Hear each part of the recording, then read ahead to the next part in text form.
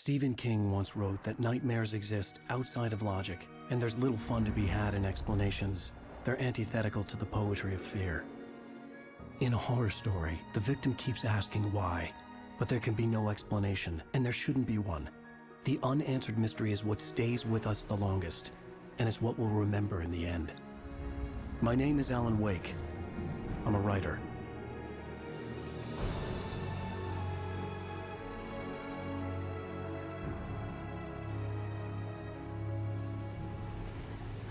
I've always had a vivid imagination, but this dream unsettled me. It was wild and dark and weird, even by my standards. So yes, it began with a dream. Following a typical nightmare pattern, I was late, desperately trying to reach my destination, a lighthouse. For some urgent reason, I couldn't remember. I'd been driving too fast down a coastal road to get there.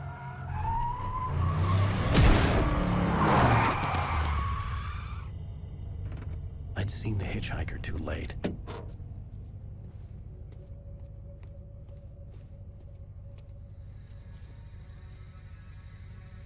He was dead. I was convinced they'd put me in jail and I would never see Alice again.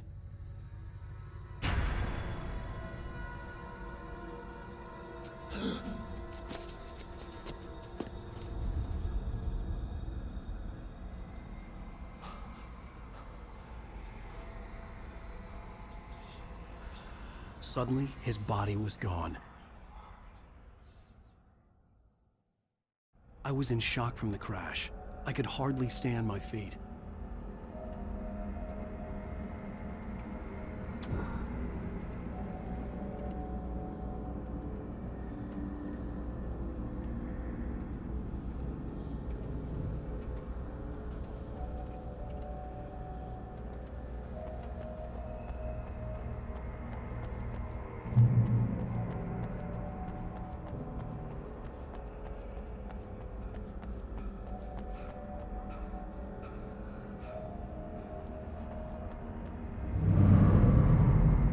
I had to go to the lighthouse. I knew there was something important waiting for me there.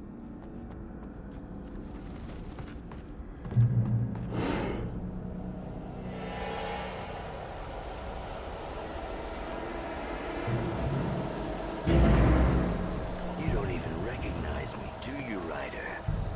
You think you're God? You think you can just make up stuff? Play with people's lives and kill them when you think it adds to the drama? You're in this story now. You missed your deadline! Damn.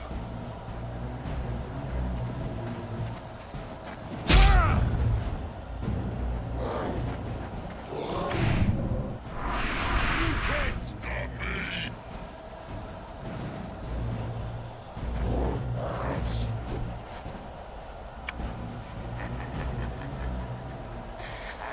I realized that the hitchhiker was a character from the story I'd been working on. How does it feel to die by the hands of your own creation?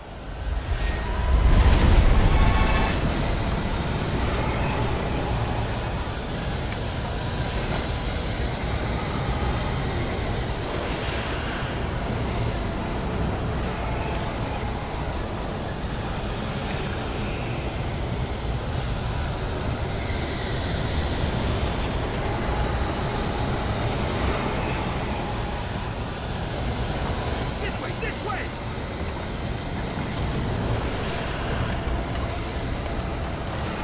Hurry!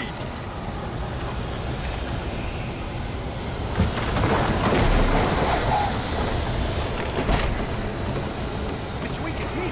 Play steward, remember? Quickly, get inside! There's no time to lose!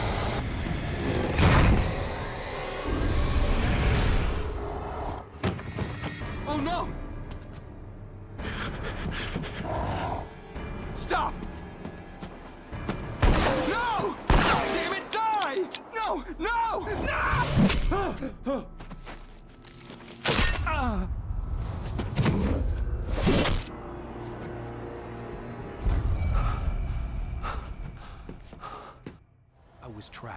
there was no way out.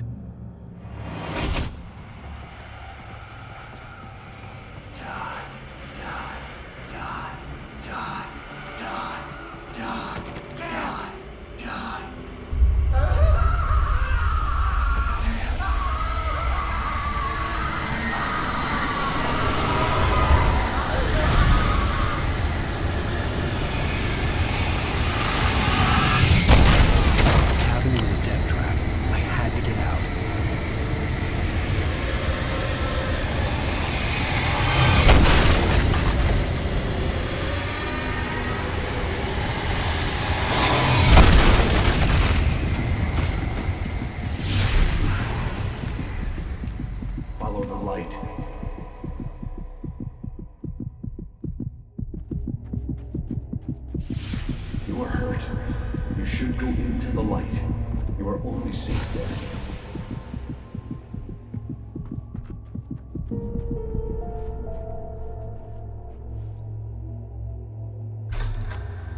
Well done. I have something important to tell you. It goes like this. For he did not know that beyond the lake he called home lies a deeper, darker ocean green, where waves are both wilder and more serene. To its ports I've been. To its ports I've been. Do you understand? No. Follow my light.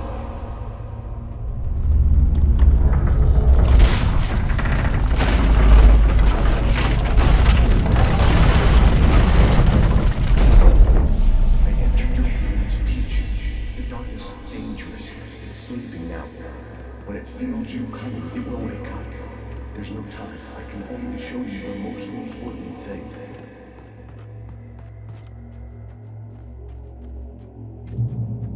This way. There's no time. The hitchhiker has been taken over by the dark presence. You can't hurt him now. The darkness protects him from all harm. Only light can drive the darkness away and make him vulnerable again. Here, take the light. Turn your flashlight toward him and burn the darkness away.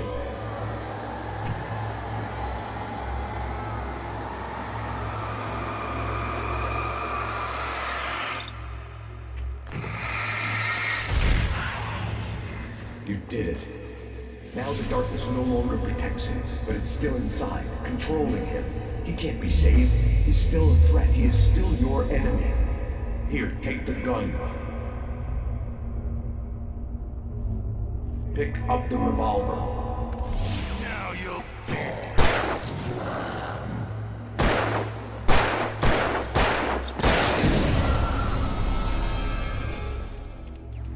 Good.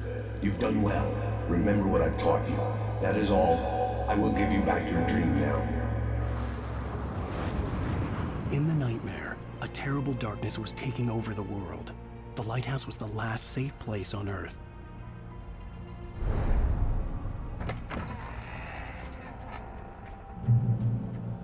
You made me this way, and now I'm gonna kill you.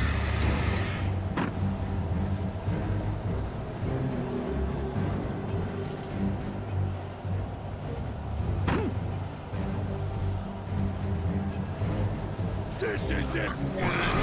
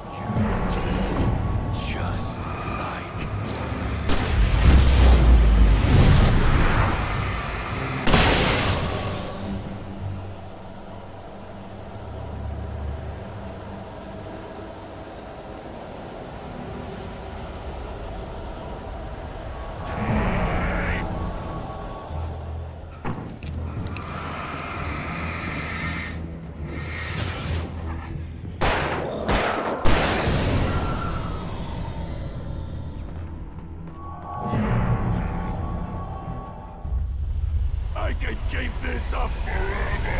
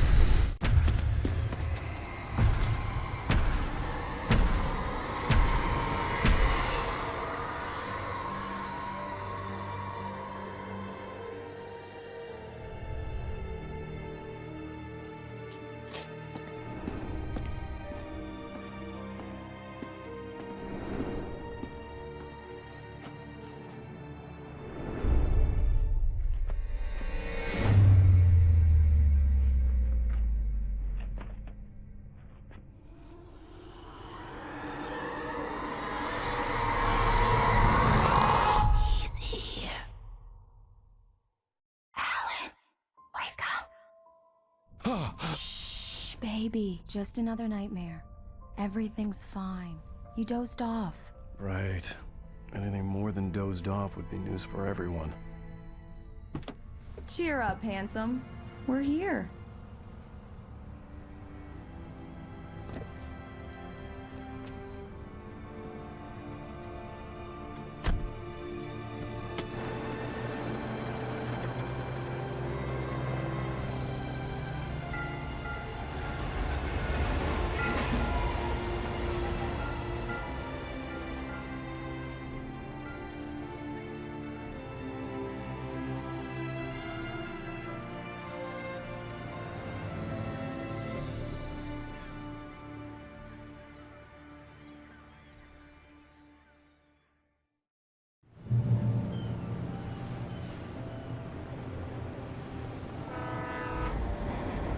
Let's act like we're on vacation.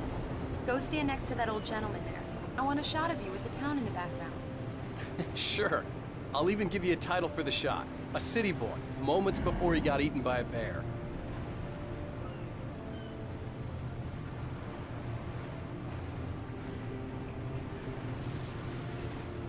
Alan, before he missed the shot.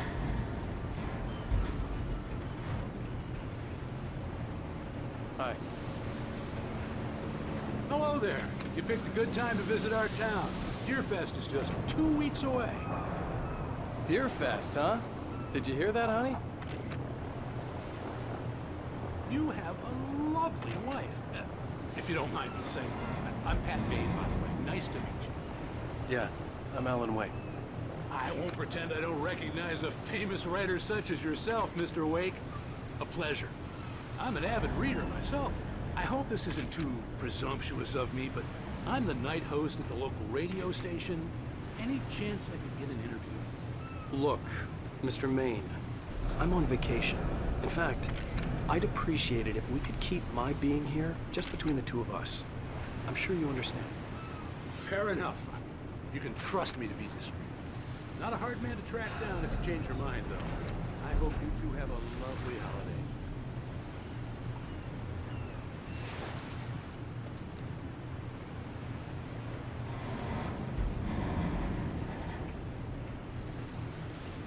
Very nice. I got a couple of really good ones. I see you made a friend.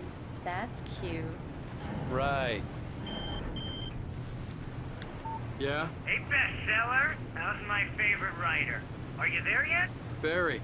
Yeah, we just got it. Are the locals giving you trouble? Just say the word and I'll hop on a plane and come make sure that you're left alone, Al. No, Barry, we're fine. Great, great. Just want to make sure you can relax and recharge. So, how is the place? Has it gotten your creative juices flowing? Barry, we're just settling in. Okay, Al. I'll call back later to make sure you're doing okay. And you call me if there's a problem, okay? Okay. I'm just looking out for you, buddy. Talk to you later. I love you too, Barry. You know he's going to be calling you every 5 minutes. Barry is Barry. I can always turn off the phone. What did I tell you? text message from Barry. He says hi to you, too. Alan, we're here. Come on, let's get back to the car.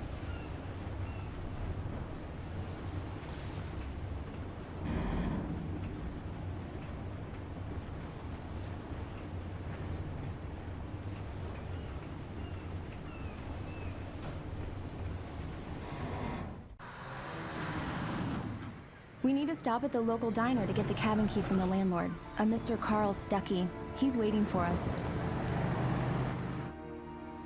I'll go fill her up while you get the key. I'll pick you up here in, say, 15 minutes? Sure. Alan, thank you for coming here with me. I love you, too. Go on. I'll promise to behave.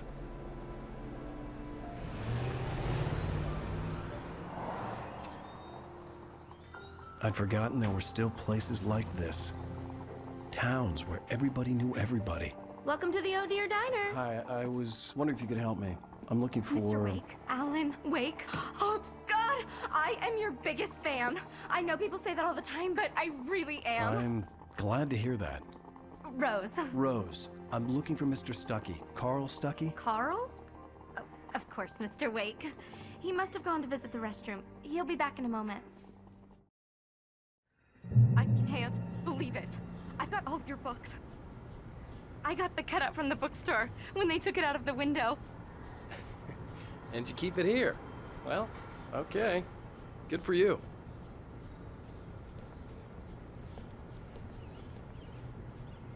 Try the coffee.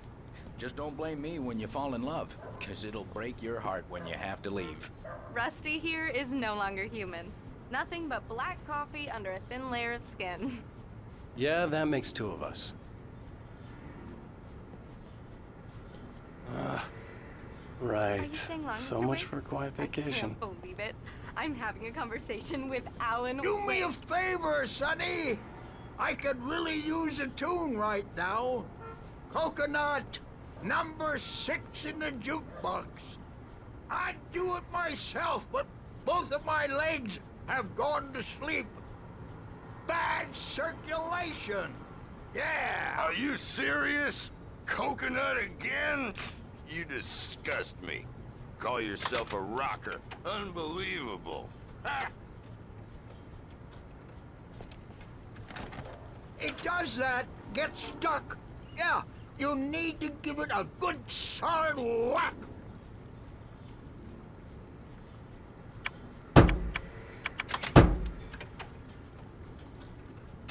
Now that's what I'm talking about, yes! This is it. I've died and gone to hell.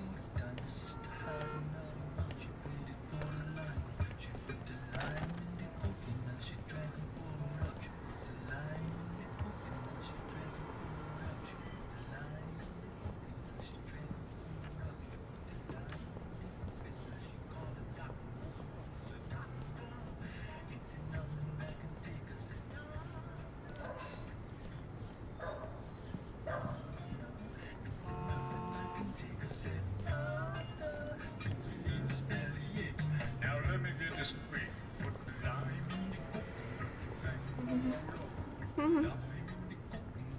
Don't go in there, young man. You can hurt yourself in the dark. I think I can handle it, ma'am. I didn't want to wait. I wanted to find Stuckey, to get the key and get out as soon as possible. The waitress was giving me a headache. Overeager fans always did.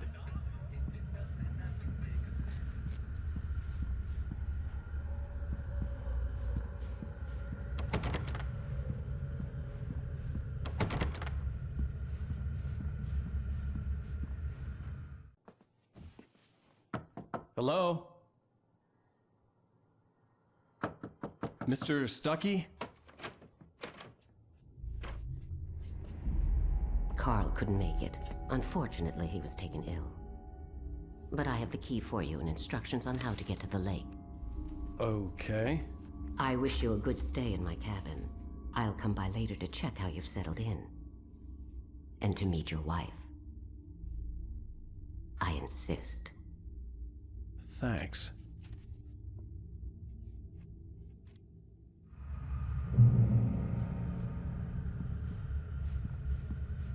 Cauldron Lake is a special place. Very inspiring. You got lucky this time, young man. You can hurt yourself in the dark. This really ought to be fixed. And then I must remind Sarah to change the lights at the station. It's been too long already. Even that sounds better than your singing. Are you all right? Splendid, splendid! Damn hernia. It swells up like a balloon if I lift anything heavier than... The Andersons, they're, local musicians. We're waiting for Dr. Hartman to come pick them up. They wandered off from his clinic at the Cauldron Lake Lodge. Bye, Mr. Wake. Mission accomplished. The key and the directions. My hero. I got some flashlights, just in case. Hey, wait! Mrs. Wake! Your keys!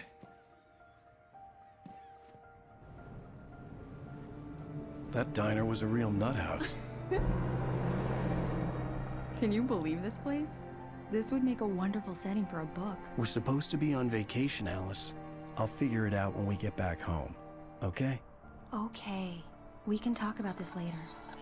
Bad Main here on KBFF. I didn't want to talk about it. I wanted to bury my head in sand. Here's another one of my favorites to go with it. Once upon a time, I was a successful writer, but that was a long time ago. I hadn't been able to write a word in 2 years, not since my last book. And now the weather. It's gonna be a clear night, so you folks in the big city might want to look up every once in a while. See those stars winking down at you? It gets pretty dark out here, but they'll light your way.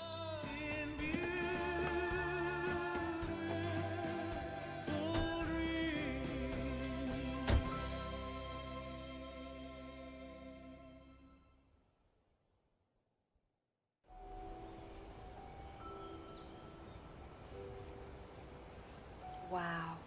It's gorgeous, Alan. It's something, all right. Don't worry, honey.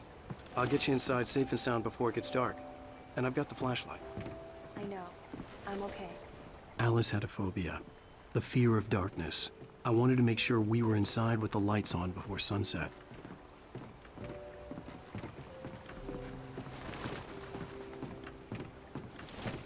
Are you sure you read the directions right?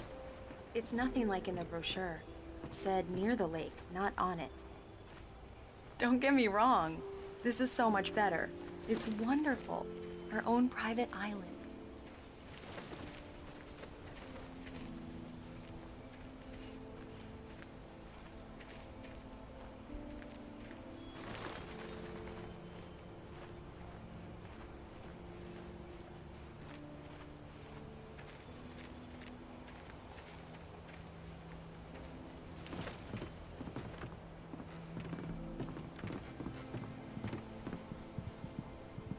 Here we go. Let's take a look inside.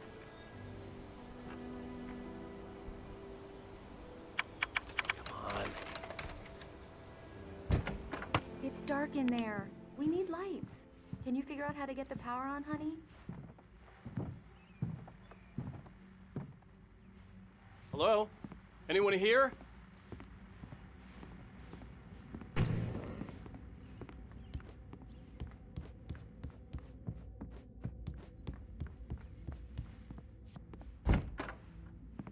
For a moment, the oppressive feel of the nightmare I had seen on the ferry returned. Damn.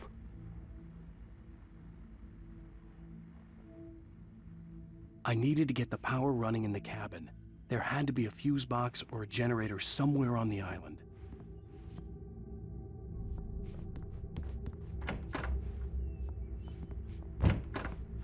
The cabin looked like a time capsule from the 60s, or even earlier.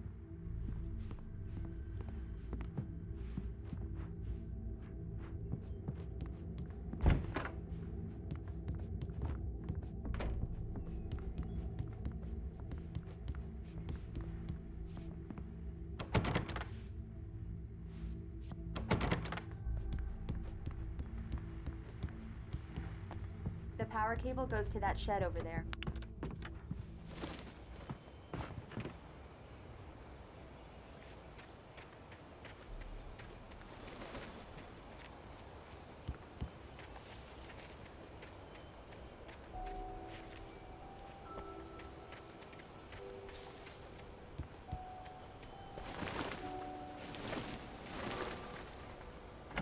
An old generator had been connected to the power cable.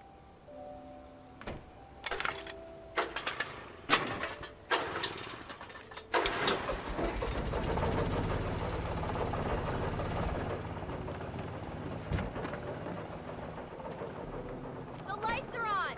Good work, honey. I'll freshen up a bit and start settling in.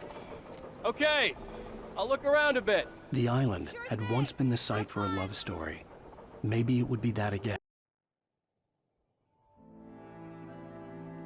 It was a beautiful place. I told myself I could rest here, sleep here, and forget about my work.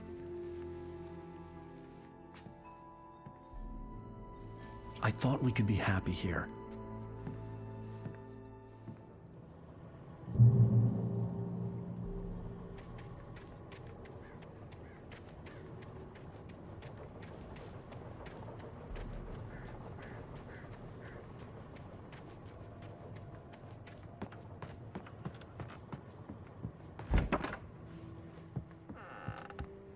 Alice? Honey? Alan, I'm upstairs. I have a surprise for you.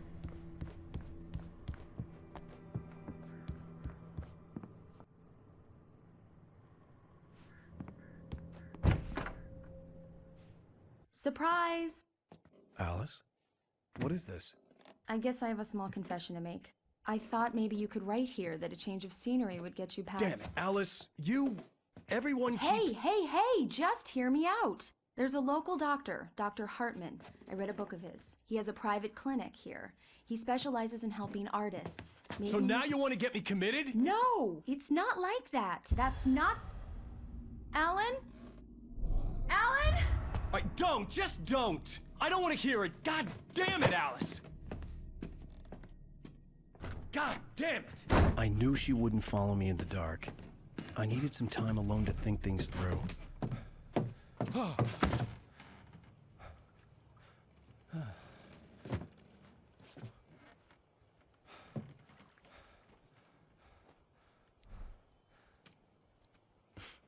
Damn it.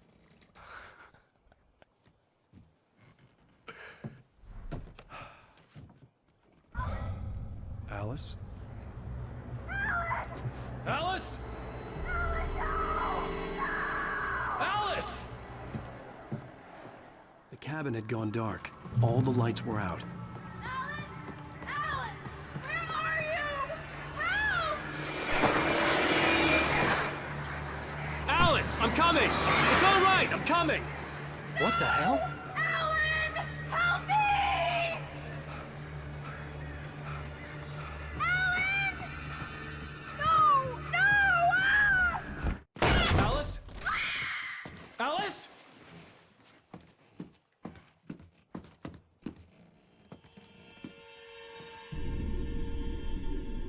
Oh no!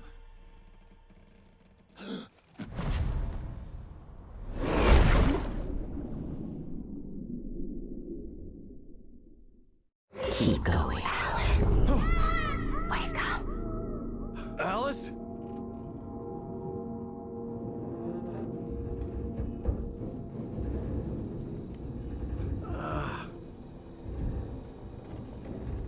Waking up in the crashed car felt like I had woken from one nightmare and entered another. I got up into Alice. The phone was dead. I'd have to find help on foot.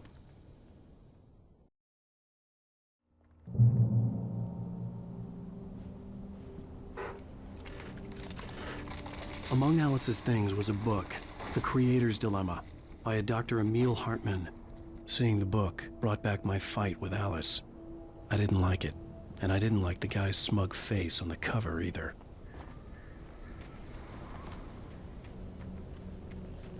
The gas station was my best bet. They'd have a phone I could use. It looked like a long hike through the forest to get there.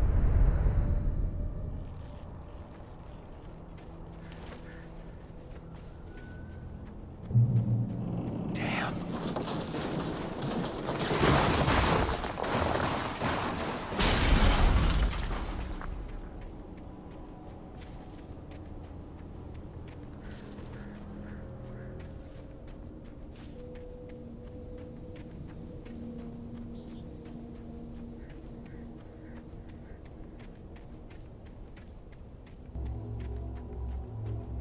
Hello?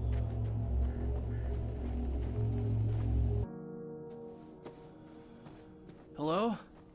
Is someone there?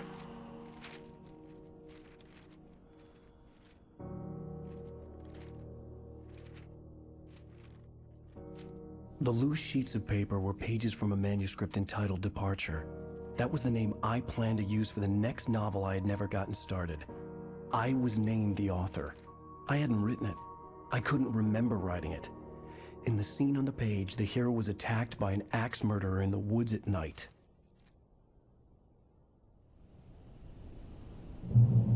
Man turned to face me. His face was covered in shadows. It was hard to make him out in the darkness of the forest that surrounded us, but the axe he lifted was plain to see. It glistened with the blood of his victim. He grinned madly. The shadows were alive, distorting his features. It was a scene from a nightmare, but I was awake. By Alan Wake.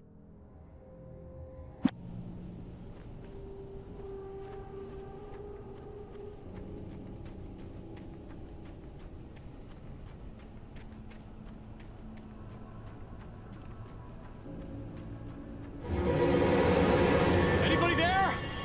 Please, I've been in an accident.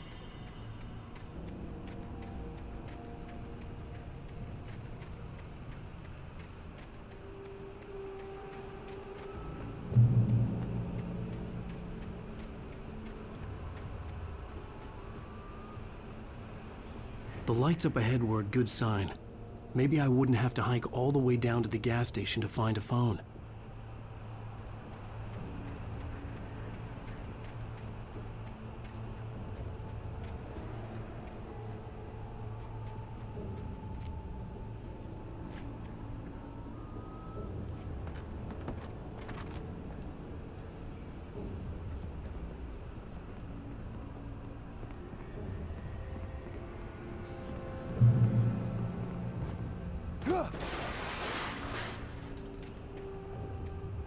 Anybody there?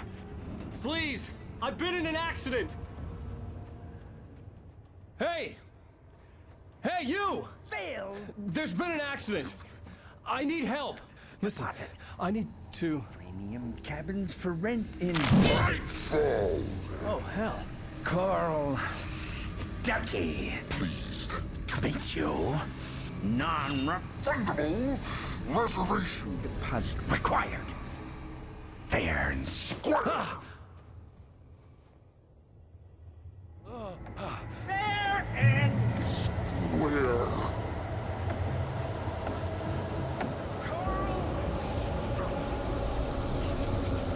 Stood before me. It was impossible to focus on it, as if it stood in a blind spot caused by a brain tumor and eye disease.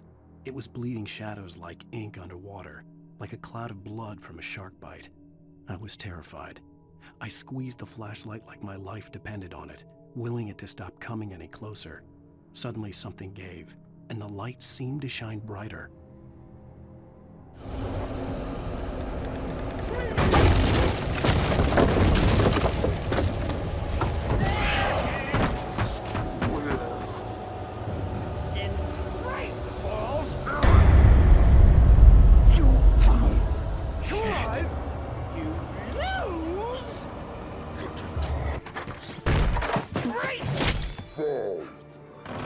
I had to figure a way out of this. Any second now, and Stuckey would be knocking on the door with his axe like Nicholson in The Shining.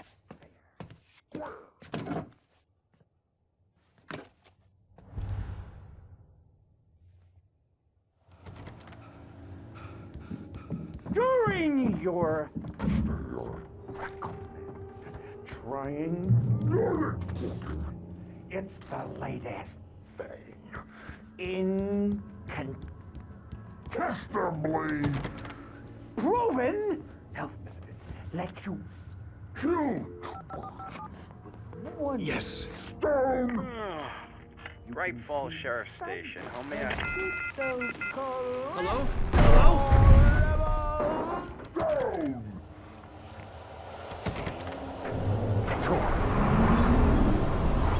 This is bad.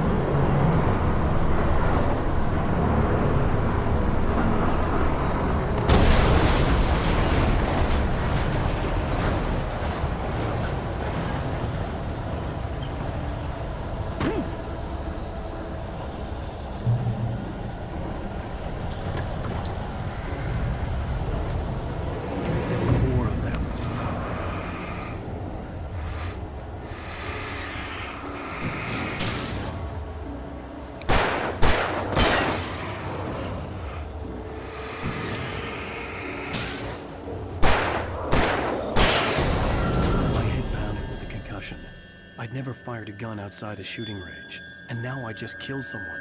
Or something. There were no bodies. They just disappeared. If I was dreaming, it felt real enough to make me sick.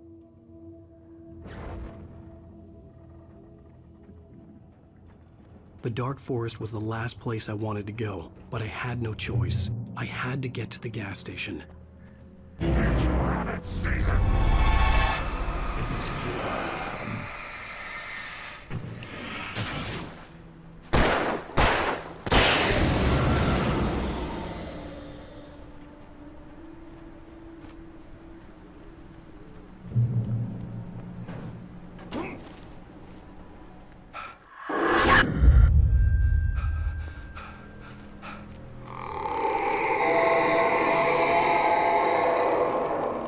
What the hell was that?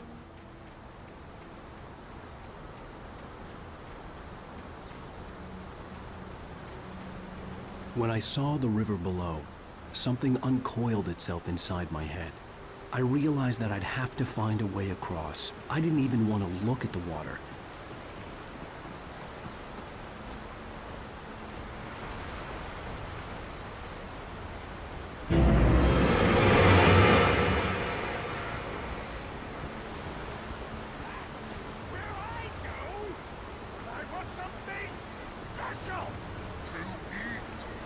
Stucky was still out there, in the dark, stalking me.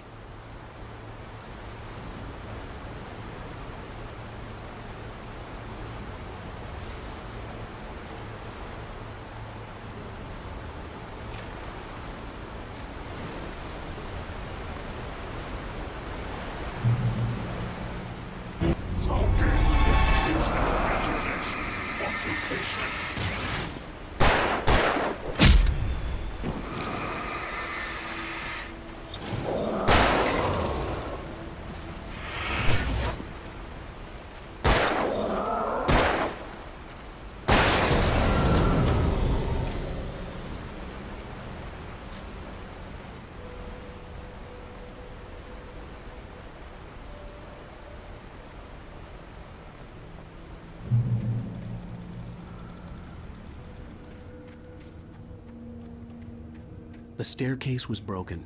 I had to make my way up some other way.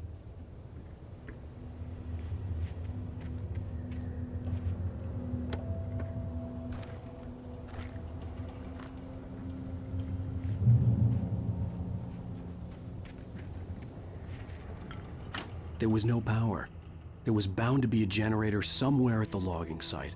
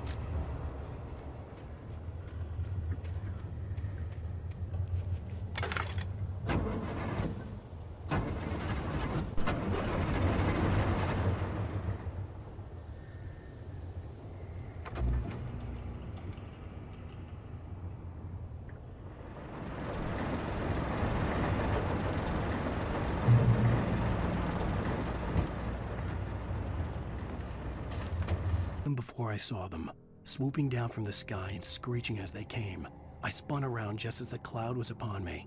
For an instant, I stared into 100 dead eyes, black pearls glittering in the darkness.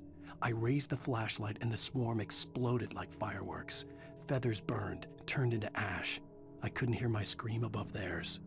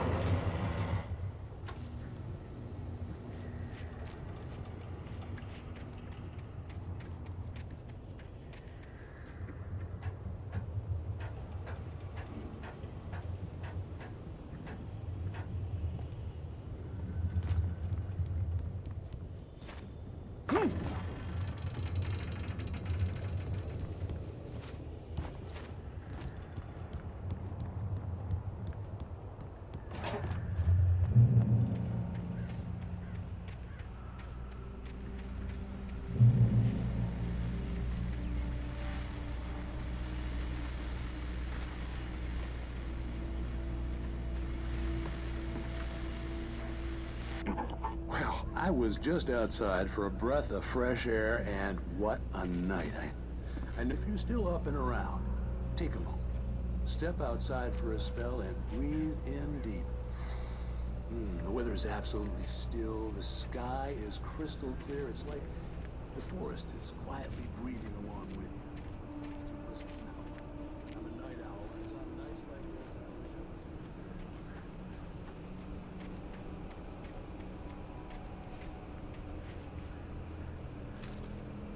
I kept finding the pages as if by accident. The book I couldn't remember was either a terrible and true prophecy or an act of creation that had rewritten the world. I began to hunt the pages feverishly, for they held the answer to the mystery. With it, I could save myself. With it, I could save Alice.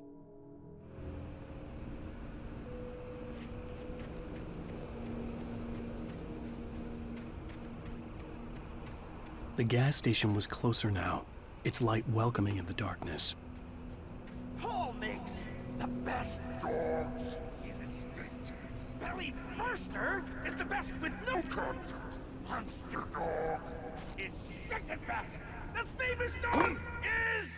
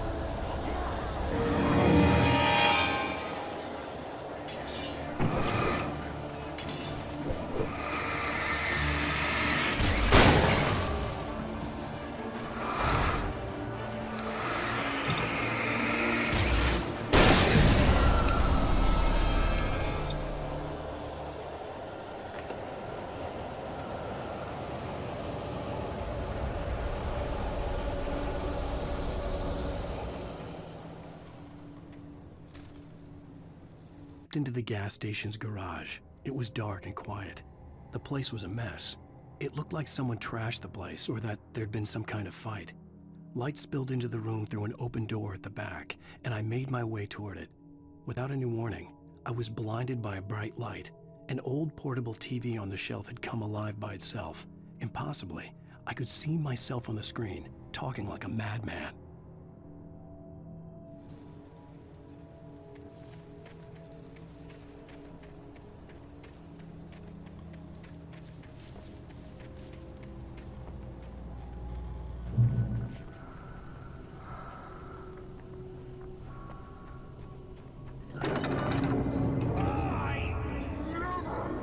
Salad, no. A man like me needs a hefty meal.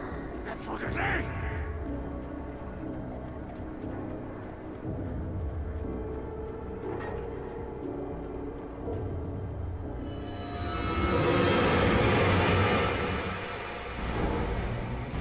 We enjoy the magnificent.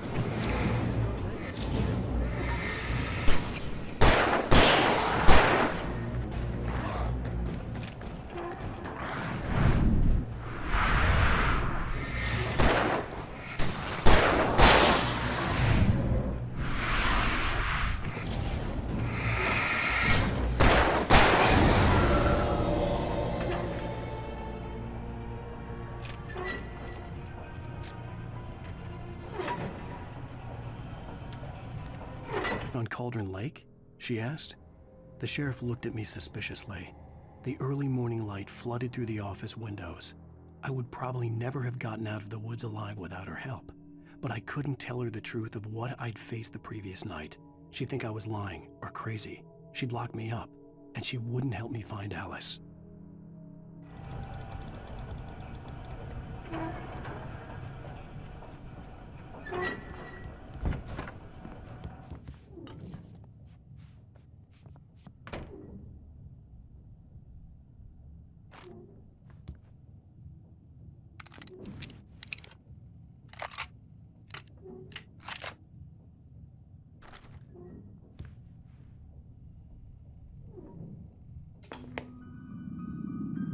Science. It bestows immortality on those who advance it to elevate all of mankind. Newton, Einstein, Sagan, princes among men. But the price for such a legacy is...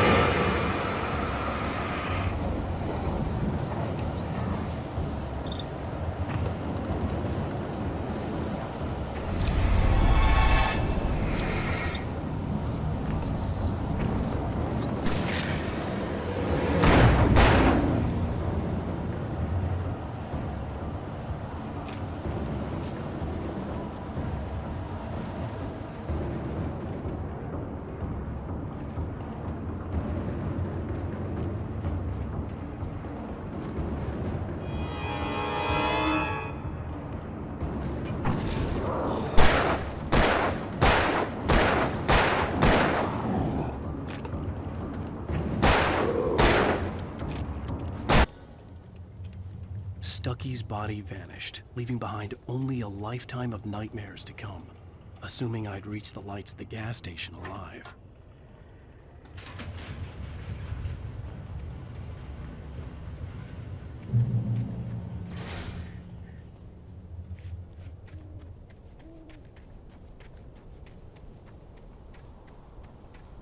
I recognized the parade float I had seen in Bright Falls when I first arrived with Alice.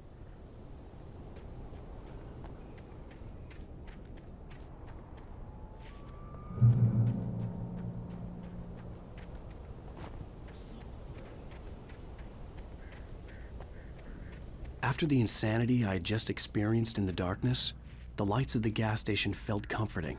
At least for a moment, the sane world reasserted itself.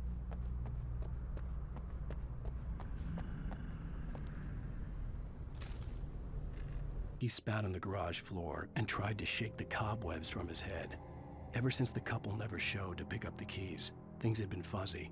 Something, a feeling, caught his attention.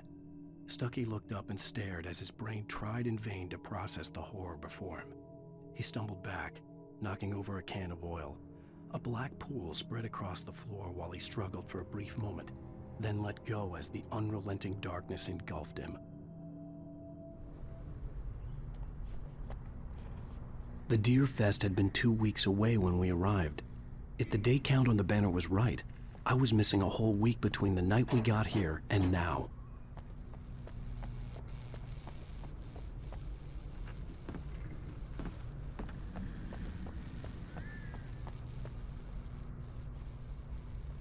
The garage was a mess. It looked like someone had trashed the place, or that there'd been some kind of fight.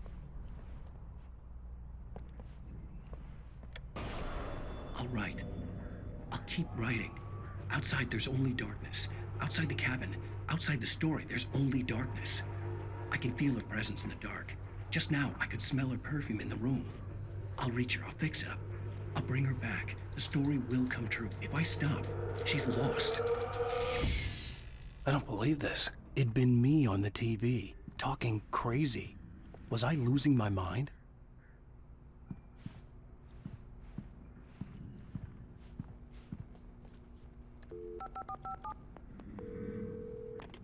Bright Falls Sheriff Station.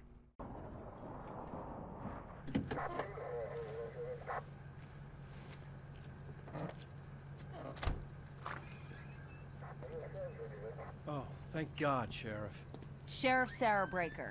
You are... I'm Alan Wake, but listen. I was in a car crash. My wife, Alice, she's missing. Calm down, Mr. Wake. We were staying in a cabin on the island, on Cauldron Lake. There's no island on Cauldron Lake. Not since the big eruption in the 70s. Please, I can take you there, okay? You look like you've taken a pretty bad knock to the head. Are you okay? Listen. We'll figure this out. Please get in the car. We'll swing by the lake and then we'll go to the station, okay? Mr. Wake, have you seen Stucky, the guy who owns this place? I realized I couldn't tell her what had happened in the forest. She wouldn't have believed me. And then she wouldn't have helped me with Alice.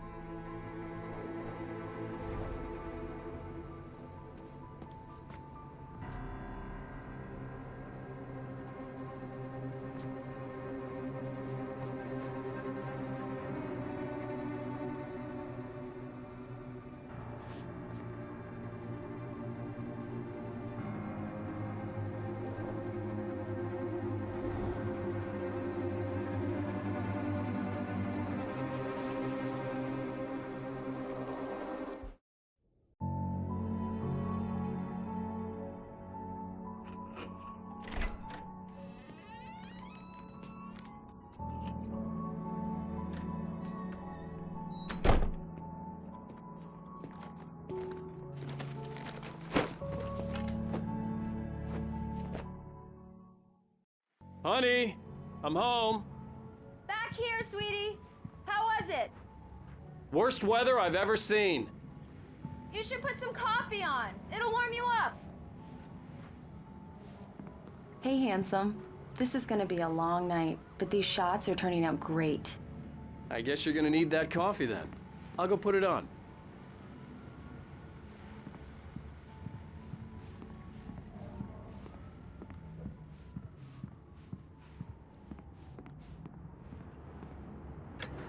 Coffee's on. Great, thanks. I'll need it if I'm gonna finish this by tomorrow.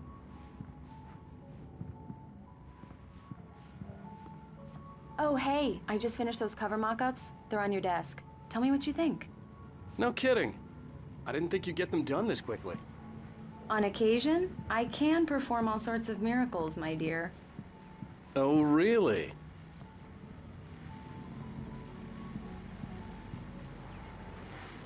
These look really good. Oh, sure, until Barry gets his hands on them. Which, by the way, will happen over my dead body.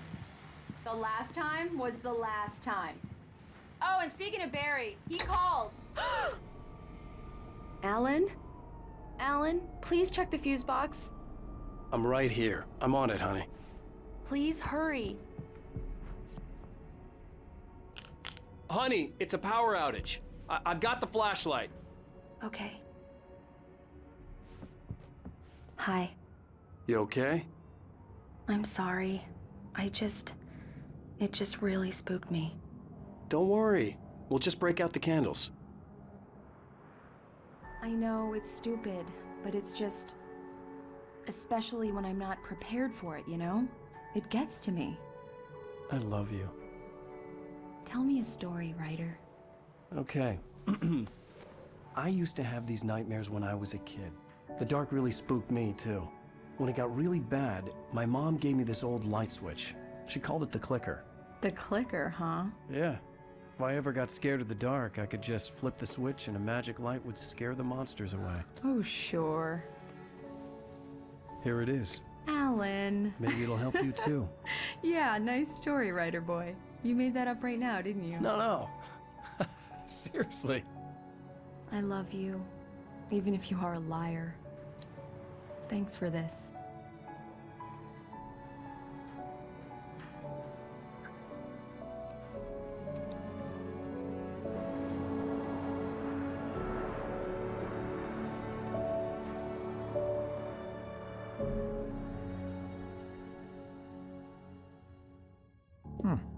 How do you feel, Mr. Wake? Any nausea, disorientation, anything like that?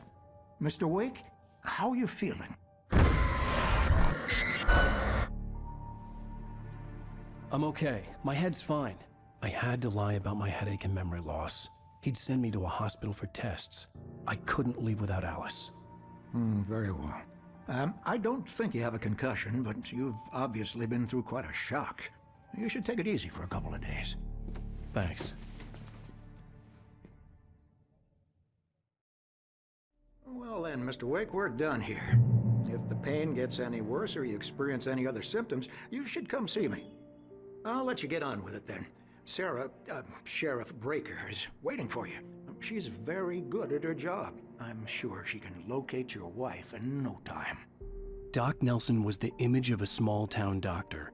Sheriff Breaker had called him to the station to take a look at the cut in my head.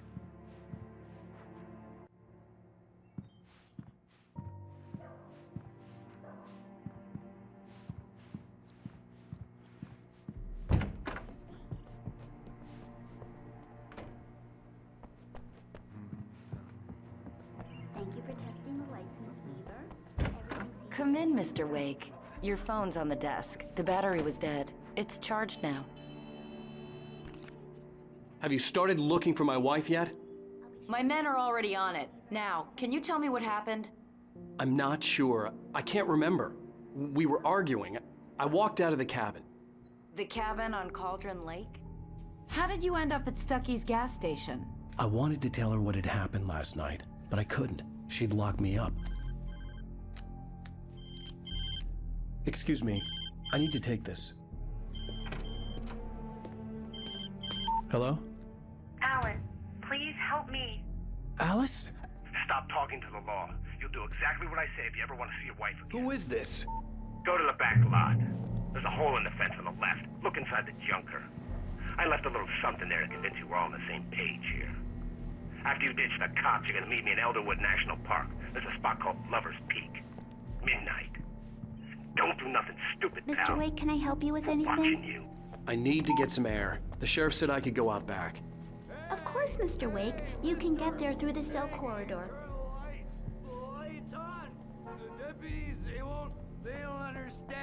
It won't listen to me. I need it to be bright in here.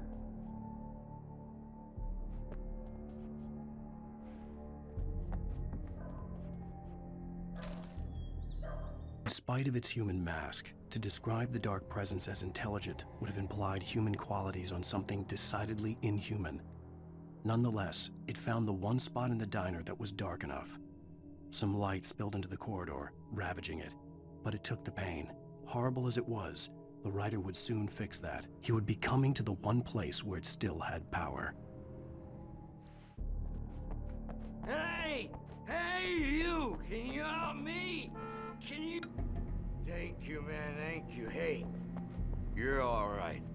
You're a good guy. The early morning light hurt my eyes and made my head ache. The man on the phone had said, "Go through the fence on the left."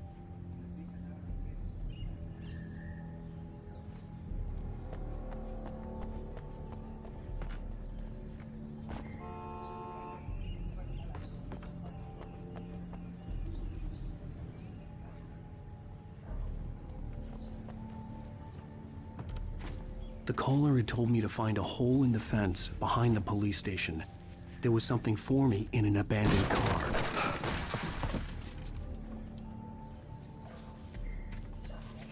Alice's driver's license had been placed on the front seat. The caller meant business. Barry? Ow! Ow! Thank God! Where the hell have you been? I've been trying to reach you for a week, you and Alice. Oh, I've been worried sick. I flew out yesterday. I'm here in Bright Falls. Barry, listen to me. I'm at the sheriff's station. Come and get me. I can't talk now. Ow! What the hell is going on? I had to get the sheriff to let me go. I needed to get to Elderwood National Park to meet Alice's kidnappers.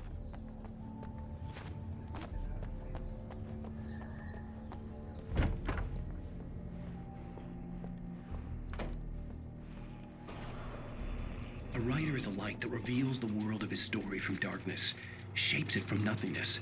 The way a sculptor carves a statue from a block of granite. If I stop, the world I'm making dies. Darkness will reclaim it. It's a long, hard journey into the dark. Alice's life is at stake, but I can't think about that, or I'll lose it. The dread lingers at the edge of perception. I'll push on. Anything is possible here. I'll write the story. I'll save her. Marvelous, Sarah. I just wanted to settle all the damage the Anderson brothers might have inadvertently caused on their Are you feeling any better, Mr. Wake? I'd like to leave. Am I free to go? Well, we still need to talk about... Am I under arrest? No, of course not. But I need to know where you'll be staying so I can get in touch with you. I'd avoid the motel. The Majestic is known for its roaches. The cabins at Elderwood are pretty nice, though. That sounds perfect. I'm Dr. Emil Hartman. I'd like to invite you to stay at Cauldron Lake Lodge. Did you talk to my wife? I had the pleasure of discussing your situation with her on several occasions. Did you set something up with her? I invited her here. My clinic is a place where... Oh, hey! Oh, my! Take it easy. Hey, nobody move! Get your hands off of my client! Who are you? I'm Barry Wheeler, his agent. If you have business with Mr. Wake, you talk to me. You yokels won't know what hit you once I sick my lawyers on your asses. No harm done, Sarah. I'm all right. I don't want to press charges. Mr. Wake, my offer still stands. Get me out of here. What the hell was that about, Al? We don't need a replay of that thing with the paparazzi. I thought they were gonna lock you up.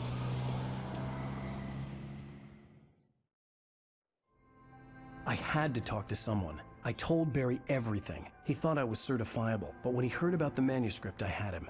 The fact that I'd written something, even if I couldn't remember it, was enough for him. He smelled money. And he believed that Alice had been kidnapped. Anything beyond that was another story. I had a midnight appointment with the kidnapper in a place called Lover's Peak, somewhere in Elderwood National Park. The plan was to rent a cabin. I don't like it, Al. I don't like any of it. It's not good. In fact, it's the absolute opposite of good. Mr. Wake! Barry, you found him. Hi, Rose. Oh, wow. I was just thinking about you, too. Great. I was just bringing Rusty some coffee. He's on the balcony, looking after Max. Poor thing.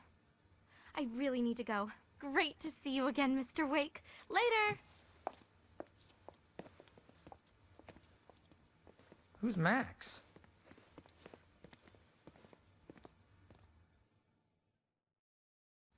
What an airhead. Jeez, Mr. Takes a swing at everybody. This is not her fault. She's a very nice girl and, more importantly, a fan. She even has a fan site dedicated to you. And she was very helpful when I was looking for you. Seriously, Al, what you were saying in the car? Just listen to yourself. What, you shot a guy and his body just disappeared? When was the last time you slept? What, are you high? Have you been drinking? No! Look, Barry, I'm missing a week, and someone's got Alice. Do you and understand what it sounds like when you say stuff like that? Don't get me wrong, it's a good story, could be a bestseller. But when you start confusing fiction with reality, you're buying yourself a ticket to the funny farm. All right, wait here.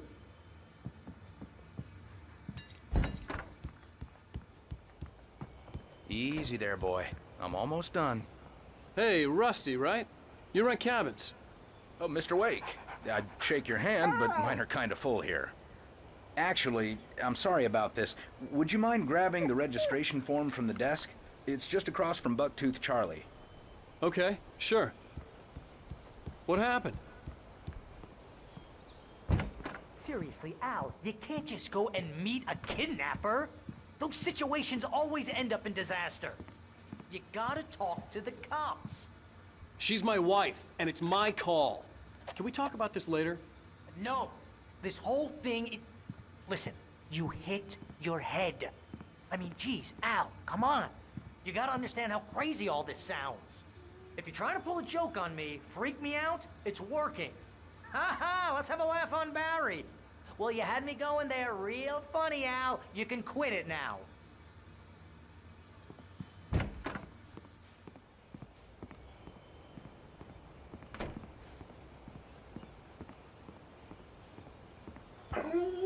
I think this is the form you wanted. And here are the keys. Okay, you're all set, Mr. Wake. Glad to have you staying here. Thanks. Can you tell me how to get to Lover's Peak? Oh, sure. It's at the end of the nature trail. Just follow the paths, you'll get to it eventually. It's an easy walk. Nice spot, too. If you have any trouble finding it, just keep your eyes on the radio mast. It's right below that. Oh, and hey, if you take a walk in the woods, watch your steps so you don't end up like Max. I guess I'm a little worried. We got a bunch of campers out there we haven't heard from. It's not like these people are on a schedule, but with the traps, well, you know. I just don't want any trouble. Right, thanks. Look, Al, you're asking me to believe that you shot a dude who went poof into thin air, a guy who was bulletproof until you pointed a flashlight at him. You hear that from people who end up spending time in padded rooms, strapped to their beds, wearing white shirts with too long tangled up sleeves, and eating a healthy diet of pills. Al, you make cruel jokes about people who believe that kind of stuff. You're the skeptic. You gave me an hour-long lecture on homeopathy last month. What was it? If there's no proof, it's pure bullshit. Period. Guess the laugh's on me then. Al, come on! I mean, okay, maybe something weird happened to you, okay? Well, thanks for the heartfelt vote of confidence. All I'm saying is you gotta throw me a bone here, bestseller. What would you think if it was me?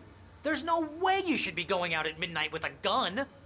No one asked you to come here, Barry. Either work with me on this or go straight back to New York. Your choice.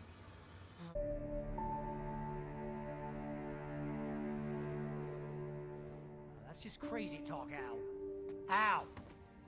Al? We should go to the sheriff or call the FBI. Damn it, Barry, they'll kill her! This is not a goddamn debate, Barry. I'm going to Lover's Peak. He said to come alone. Okay then. I understand. You're my best friend and I'm worried that you're not right in the head. Tell me what to do to help and I'll do it. You stay here, and if I'm not back by morning, call the cavalry.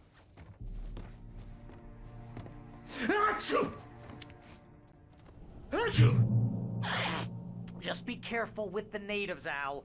These yokels are dangerous. Everybody hates a tourist, or it'll be Deliverance all over again. Achoo! Bless you. Oh, this place is trying to kill me. I'll bet there's mold in here, spores, poison ivy, God knows what. This is so not worth a 15% commission.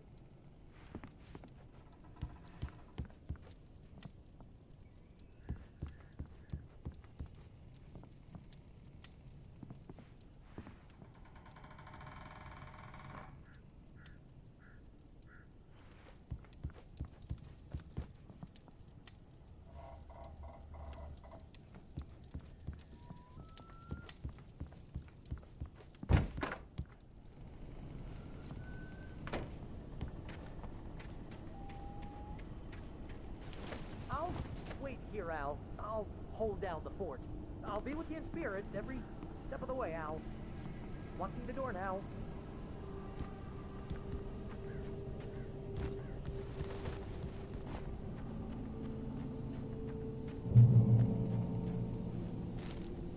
Barry had never gotten along with Alice, but he knew Alan loved her with an almost frightening intensity. And now something had happened to Alice. And here was Al armed with a gun and saying things people got put in padded cells for. It was as if his friend had experienced a massive psychotic episode and was now totally disconnected from reality.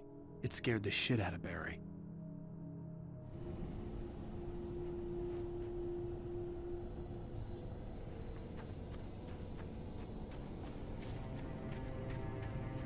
I knew I should have gone to the cops. This wasn't the smartest thing I'd ever done, but I was still angry with Barry for trying to talk me out of it. These people had called me right in the sheriff's station. The cops wouldn't scare them, and they had Alice.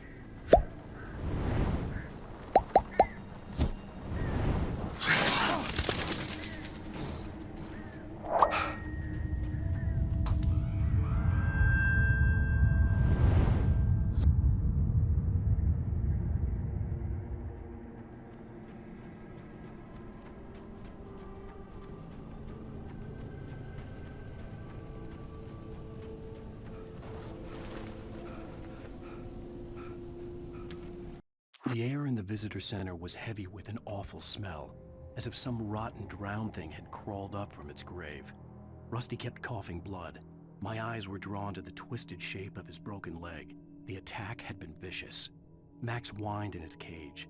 Rusty's eyes were wild with fear and terror. He gasped. "Mr. Wake, it happened just the way it was on that page."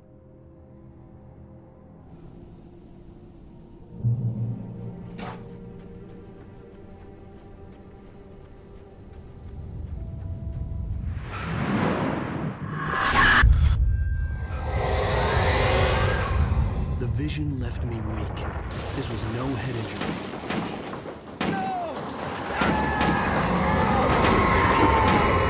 Rusty? Damn. Rusty, hang on! Oh God! I'm coming! Please, help me! Anybody? Help me! Help! Help me! Can you hear me? Anyone? Please, help! Back here. I'm back here. Mr. Wake? Oh, hell. It happened just the way it was on that page. I found. Came true. It knew. So dark. It'll come back for me. You must... The lights. In the office.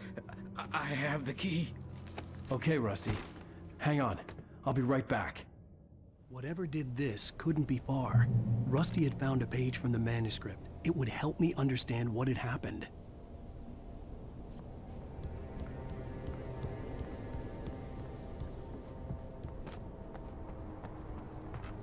The only way to make sure that Rusty was safe was to get the power running and the lights back on.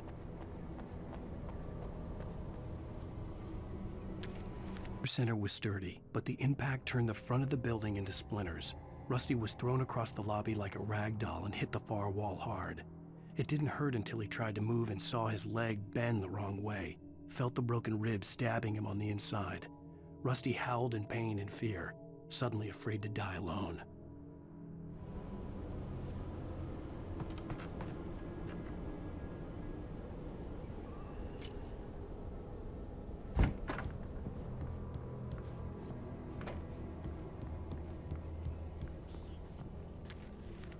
Last instant, I changed direction and threw myself down.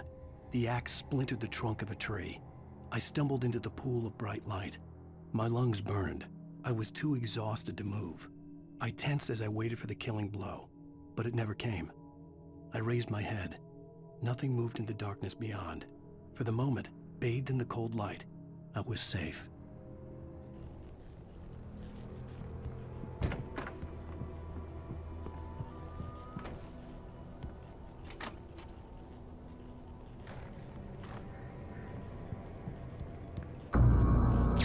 I was too late. Someone had destroyed the circuit breaker. There was no way to get the lights back on.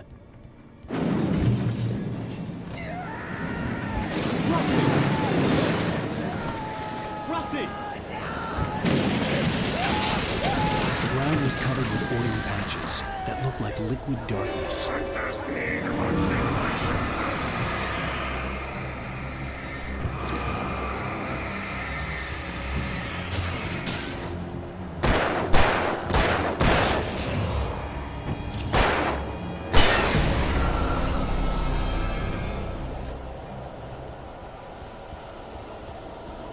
Something had torn a mammoth-sized hole in the wall. Please don't feed the animals.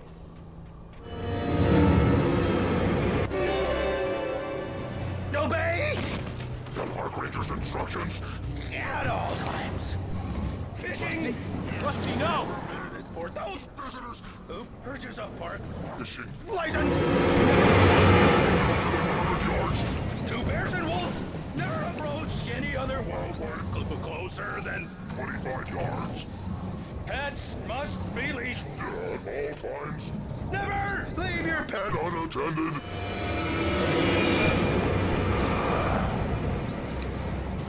It is Against the law. to remove any Natural objects or historical artifacts from the park. grounds.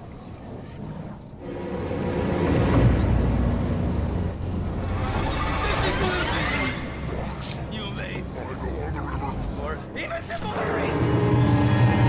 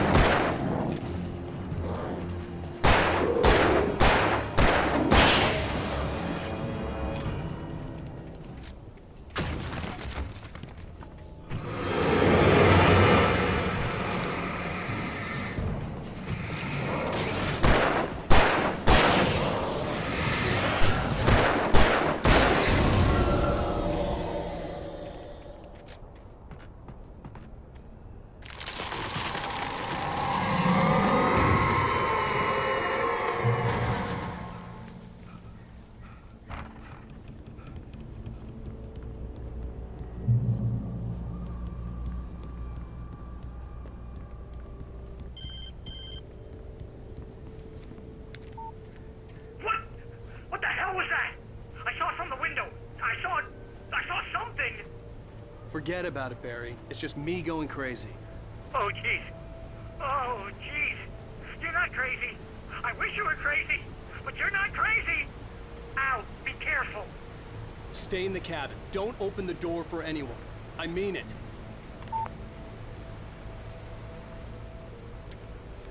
Last instant of consciousness, Rusty thought about Rose. He was older than she was.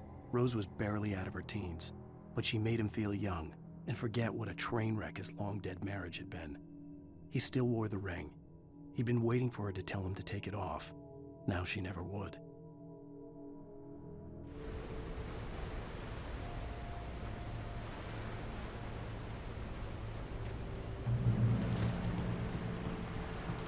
Lover's Peak was at the far end of the nature trail.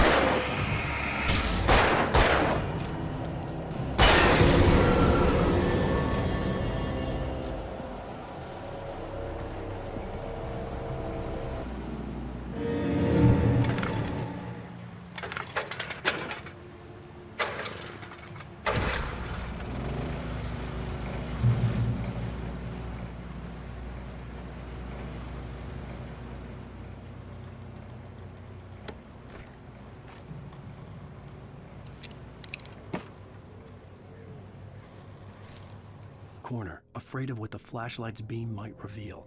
Suddenly, a roughly painted symbol of a torch glowed in the light. Behind it, hidden by a rock, sat a battered metal trunk. It was here for a reason, packed with supplies, batteries, flares, ammo, things you need to make it through the darkness of the night.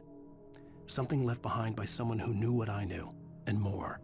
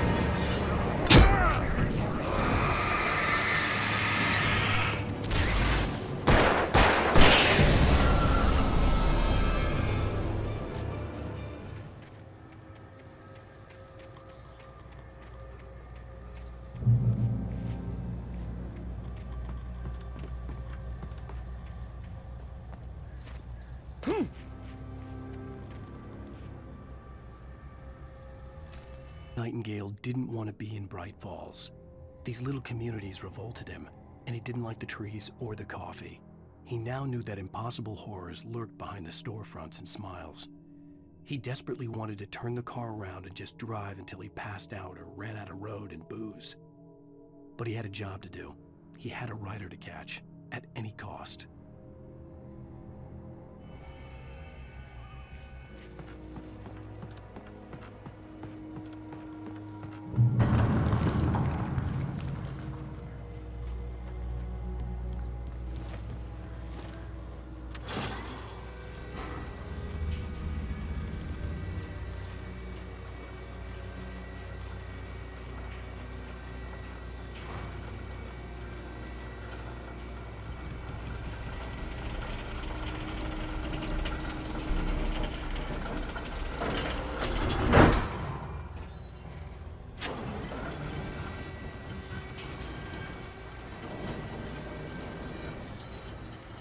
Shit.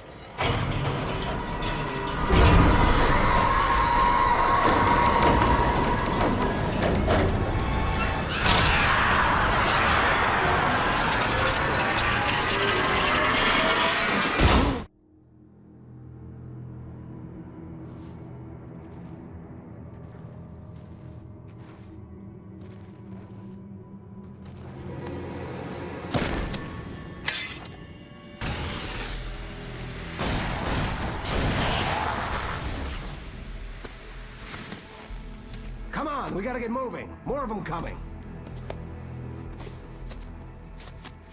That flashlight's kid stuff. The flares won't keep the bastards away.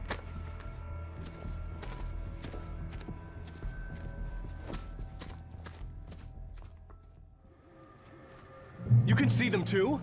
Hell, of course I see them. Come on, we gotta move. Why? Because that's the way the story goes. Yeah, but... Let's move! I lost my gun back there. Oh, I've got a gun. Just keep that light steady on him. It took a moment, but then I recognized him. He'd been on the ferry when I first arrived here with Alice. He knew my name. We were headed in the direction of Lover's Peak. There was no way this was a coincidence. He was the kidnapper. Come on, Wake! You better keep up. How's that, huh? That's what I got for you!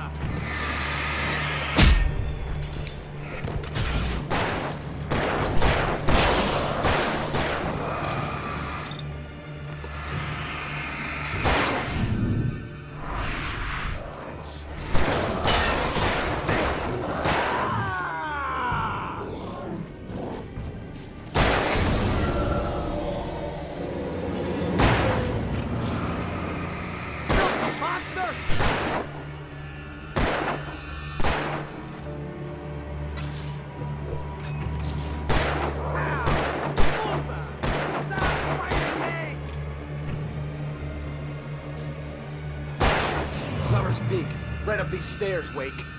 Use the flares from the emergency box to hold them off while I get these boards off. Give me the gun. Yeah, no can do, Wake. Are you kidding? Give me the gun! No time for back talk. Hold them off, damn it.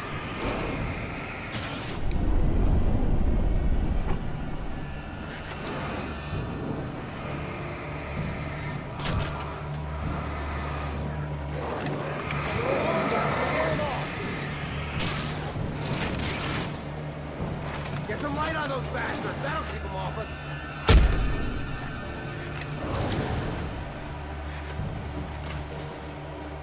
Just a little longer. I almost got it.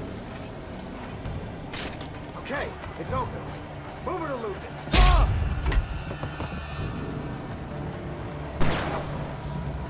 Get some!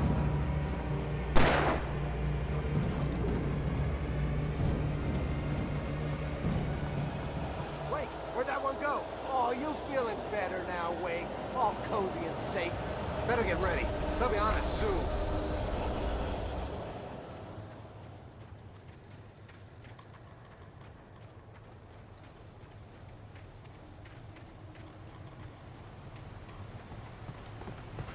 This is it, Wake. The last stand. There's more flares here. Get ready. We fight them as long as they keep coming. Give me the goddamn gun! They're coming! That's not how this goes. Get with the program, Wake.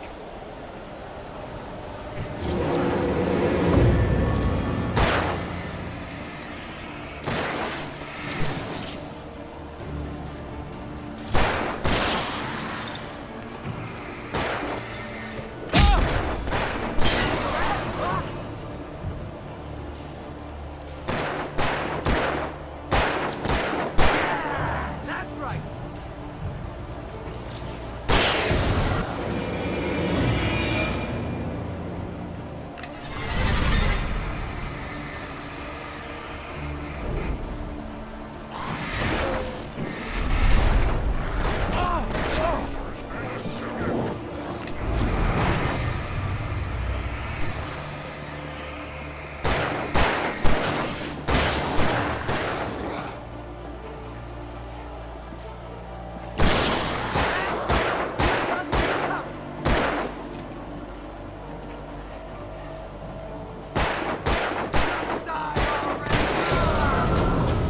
Piece of cake, Wake.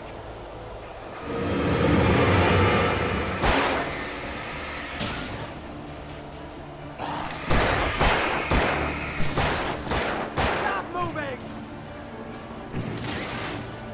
That's what I got!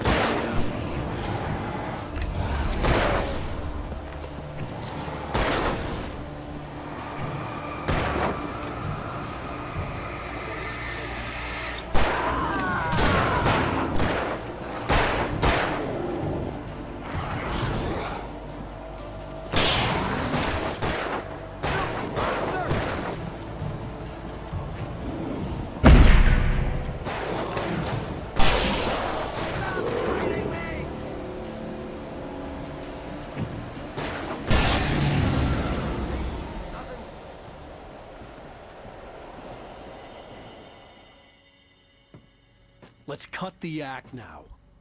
Where's my wife? I knew you were gonna say that. I read it all before. You're a hell of a writer. Congratulations.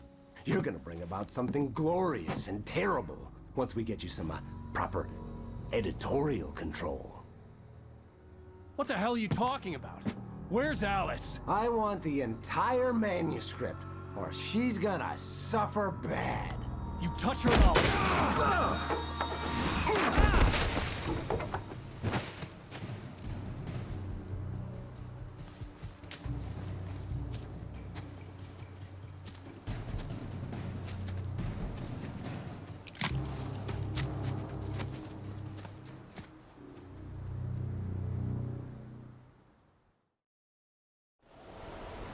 You're gonna give me the manuscript or you'll be sorry! No! Come back here! I swear I'll kill you if you hurt Alice! Do you hear me? Come back here! He had Alice, and he wanted the manuscript because he thought it held some magical power. But I had no manuscript to give him. I had to back to Barry and figure out my next move. More than one occasion, Alice had tried to explain to me how it felt to be afraid of the dark. To her, darkness wasn't simply the absence of light, but something more tangible than that. It was something you could touch and feel. Worse than that, it was something with a mind of its own, something malicious and malign. For her, things changed when they were wrapped in darkness. They turned into something else, something foreign, and nothing was safe or innocent anymore. I'd never really understood what she meant, until now.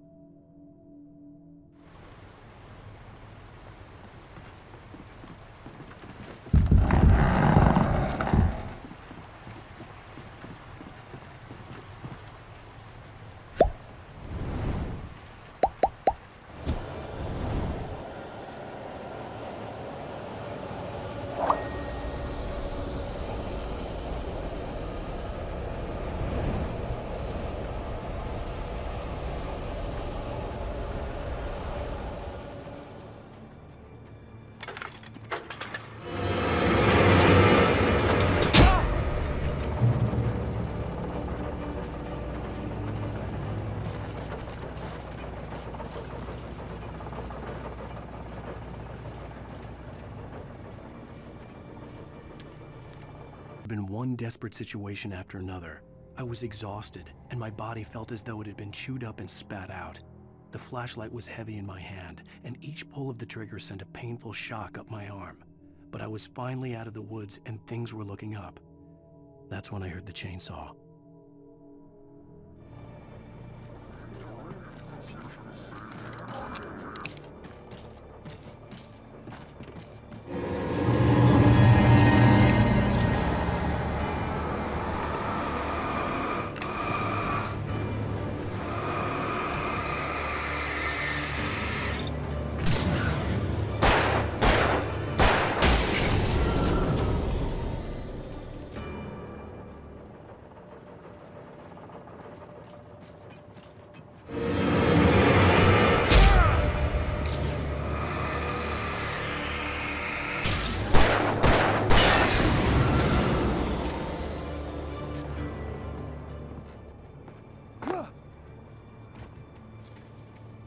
I had heard the plane fall.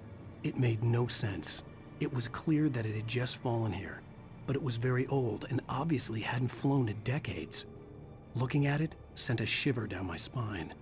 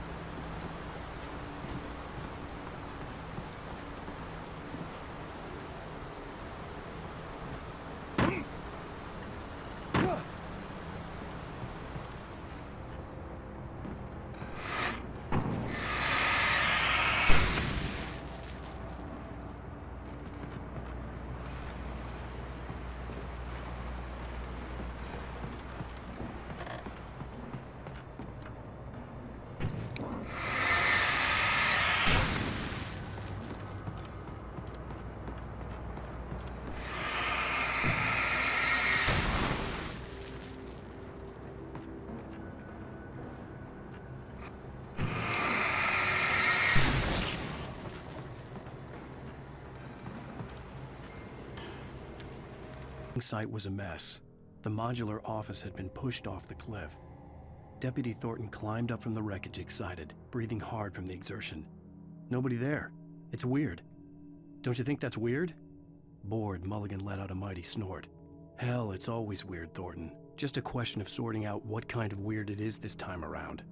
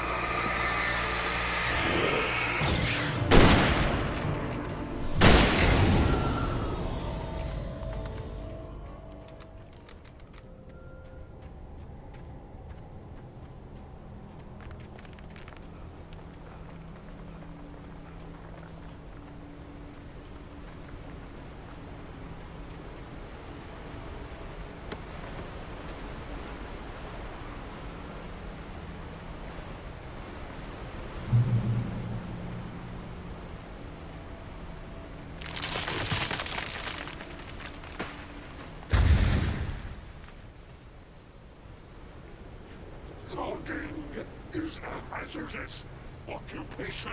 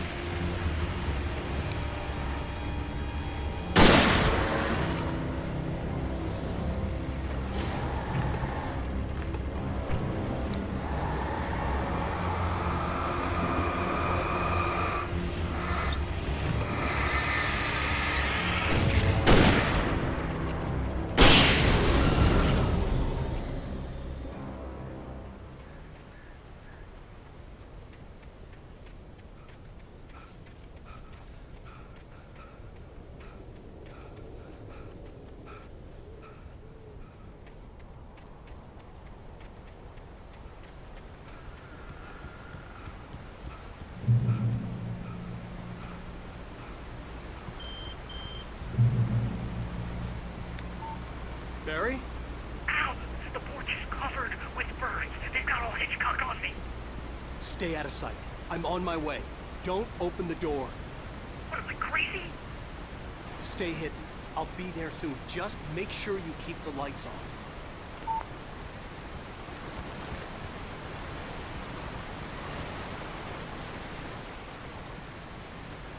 I still had to reach Barry at the cabin, but at least I was out of the woods.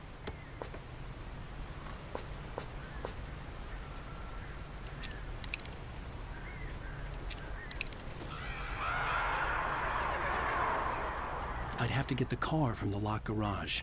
It would get me back to Barry faster, and the headlights were a welcome bonus.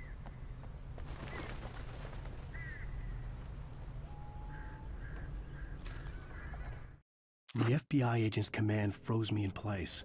I considered surrender. It was all falling apart anyway. I could give in, let someone else deal with it, but it felt all wrong. Call it instinct, his posture, the way he held the gun. He was no friend. Shots ringing in my ears, I leaped for the hole in the fence and stumbled into the darkness beyond.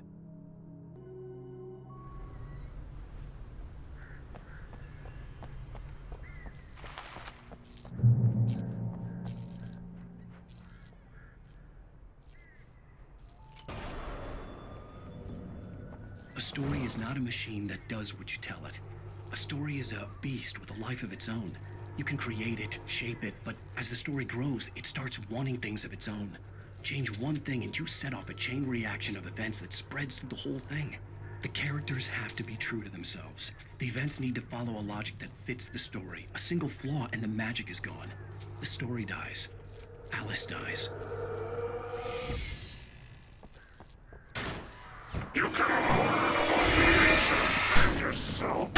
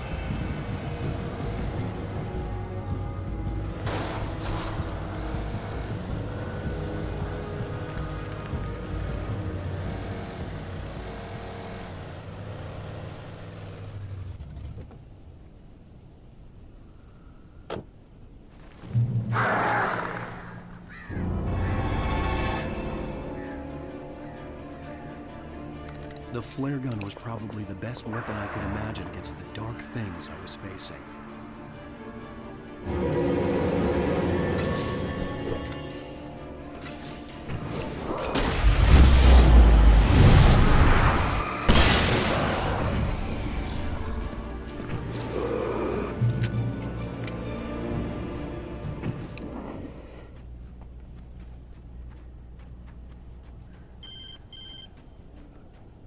it was the kidnapper.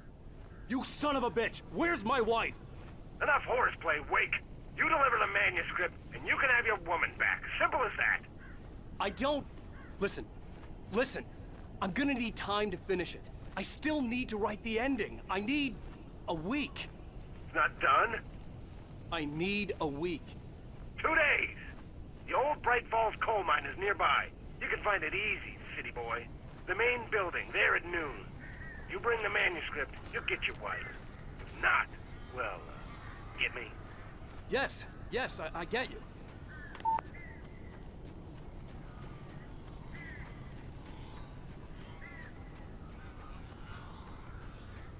Barry had talked about birds over the phone.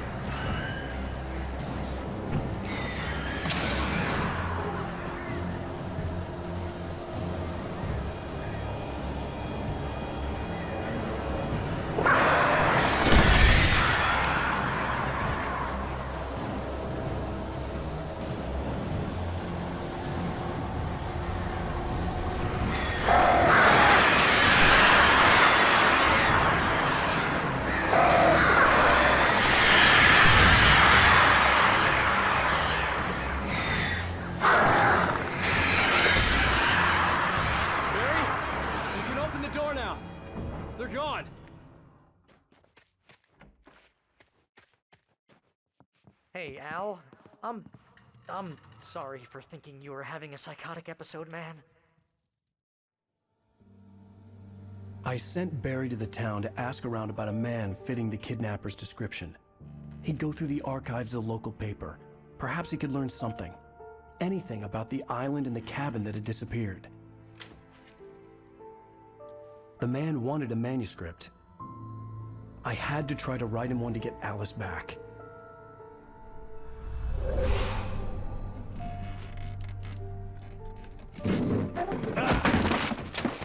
For me, the supernatural had always been nothing but a metaphor for the human psyche, a tool to use in writing fiction. Now, it was happening for real, and I couldn't put a single word on paper.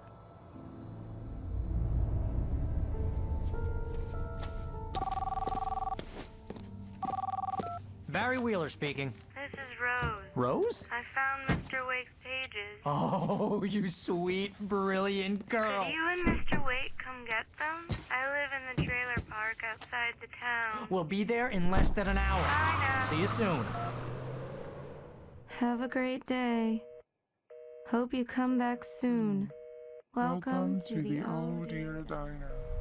Good girl.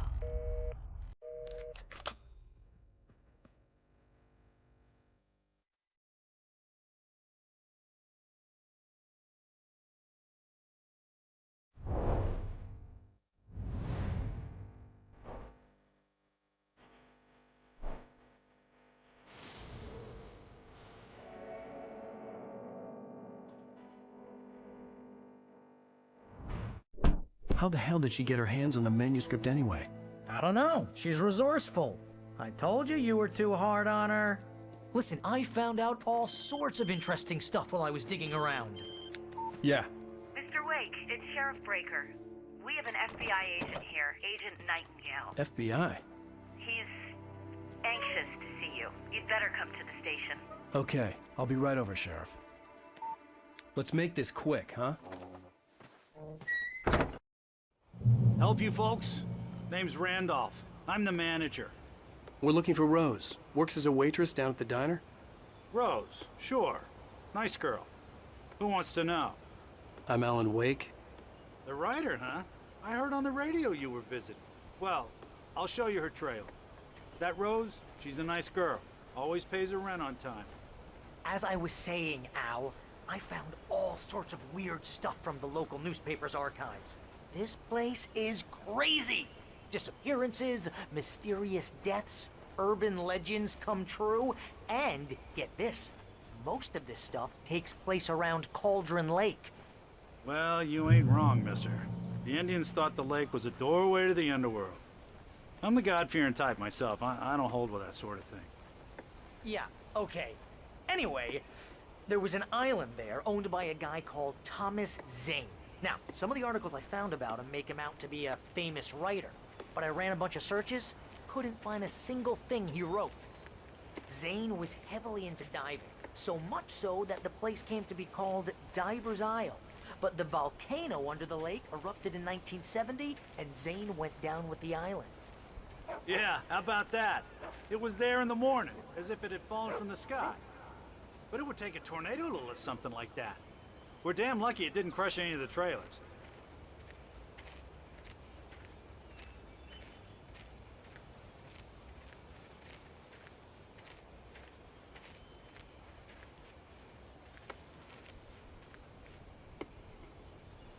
It gets better. A local girl, Barbara Jagger, drowned in Cauldron Lake just a week earlier.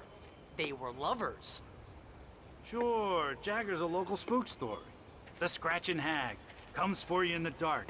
Childish stuff like that. Anyway, Al, I'm just getting to the best part.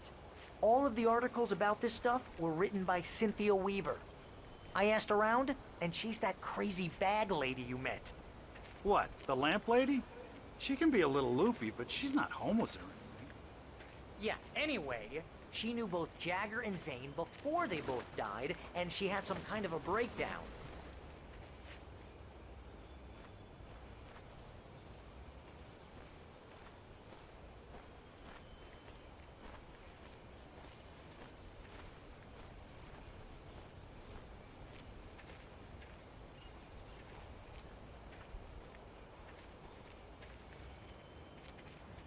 Well, mister, this here's Rose's trailer. You mind me asking what you want with her? We're just here to talk to her, pal.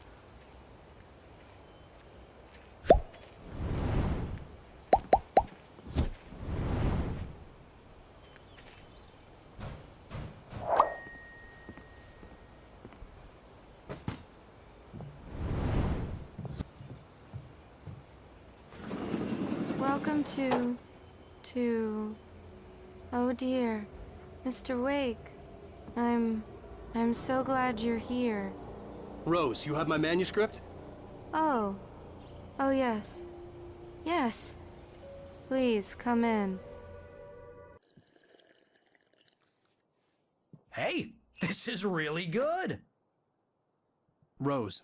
Yes. My manuscript. I really need it. I understand. I know what you need. A muse to inspire you. Oh, for Barry. She doesn't have anything. Yeah, hey, Al? Al, what's... Oh... Barry! What? What?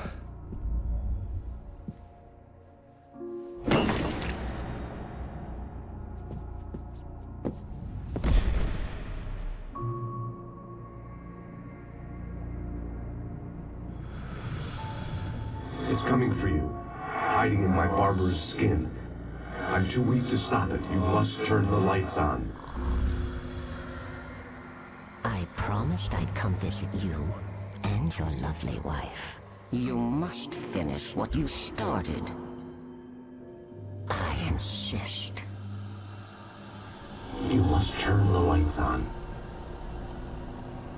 Turn the light on.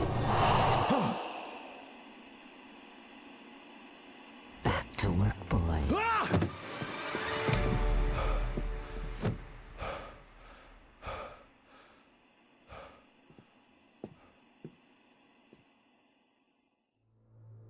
I felt nauseous, hungover.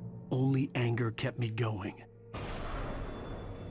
I can't tell reality from dream anymore, but it seems I have an imaginary editor to help me. She's an old woman in a funeral dress. I call her Barbara Jagger. She's very strict. I'm writing faster and faster. My manuscript is being heavily revised. The edits are getting very aggressive, and each day there's less of me and more of her. I hate it, but I know she's right. She promises me I can save Alice this way. She knows more of this than I do. About the complex incantation I'm attempting. About this place.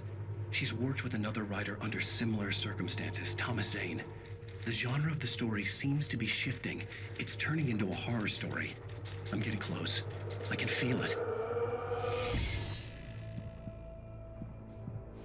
Rose took a day from me. I had less than 12 hours left to meet the kidnapper.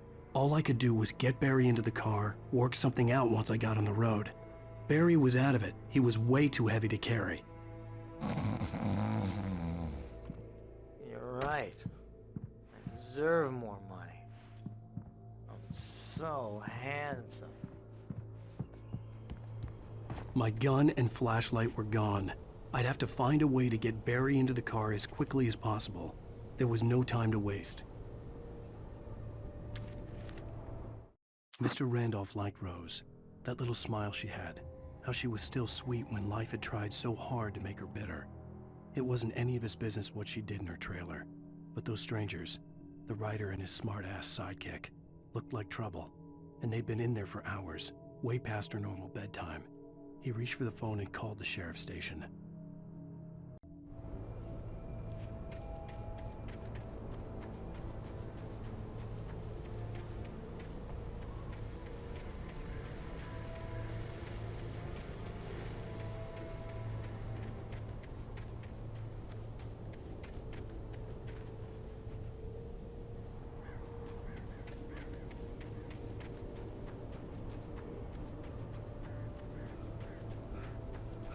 Oh, you're gonna get it now. God knows what you've done to that poor girl. This is Agent Nightingale, FBI! Get him up, Hemingway! You're under arrest! You move a muscle, I'll unload right in your goddamn face! Stay right where you are, Spillane!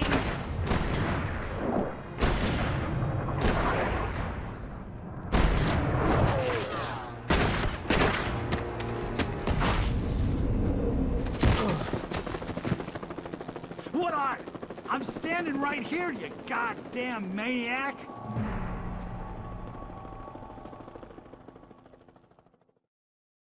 I hated to leave Barry behind, but there was no way I'd miss my appointment with the kidnapper. Give it up, Mr. Wake. Come on. Take it easy now. Get after him! Don't let him get away! You're under arrest. Move it! Move it! Move it! I'll hold you charged if you let him get away.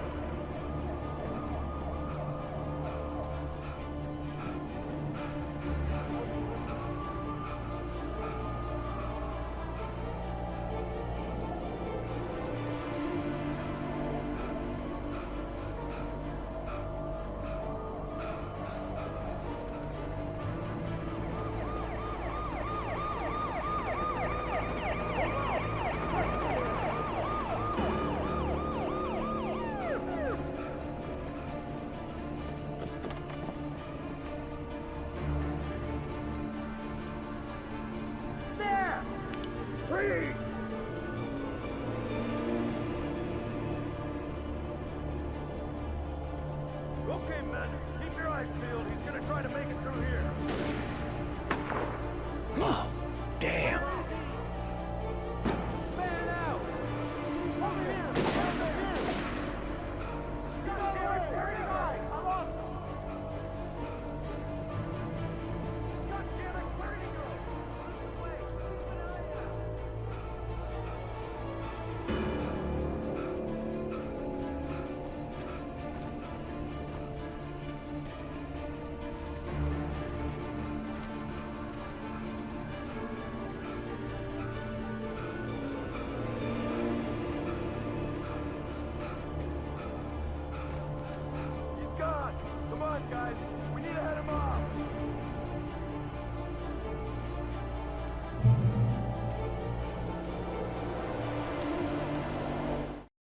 For decades, the darkness that wore Barbara Jagger's skin slept fitfully in the dark place that was its home and prison. It was hungry and in pain. It dreamed of its nights of glory when the poet's writing had called it from the depths and given it a brief, terrible taste of power and freedom. The rock stars had stirred it from the deep sleep the poet had sunk it back to in the end. When it sensed the writer on the ferry, it opened its eyes.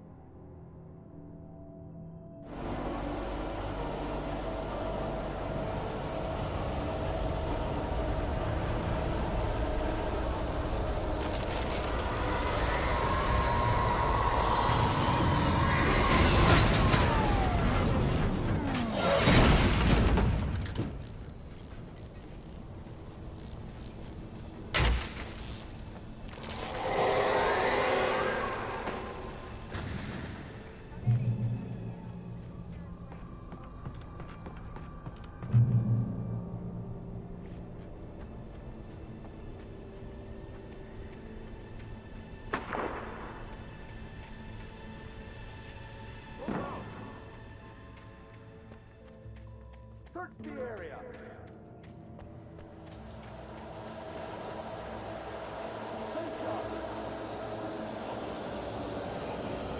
This way. Over here.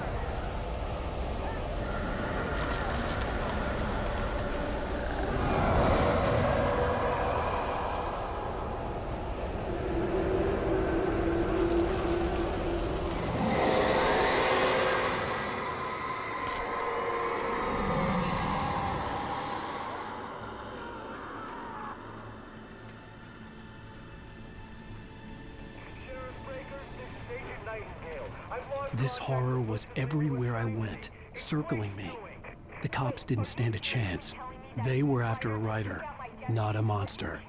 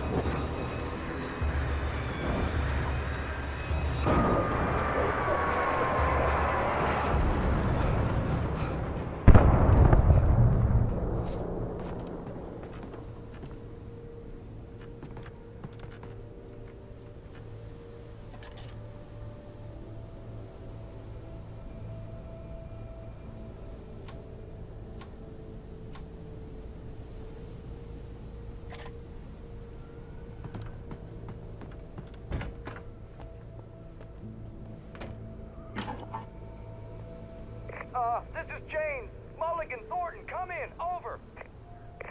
Thornton here. James, we got both Wheeler and Rose in custody. They didn't put up a fight or anything. But it was... Hey, come on. Sit down and give me that. James, Mulligan here. Over. Go ahead, Mulligan. Over. We got Wheeler and Rose here. I imagined that the broadcast tower in the distance was part of the local radio station.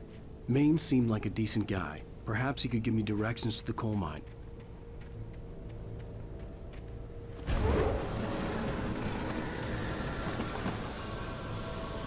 Unnatural shadows clung to the gate.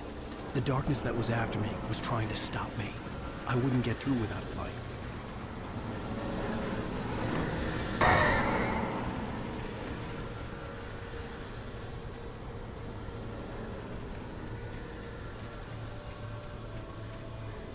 There was no power to the searchlight.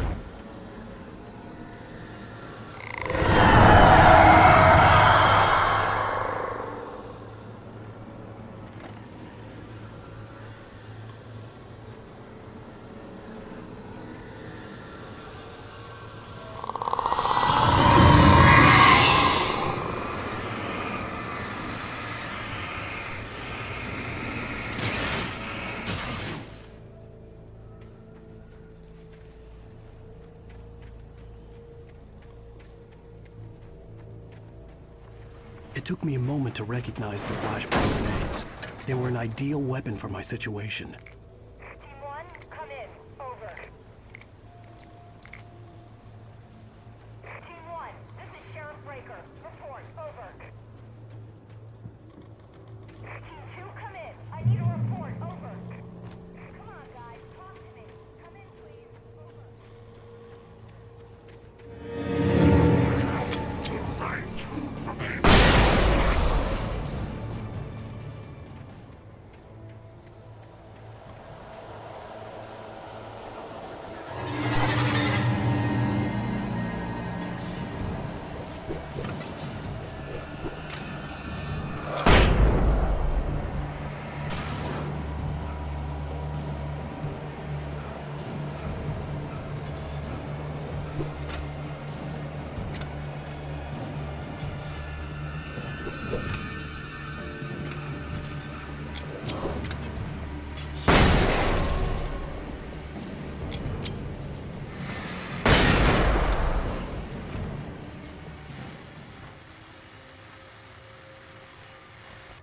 And here's another call. You're on KBFFM with Pat Maine. It's Milt Peabody, Pat. What's on your mind, Milt? Well, I live near the trailer park, Pat, and there's a big ruckus going on over there. Well, that's just up the road from me, too. What's going on, do you know?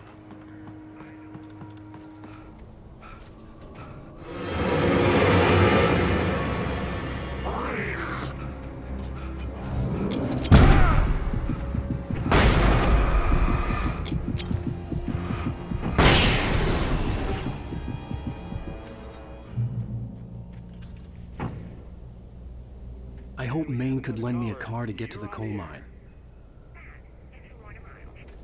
Oh, hello, Lorna. What do you have for us?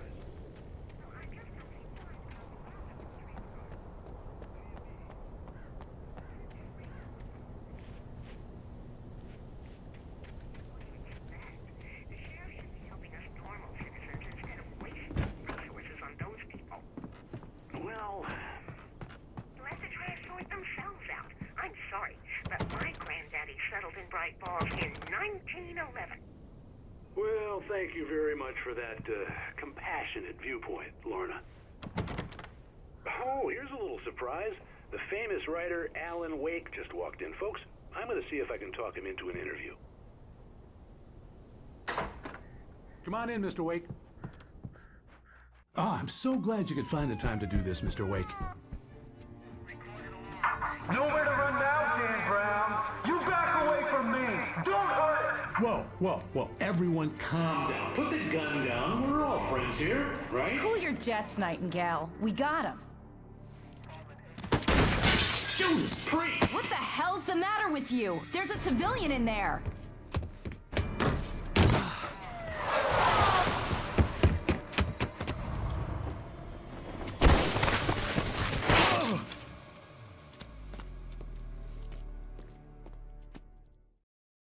I'll get you yet, even if it kills me. You hear me?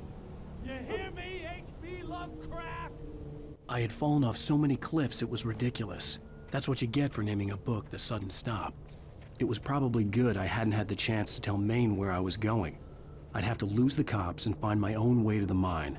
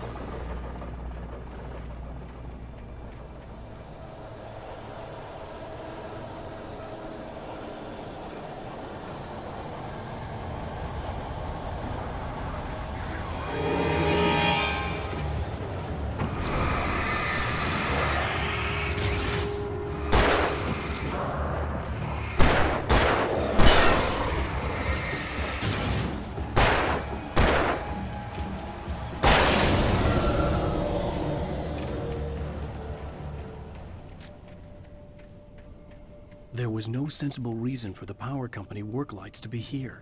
It was almost as if they'd been left for someone like me to use.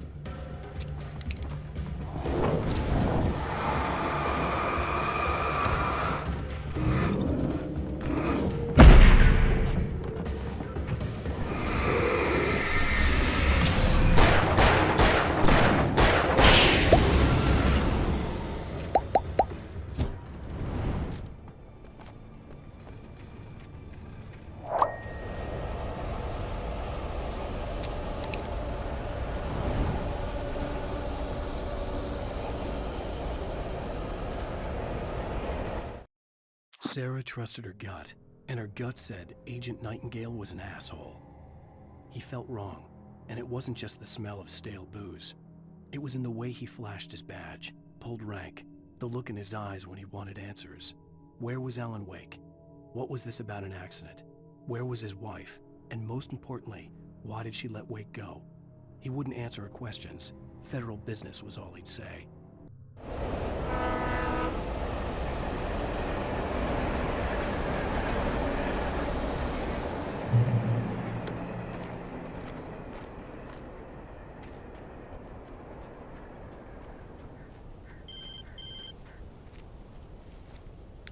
Hello? The most stubborn man I've ever met. Alice? Alice? Alan. Alan. I'm so afraid. Keeps me in the dark. Please help me. I look at you, Alan, and it's not you. Something else. Looking out from behind your eyes. Alice, I'm here. I'm so alone here. It's all gonna go to hell. You need to be careful. Cooperate. The connection had been terrible, but that wasn't the only thing that hadn't been right with the call. She sounded wrong somehow, but she had called me.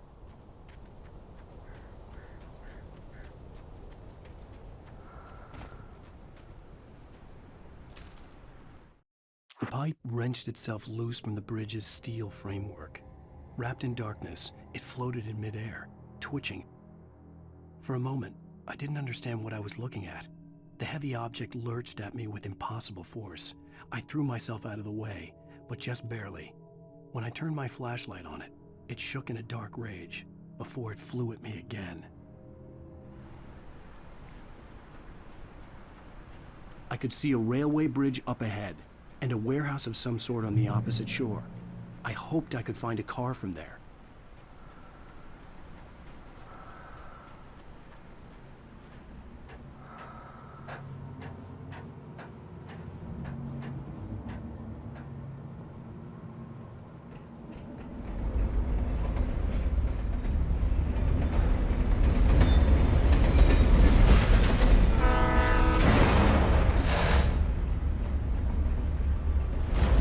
That was pursuing me was growing stronger, and it was taking over everything in its path.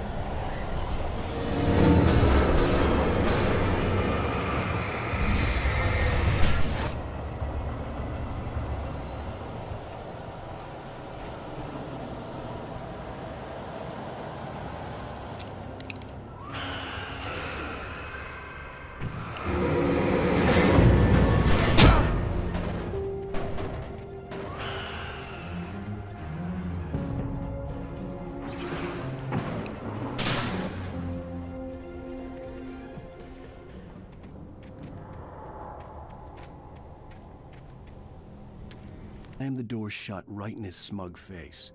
He pleaded for me to open the door. True to form, the asshole actually thought I would obey. I had no sympathy left, no guilt either, not for him. I took a moment to savor the scream. I bet I had a smile on my face. It was all that I had time for. The dark presence was inside the lodge with me.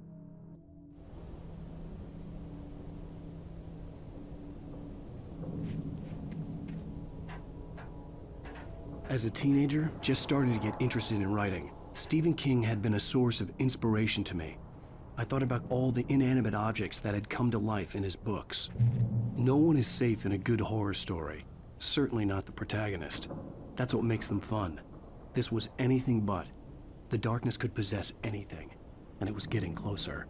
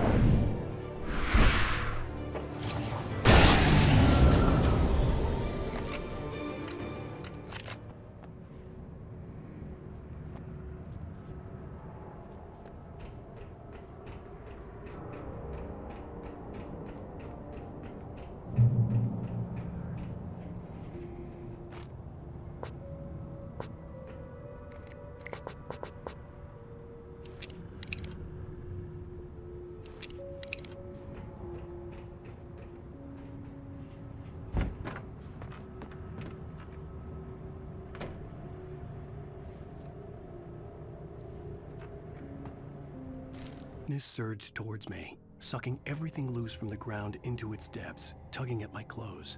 I saw the flare the kidnapper had dropped and threw myself towards it just as I felt my feet leave the ground. The darkness embraced me with the force of a tornado. Somehow I managed to light the flare.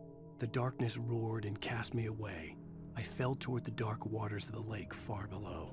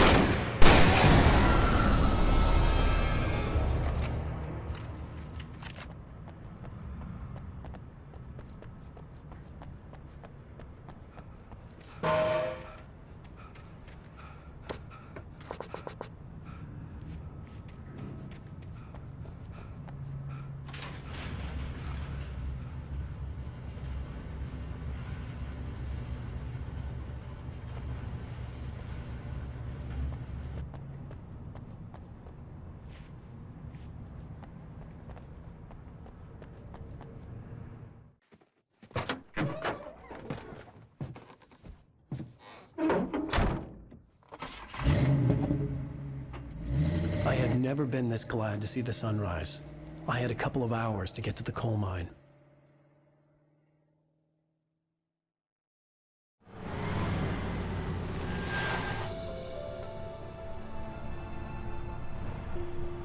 The coal mine wasn't far now.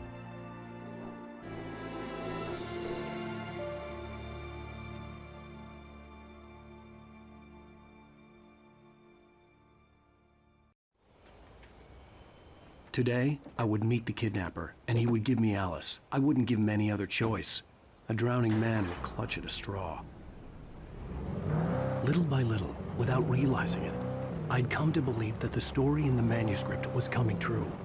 The current of its narrative had taken me deeper and deeper into dark waters. Alice had been taken from me.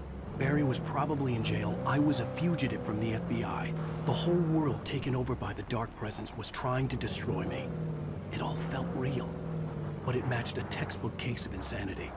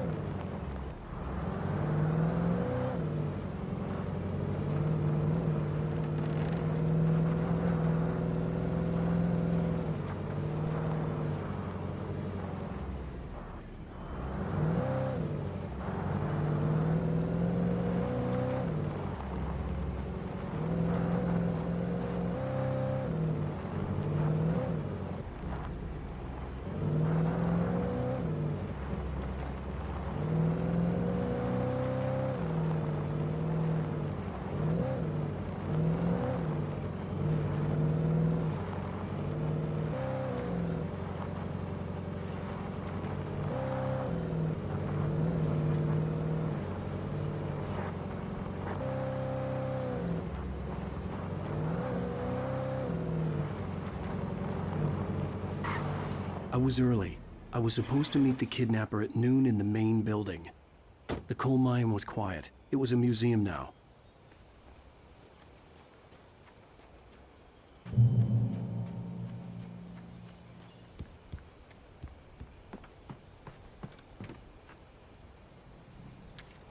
Nightingale gone and the night wind blowing in through the broken studio window. Maine stared at Sarah. The sheriff looked away. Maine's voice shook with barely controlled anger. That boy's doing more drinking than thinking. I hope you know what you're doing, Sarah. He's got a sickness in his eyes. You take my word for it. He wants Wake for a reason, and it's not for anything good.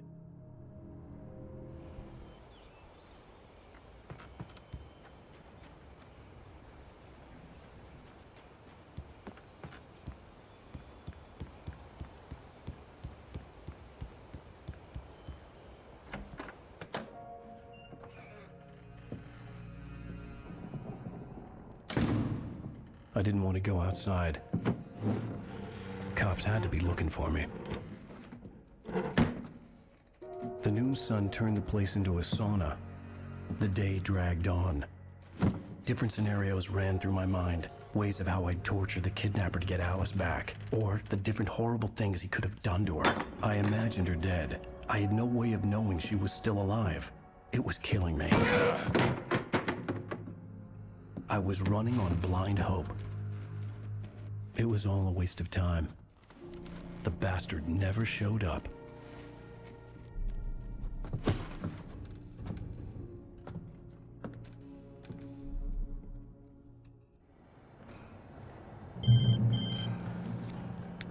Wake. Where the hell are you? Change of plans. You know where Mirror Peak is? It's a big mountain north of where you are. You follow the path from the mine, you can't miss it. There's a lookout point there. I'll be waiting. I'm through being jerked around by you. You want to see your wife alive? Because if you do, you better watch what you say to me. Do we understand each other? I want to talk to Alice. Yeah, and I want the manuscript. Don't keep me waiting, Wake. Hello? Hello! Ah! I'm gonna kill him! I had to get to Mirror Peak.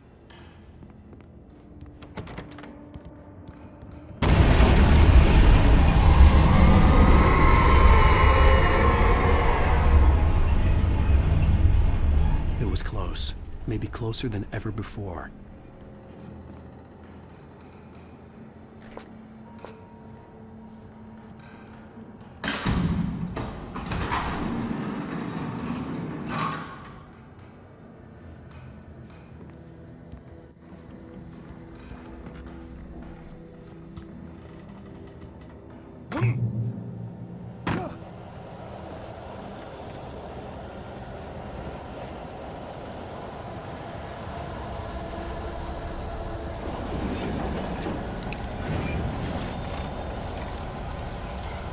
Thomas Zane fell for Barbara Jagger. It happened fast. She was young, vibrant, and beautiful, full of life.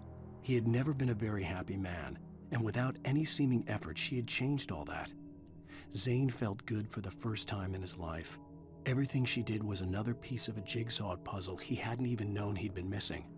And best of all, she made the words flow, strong and sharp. She was his muse.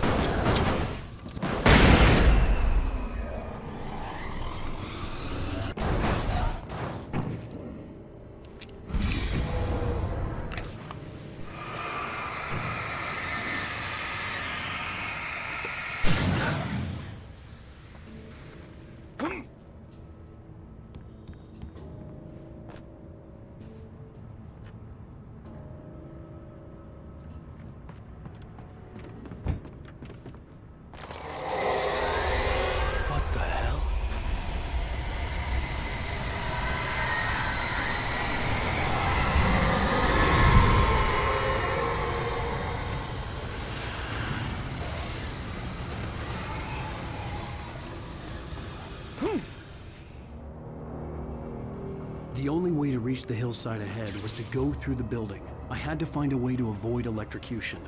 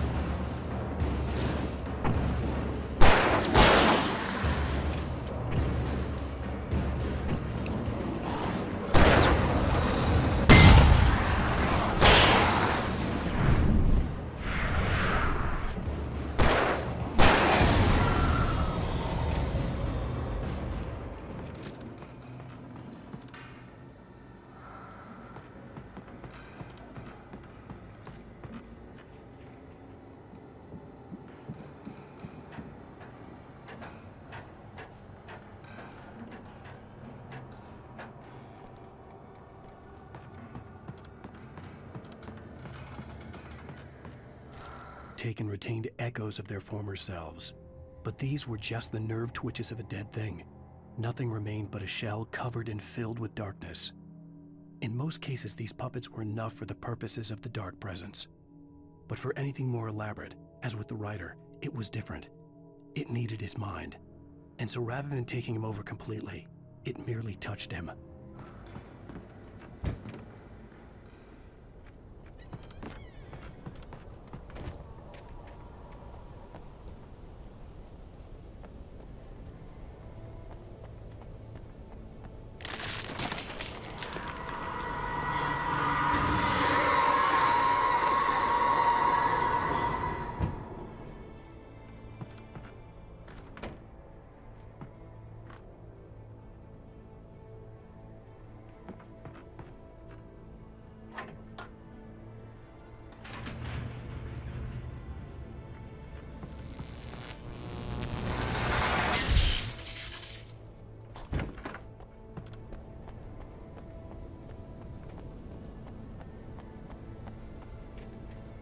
There was no way the flashbang grenades were standard power company equipment.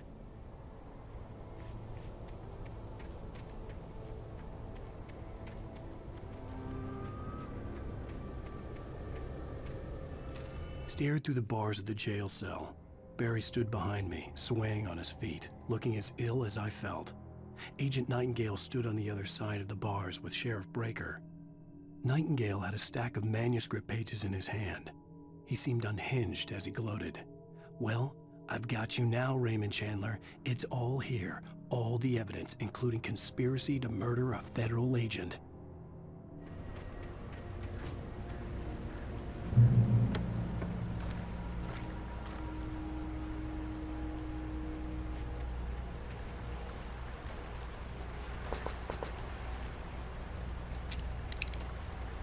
I had no real plan.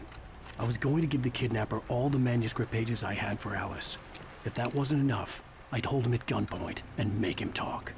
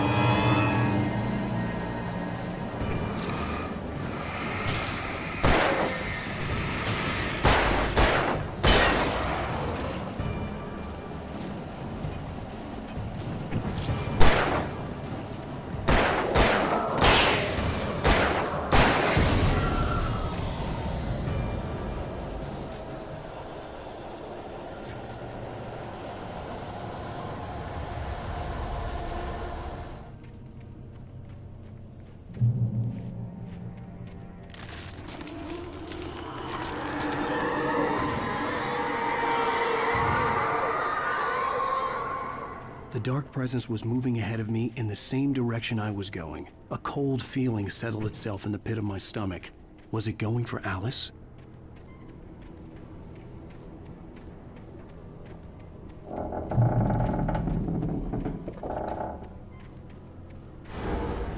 The graveyard shift may cause cancer.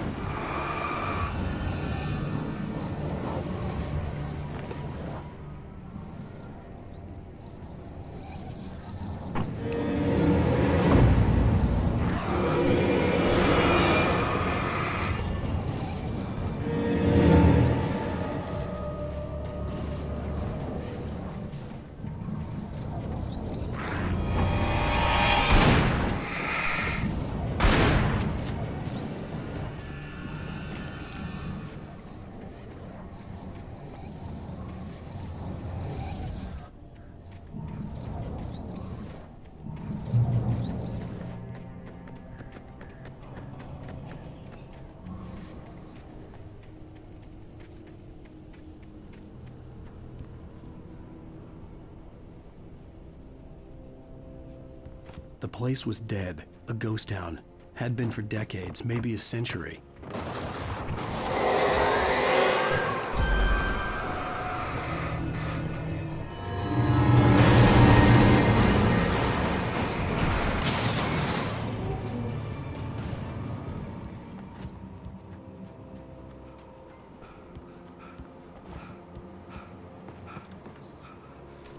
Were never as simple in real life as in fiction. I had lost count of the times I had wished there'd be a clear reason for my writer's block. Something to fight, something to lash out on. There wasn't. I was filled with doubt. I was nothing like the hero in my books. Alex Casey had gone through his life with single-minded determination, never wavering from his goal. Even now, I was angry at myself, angry at Alice, angry at Barry. I was fumbling and I had no plan.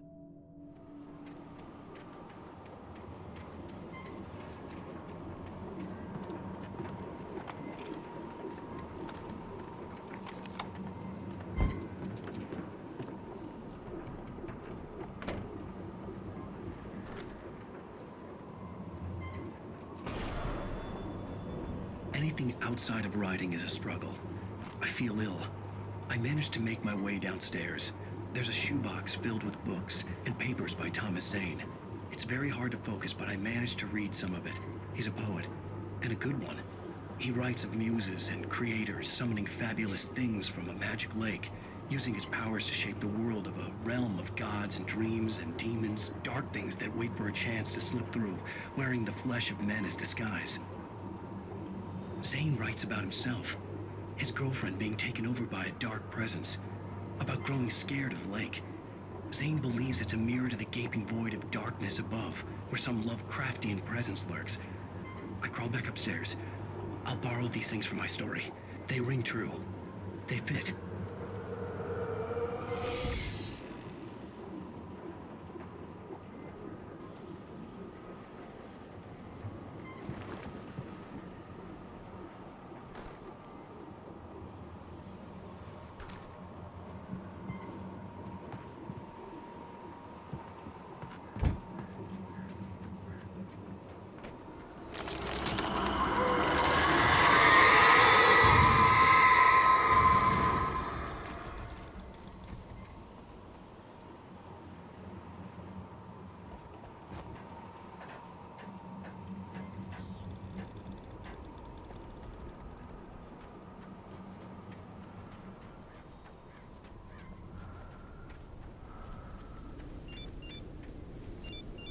The kidnapper had sent me a text.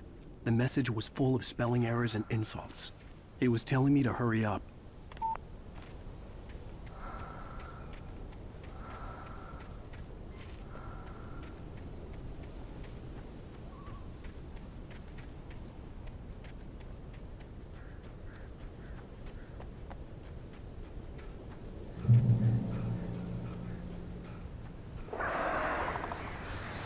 Birds.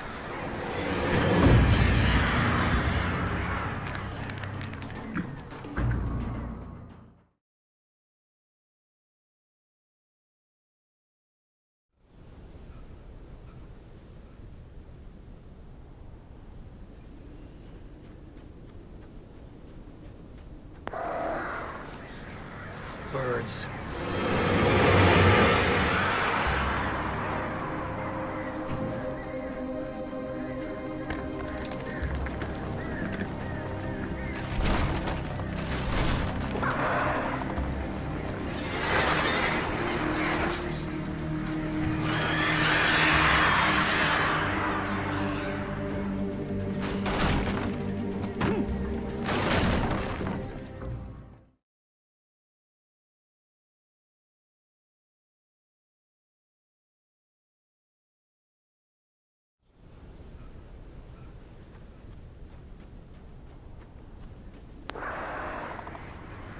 Birds.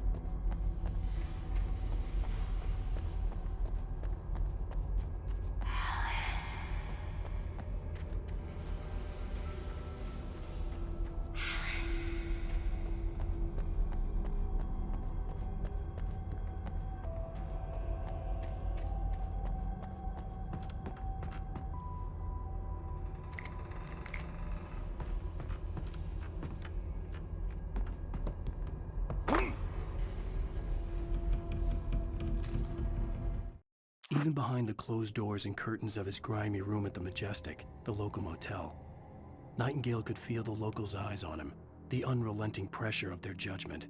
He forced it out of his mind. For all he knew, they could all be under Wake's spell already. You do what you have to do to get the job done. He took comfort from the bottle in his hand. Please, he thought, just let me get through this.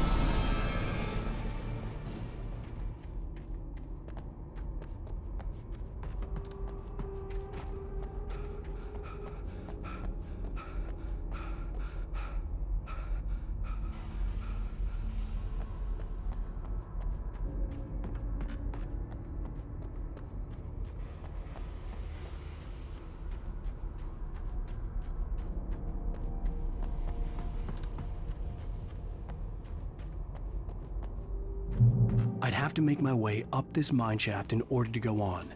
Maybe the machinery could help me with that.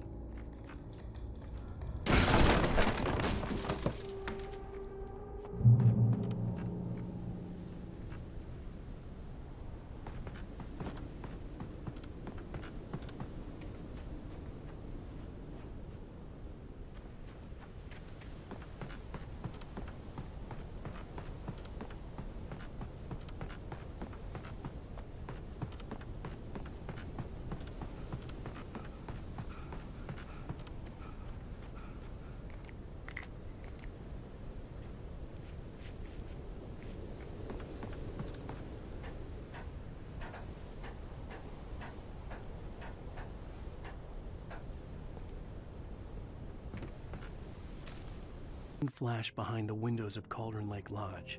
Tor Anderson laughed and held the steel hammer above his head. Nurse Sinclair was trying to calm him down without success. Tor grinned madly and shouted, "My hammer's up. Here's a friendly poke from Molnir, wench." He brought the hammer down with all his might on Sinclair's head. "We're on a comeback tour, baby."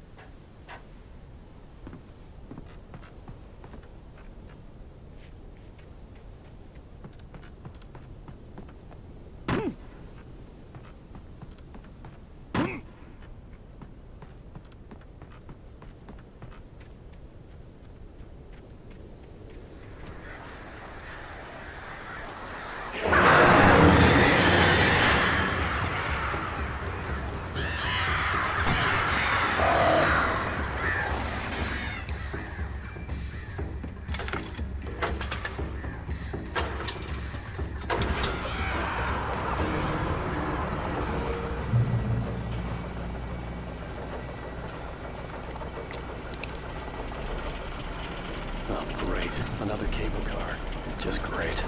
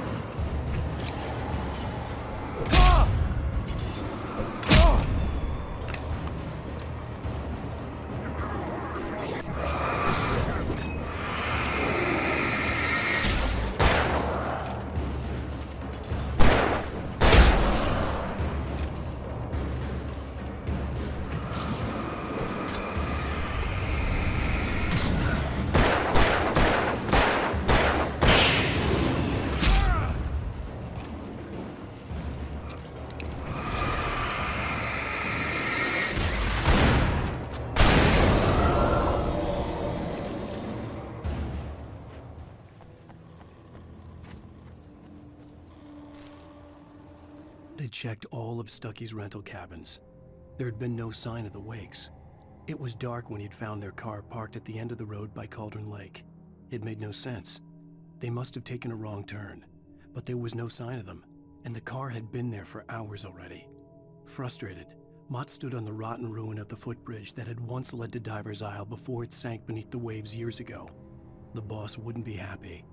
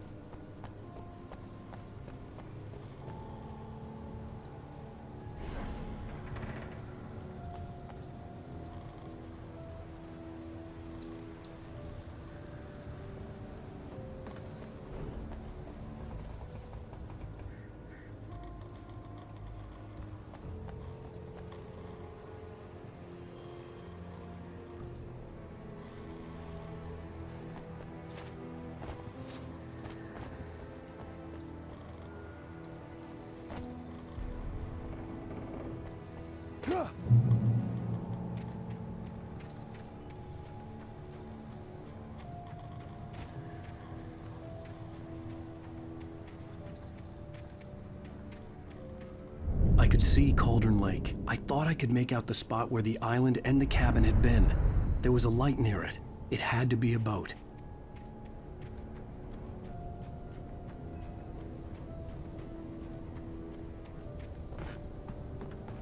I was close now. I had to get there fast. I dreaded what I would find. Tried to hold on to Alice, but her form melted away. I was losing control. Dr. Hartman stood in her place. I wanted to hit him, but my arms were jelly. He smiled. It was a reassuring smile, and I hated him for it. I had to give you a sedative. Don't fight it. You went through another rough period. Right now, it's very important that you stay calm. We don't want you to have another episode. You're a patient at my clinic. Have been for a while now.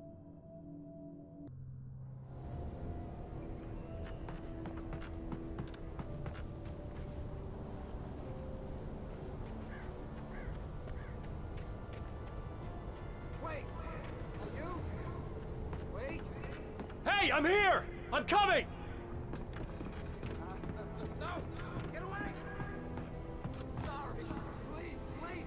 The boss didn't know we was messing with. I didn't know. I swear, I didn't know. We don't have a wife. We don't know where she is. She's probably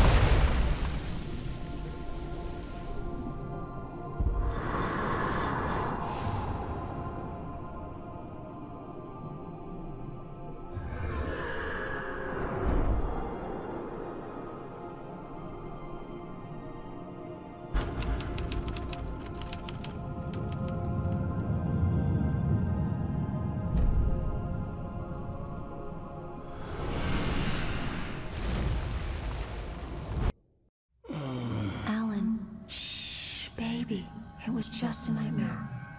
Alice. There you go, Alan. Hartman, I fell. I had to give you a sedative. Don't fight it. You went through another rough period. What?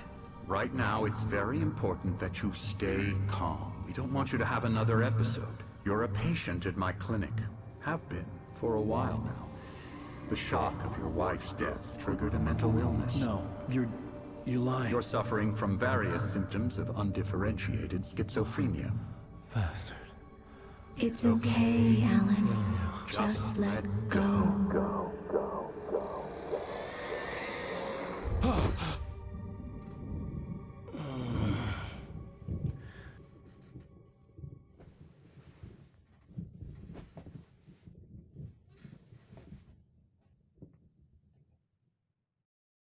Felt groggy.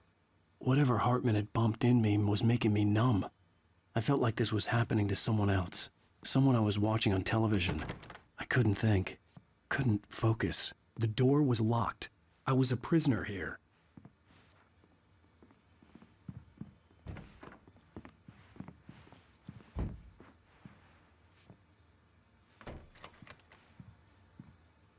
Good evening, Alan. Are we feeling better now? Feeling calm? Yeah. I see you brought your pet gorilla with you. So sure, I'm calm. I get the message. Loud and clear. Quite right. That's the spirit. You're being very brave, Alan. I understand you're confused. I would be more concerned if you weren't suspicious of me. I don't blame you for it. Big of you. Now, why don't you come with me? We'll reacquaint you with my clinic and go over everything you might have forgotten. Little walk and some fresh air? Yes, it will do you good. This corridor is for patients. Most of them aren't here right now. Jack took them out for a fishing trip, except for the ones who are particularly vulnerable, of course. I encourage creativity as a part of the recovery process here at Cauldron Lake Lodge. I specialize in treating artists. I bet you do. Splendid, Alan. I honestly believe we can get this thing under control if we work together. This way, Alan.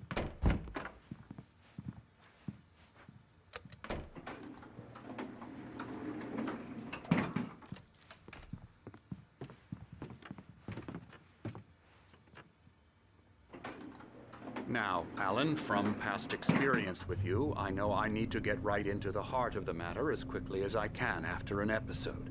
So I'm just going to say this. Alice is dead. No. You're in a very vulnerable state until you understand and accept this. Alice drowned, and you couldn't face that. You're suffering from hallucinations, paranoid delusions, unusual thinking, an obsession about light and darkness, a feeling that everything revolves around you, your thoughts and dreams. Your mind has constructed an elaborate fantasy scenario in which your writings are affecting reality. She has been kidnapped and supernatural forces of darkness are trying to stop you. We go this way, Alan. I wasn't ready for another shot, so I went along with it. He had to be lying. But under the influence of the drug he had given me, I had to fight not to believe his words. It's all in your head. You've been making it up. Apart from the tragic accident with your wife, no one has been killed. Your delusions are just a manifestation of your subconscious mind trying to protect you from the too painful truth. Unless we fight the fantasy, it will return. I know the instinct is to resist me, but think about it. Doesn't this make far more sense than the insane supernatural conspiracy you have concocted in your mind? You're a skeptic by nature, Alan. We both know this. Everything can be explained logically.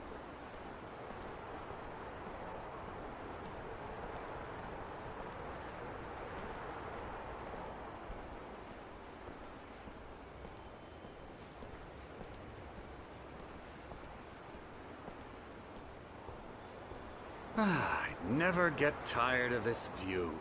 Very inspiring, isn't it? Cauldron Lake spread below us. I could see Mirror Peak on the other side of the lake.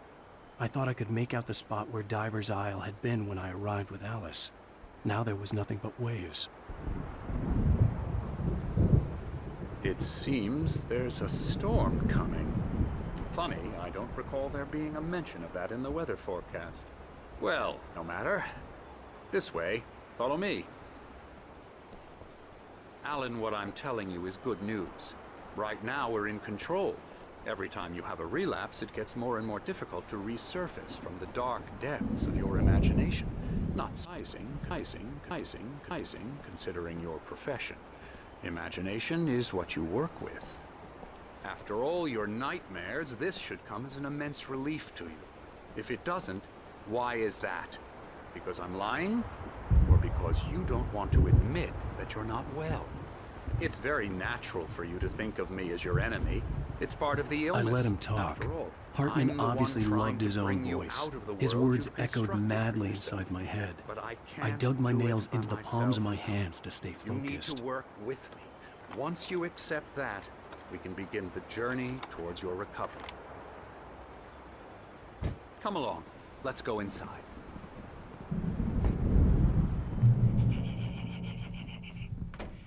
Here's the entrance to the office wing. That's for staff only. You were impressed by my trophies when you first arrived here. I do love to hunt. The great outdoors, man versus nature. It's wonderful stuff. Pretty damn wonderful, yeah.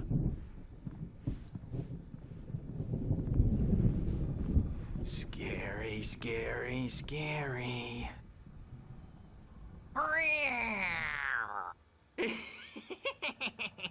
Emerson.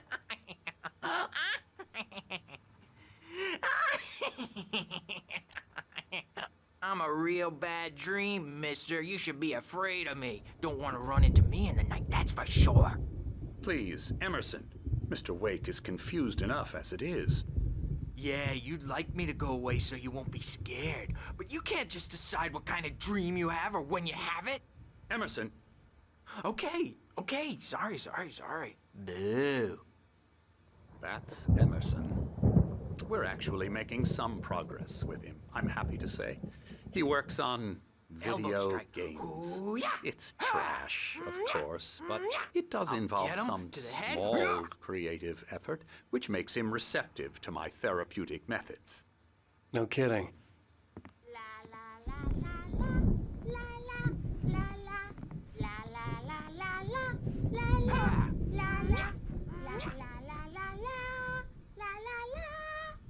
Now, you might have noticed the typewriter in your room. You've been writing as a part of the therapy. As soon as you feel up to it, you should continue.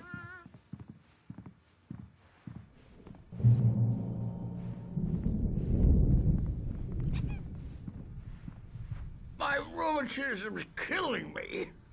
There's a storm coming. Oh, what a storm. I hope it wipes this place off the face of the earth. And these two are the Anderson brothers, Odin and Thor. They had how should I put this? A heavy metal band in the 70s and 80s called Old Gods of Asgard. They even adopted new first names to complete the image of Viking gods. After the band broke up, they lived on a farm nearby. They are, well, in advanced stages of dementia. They're well cared for, TLC and all that. There's nothing more that can be done. I'm afraid that the rock and roll lifestyle has left its mark. Oh, that won't do. I'm so sorry to cut this short for now, Alan. The power has been acting up. I'd better go check on it. We'll continue this soon. Meanwhile, when you feel up to it, return to your room and try to write. It really is for the best. Don't you think? I'd like to bash his head in with a hammer. Oh, he'd love to fish out our secrets, but he has no clue. He's not crazy enough. Not crazy like us, Sonny. Yeah! Being crazy's a requirement, Sonny. Who else could understand the world when it's like this? It takes crazy to know crazy. That's the sanest thing I've heard in a while. Zane! You're all right, Tom. Hey, we like him, don't we, bro? He's got to go to the farm. The Anderson farm. Valhalla! We wrote it all down, lest we forget. A crash course. All you need to know to get your head right. You need to find the message. Here, Sonny, here's something for you. Gave me a rash, but I kept it safe from these bastards. My head was clearing up, or according to Hartman, I was sinking back into the fantasy. I was convinced he was lying to me about everything. Crazy or not, the Andersons made more sense. I may need a hand here later on, Birch. The storm's bound to make you-know-who jumpy. You know how they get. Gotcha. The doc's got me looking after Wake here, but holler if they get too rowdy. I'll do that, Birch. Hey, Wake, why don't you humor Dr. Hartman and give the writing a shot, huh? Typewriter's in your room. You can get to your room by those stairs, Wake.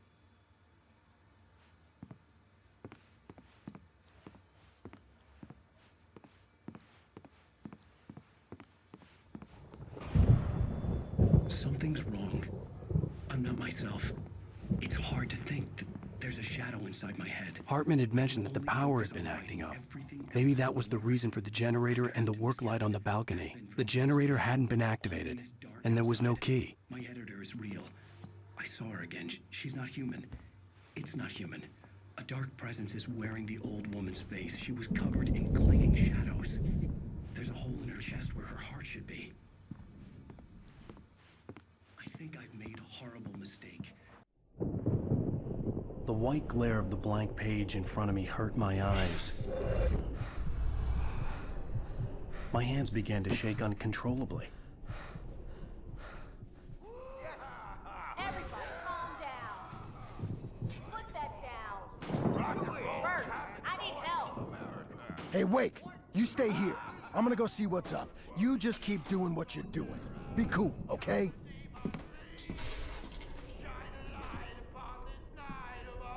I didn't know what the chaos was all about, but it could be my only chance of getting out of here. Where the hell did he get a damn hammer? Here's a friendly poke from Mjolnir. Oh, afraid of the crazy brothers, are ya? Not so weak now, are we? Well... Hartman kept talking, giving Barry the grand tour, clearly proud of the place. He went on and on about his hunting trophies, and Barry was impressed. But he was here on business. He raised his voice, cut through the monologue. Hey, Hartman, where's Al? Hartman stopped in mid-sentence, annoyed at the interruption. He nodded at the hulking orderly standing nearby. The man smiled and clapped a practiced hand on Barry's shoulder.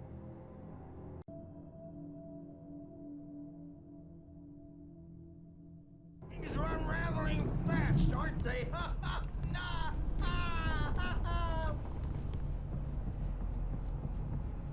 It's my storm. I'm taking Sinclair looked bad. That wasn't a love tap. The crazy old fart hit her hard.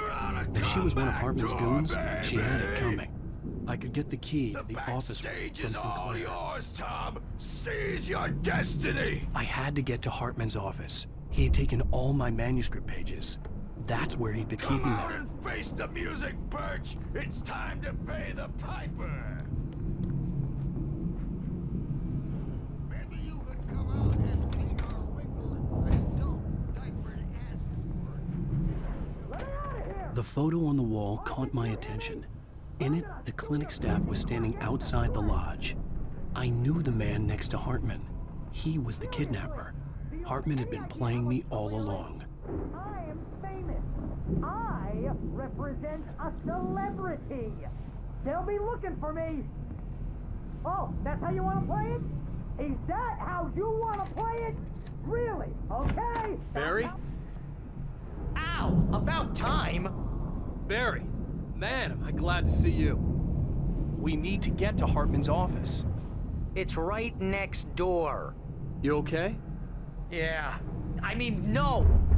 The cops found me at Rose's trailer, but they didn't hassle me too much.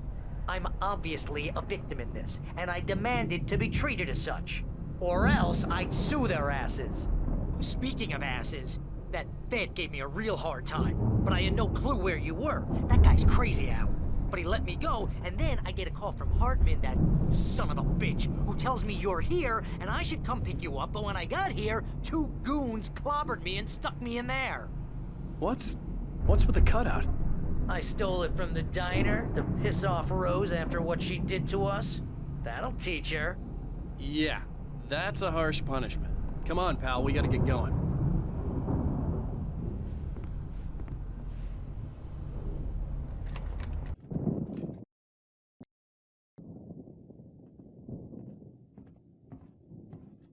These were all the pages I had on me.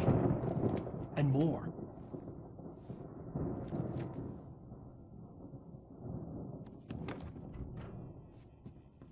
Alan, please. You're sliding back into the... Tell me one more lie and I'll shoot you in the face. Ah, well, it was worth a shot. Really, Wake, come on. Let's work together on this. You have no idea... Hartman, shut up! Barry, get out of here. I'll catch up with you. Get a car. Oh, Al, let's just... Go! Wake, listen to me. This is a mistake. Don't you see? Together we can create something absolutely wonderful. With your ability and mine.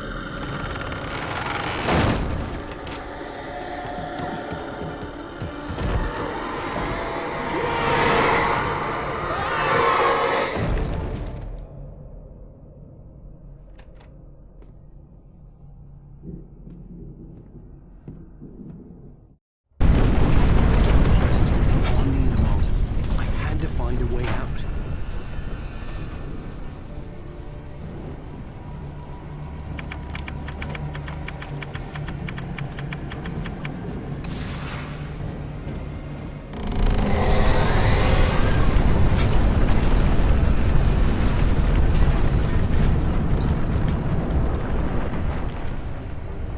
I needed light to get the possessed bookshelves out of my way.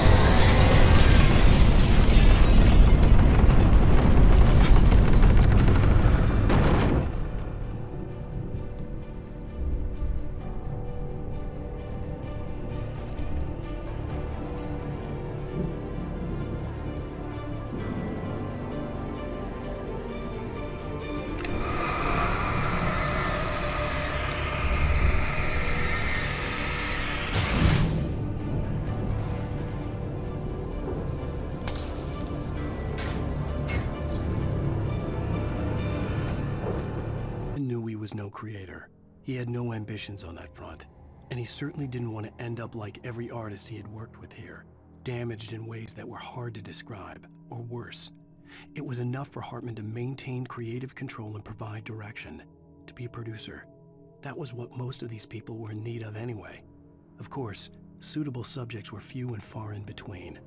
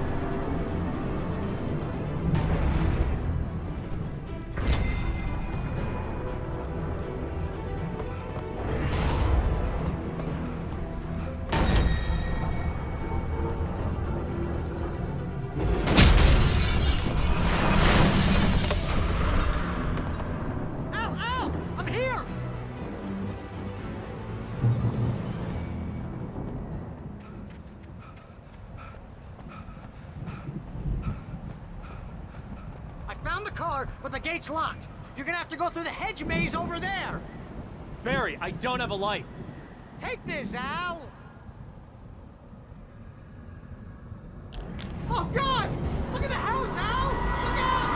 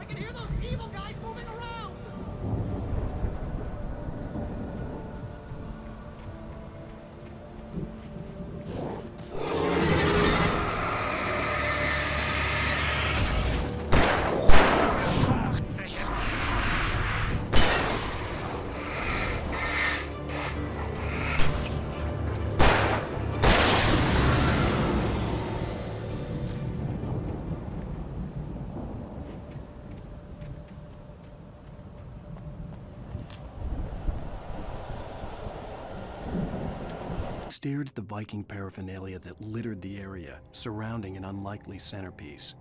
A full-size stage complete with an impressive sound system with all the trimmings, including a dragon.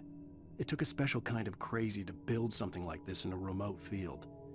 When the sky split open with a deafening boom and the music started blasting, it felt strangely appropriate.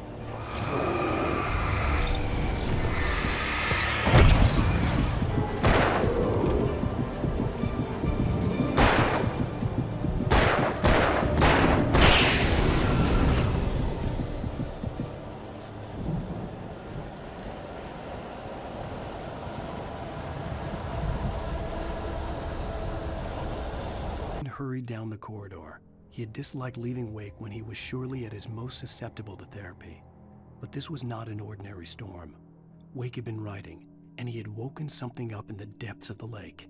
Now, it was coming for him. Hartman had naturally prepared for a situation like this. The idiot brothers would keep Wake distracted while Hartman double-checked everything, just to be sure.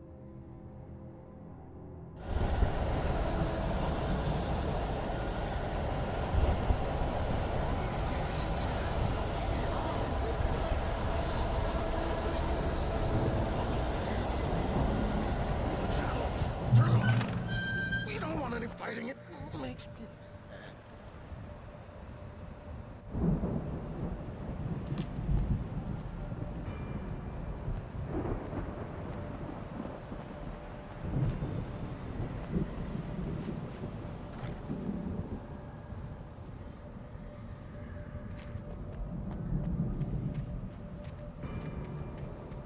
You get 2 pills in the morning, and then you'll be nice and calm all day long.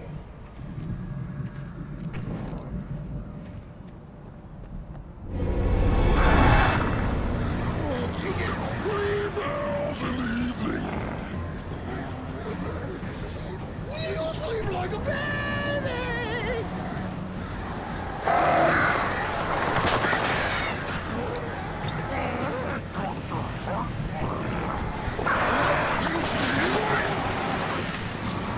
That way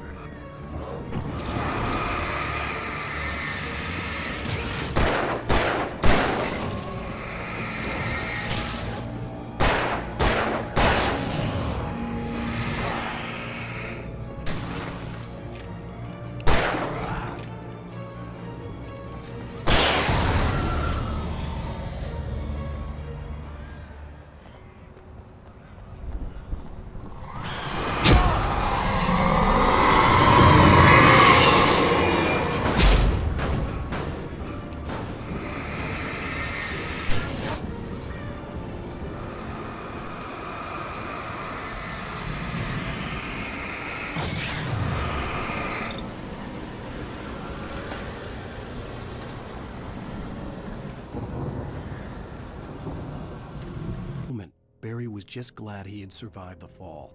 He had been separated from Al, and there was no easy way to climb back up. He told himself he'd be okay in the gloomy forest at night. He would just have to wait for a while for Al to find his way down. Barry turned when he heard the heavy footsteps and saw the movement. The man-shaped shadow lunged at him from the bushes, an axe held high. Barry screamed and threw up his hand. The world exploded.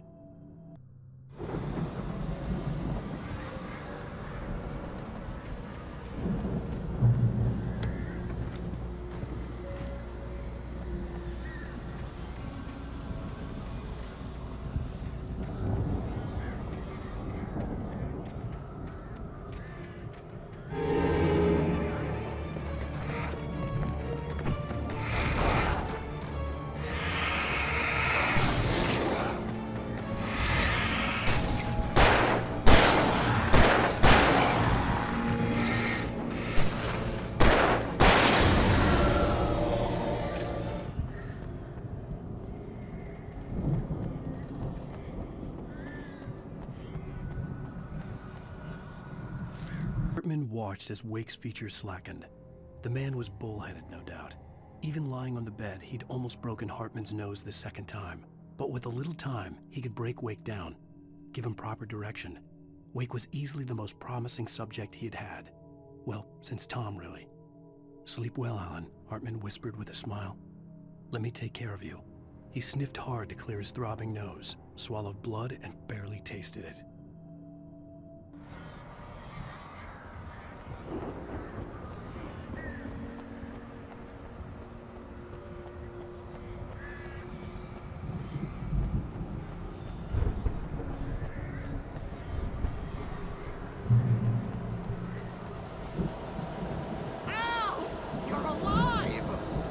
Get out of here. Can you open this gate? Maybe. Barry. Well, I slammed it shut when the nasty showed up, and the key fits kind of loose in the lock, so, Barry! I'll find it. Don't worry about it.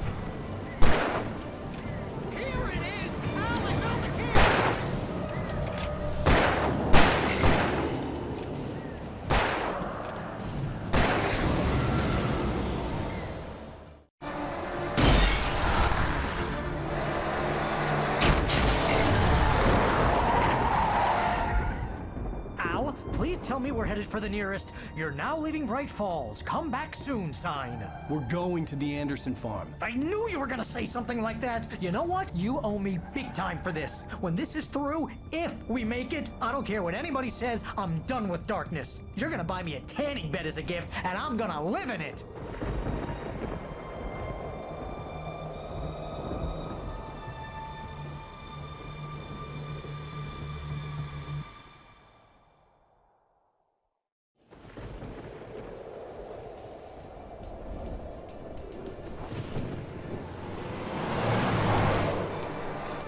I'm crazy, but that's fine, Barry. Oh, you got that right, Al. You're barking mad. You are by far the craziest— But maybe that's inevitable when you deal with crazy stuff like this. It helps.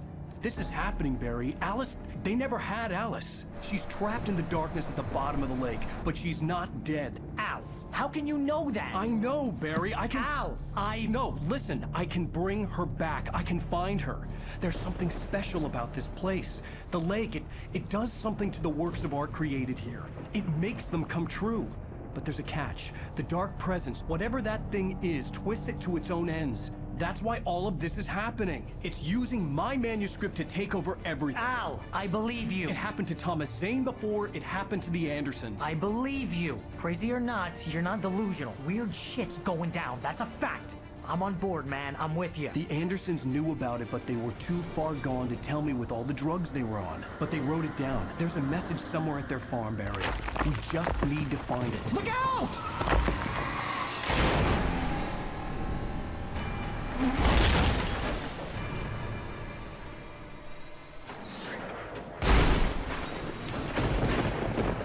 Al! God damn it, Al, talk to me!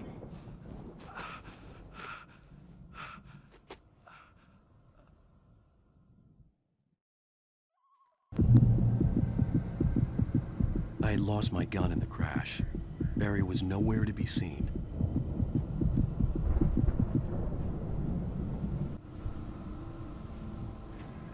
Barry! Barry!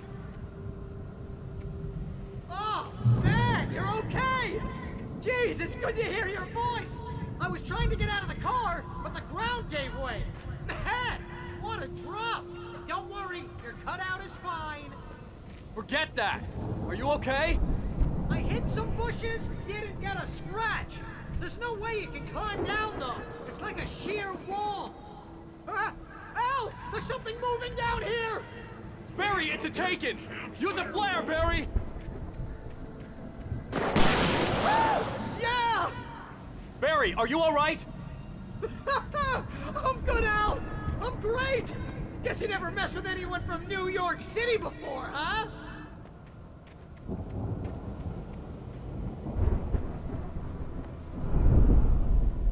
You're gonna have to find your way around to the farm, Al! I'll be waiting! Barry, just wait for me, okay? Al! I'm not staying here! It's suicide! I'm going to the farm! I'm gonna go ahead and secure the area. You can catch up! Don't worry about it! I'm on the case! Now he's Rambo. This would turn into a disaster if I didn't catch up with Barry.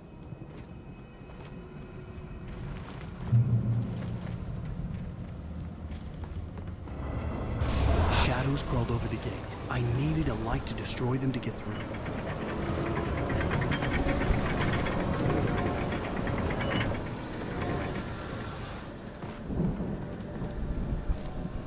Nightingale stared at the passed-out rider. The man was sleeping off one hell of a night. Nightingale felt a stab of envy at Wake's oblivion, but he had a job to do. He put the gun to Wake's head and almost became a murderer. His hand shook and his throat felt tight and dry. Biting his teeth, he tried again to pull the trigger. He lost the nerve. Wake stirred. Nightingale would have to settle for an arrest.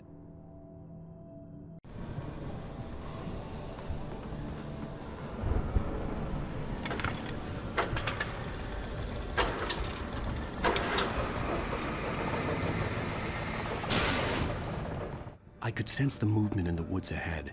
Facing the enemy without a weapon was dangerous, but I had no choice.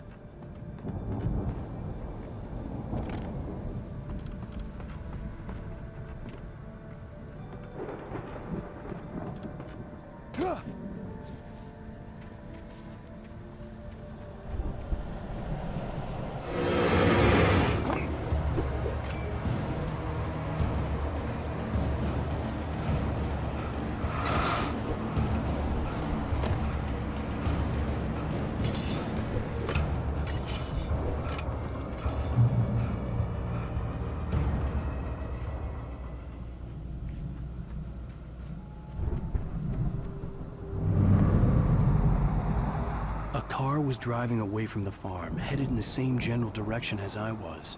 For all I knew, it was Barry, caught in the consequences of leaping before looking.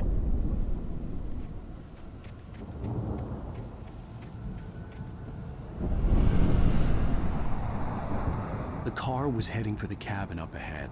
It wasn't far. If it was Barry, I would see the damage soon.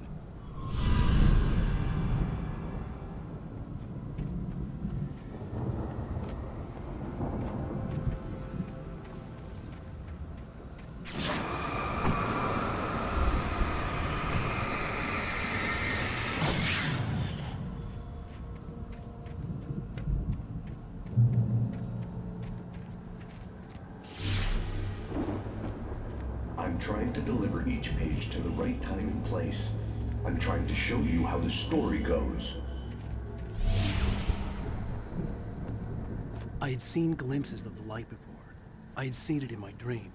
It was a strange spaceman or a diver in a bulky suit. He was the one who'd been placing the pages on my path. Presence followed the choreography laid out to it in the manuscript, growing stronger and stronger, moving like a storm from one scene of destruction to the next. But it was still bound to follow the story and chained to the dark place it came from. When the story reached the end it longed for, it would finally be free.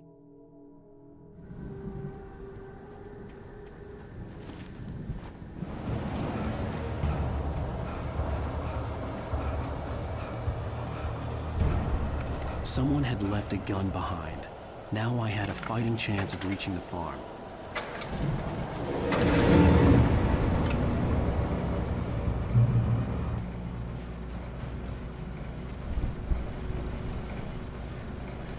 The storm raged on as the Anderson brothers walked unsteadily away from the clinic with the other patients in tow, knowing that this time they wouldn't return.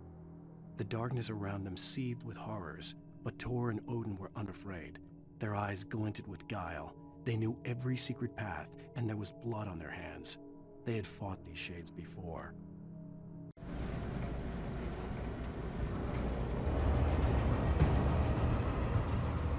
I could see the car, but there was no sight of the driver.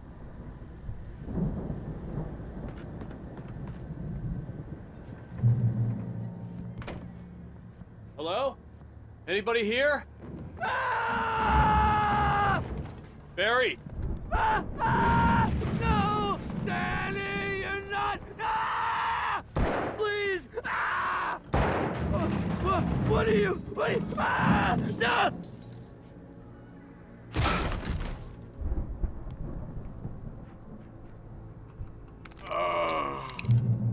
I know you.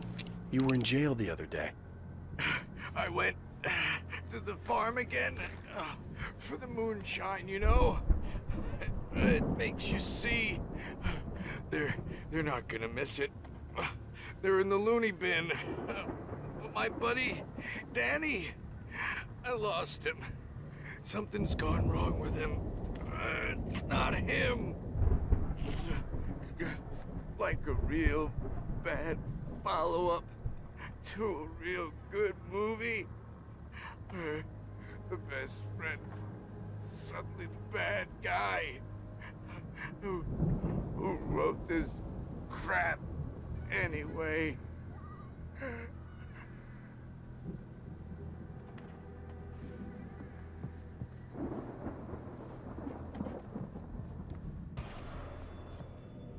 I've run through every possible course in my head.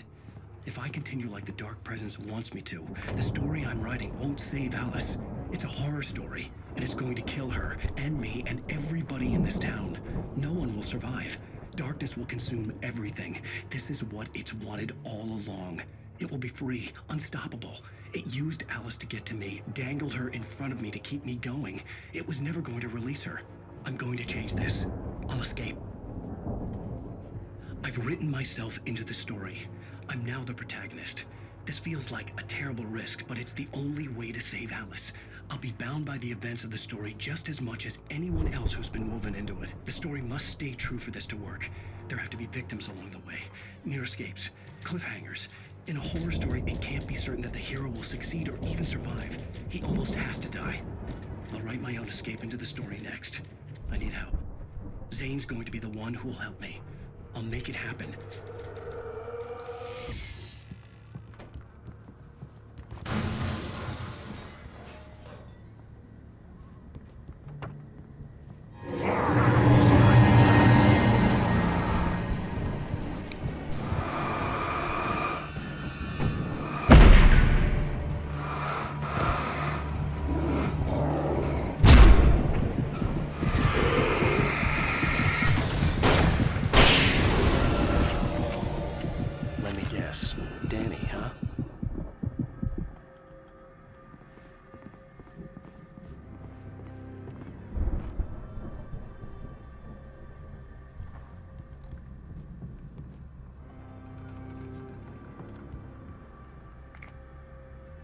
The front door was locked. The farm was still a good distance away. I'd need a car to get there fast. If Barry wasn't up here, he was probably in trouble down at the farm. For a moment, I felt bad for doubting him. After all, I'd made it this far myself. But Barry was Barry.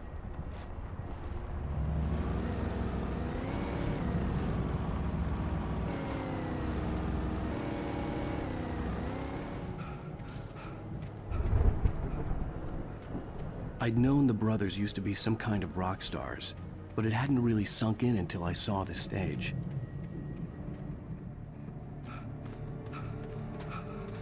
Al! Run! Incoming! There's too many of them!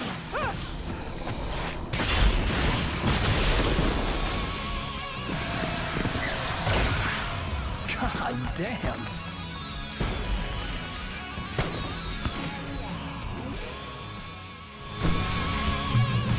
So glad you decided to go it alone, Mr. Bronson. Shut up and shoot! Ow! We have to fight them off! I can set off more of the fireworks from here and help you out! Now, you notice there's a little ammo and stuff around? This place is stocked! Ow! Hold on! I'm trying to get the stage lights on!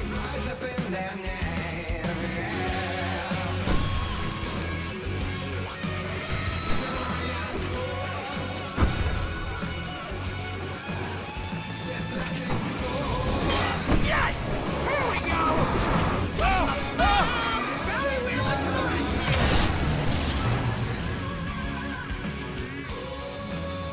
No! Damn it! Goddamn turn-of-the-century wiring! Hang on out! I'll get them working again, I promise!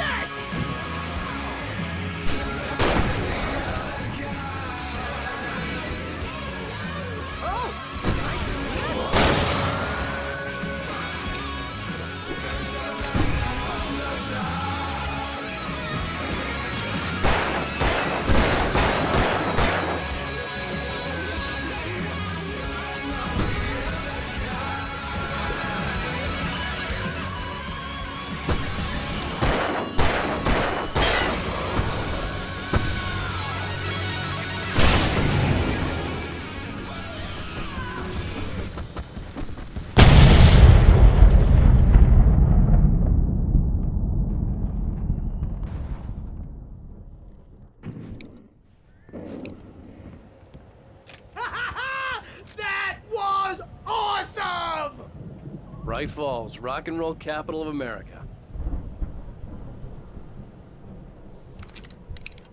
Hey, Al! This way to the farm!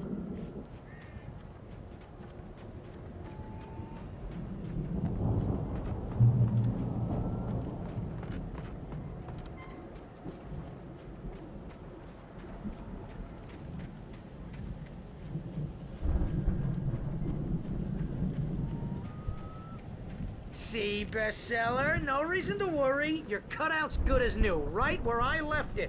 I'll come back for it once we have the place secured. Yeah, that's been my biggest worry all this time. We need to get this thing moved out of the way. This is as far as I got before they ambushed me.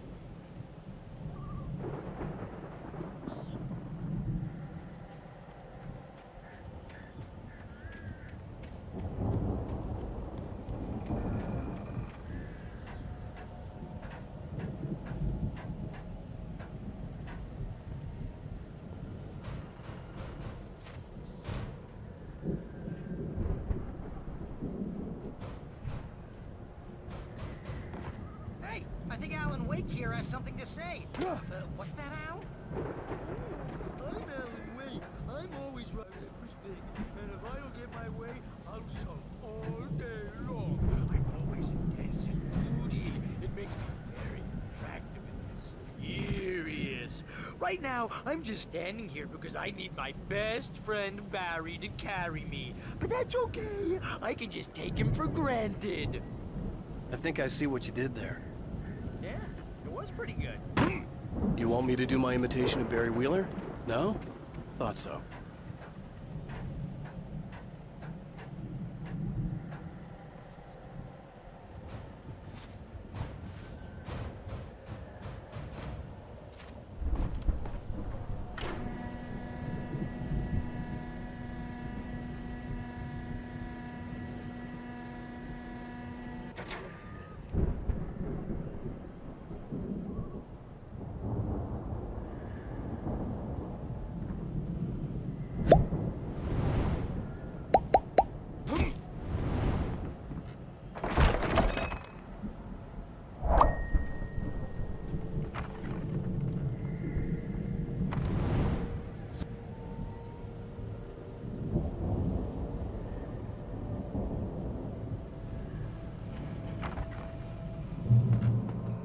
Wow!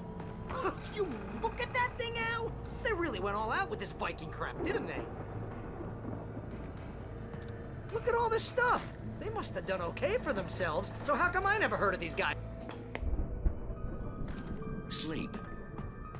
We all spend Oh, Night Spring! Man! Brings back memories. Fantasy Hey, and remember when I got you that gig? Your first real writing job, what got you started? Was this one of your episodes? Vice versa. In Night Springs. Tonight's episode, The Dream of Dreams. That's by someone else. We join Mr. Jones as he explores the endless dreamscape, only to be brought to a sudden stop by a decidedly mundane situation. A long line of people. Hey, Jones, right? Listen, we're gonna have to wait until His Highness over there is good and ready. Oh, wow. Who's that? You don't know him? What are you, new? He's the guy dreaming us. Well, not just us. He dreams everything. All of this. But wait, no. I'm the one who's dreaming. I'm asleep. Isn't this my dream? 1976. Madness reigns at the Anderson farm. Contrary to all logic, the headiest ingredient of their moonshine is unfiltered water from Cauldron Lake. The Andersons feel like gods. Odin can't stop laughing.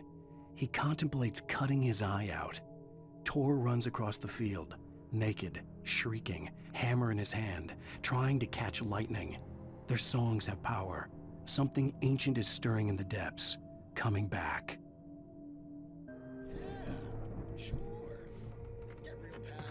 The Viking boat looked imposing, almost like a battering ram. I'm pretty sure I'm dreaming this. Well, maybe you're a really confused dream. What am I, a shrink?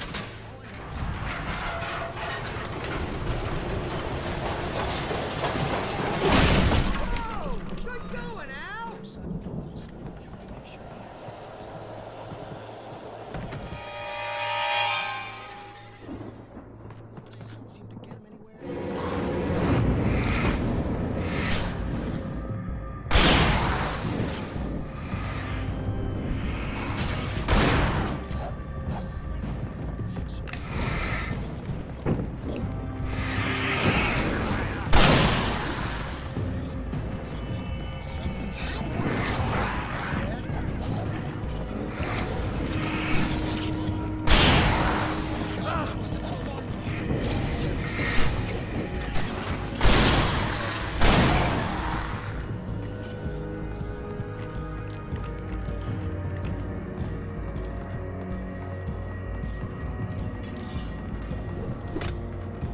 Fighting at the rocks is hard work. Think we can make it through here, Al?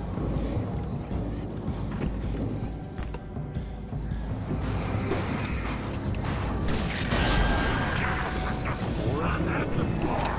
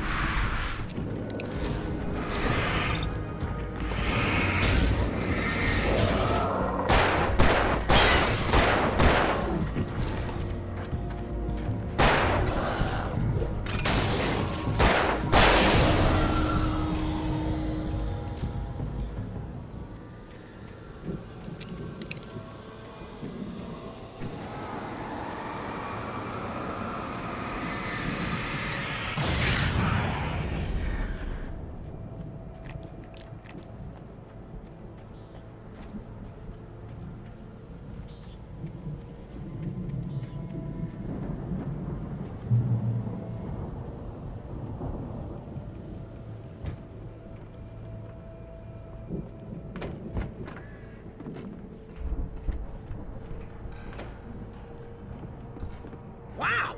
Those geezers had quite a production going on. Ooh, you know what, Al? If we make it through this alive, I'm gonna start representing them. Yep, sell this stuff online, maybe get a reality show going, release a new single. Good luck with that, pal. Hey, you find us a way out of here, okay? I'm gonna take a closer look at this stuff.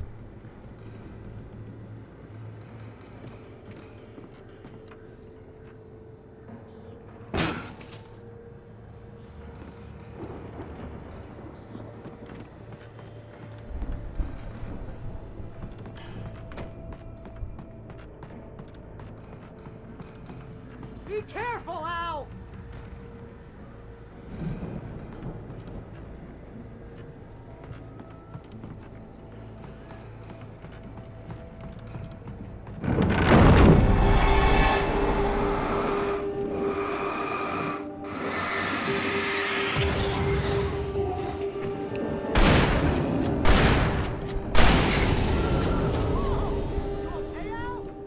I'm good. Keep your eyes open, okay?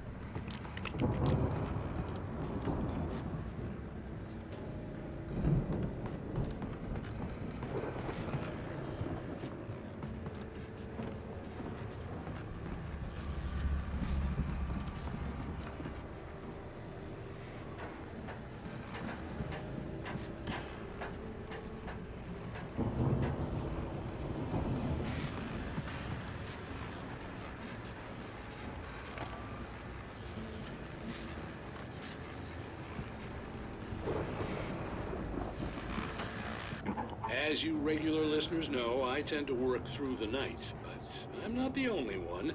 Deputies Mulligan and Thornton are taking a couple of moments off their busy schedule to join me here in the studio. Boys, how busy are you now? Deerfest is almost here, isn't it? I bet that keeps you in business. Pretty busy, yeah.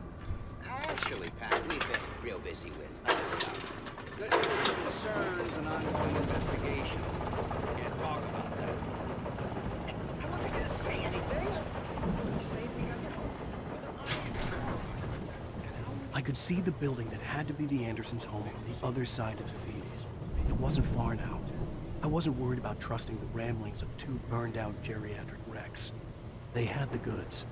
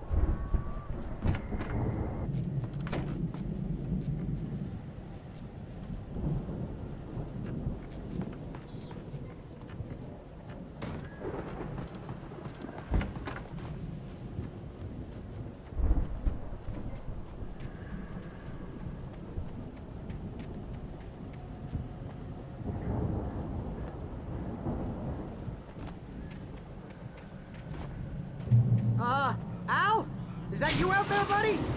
Yeah, it's... Hey, let's go, man.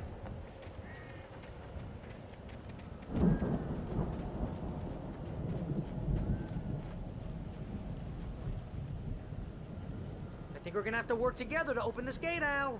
Looks pretty heavy. Ah! Hey, I think that's the farm on the other side of the field. We're almost there. This farm is a crazy place for crazy people. We should feel right at home then.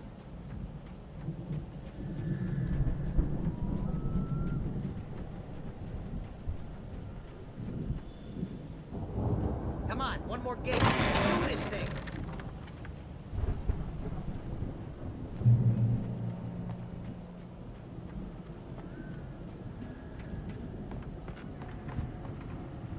The lights are out. Guess we better check the fuse box.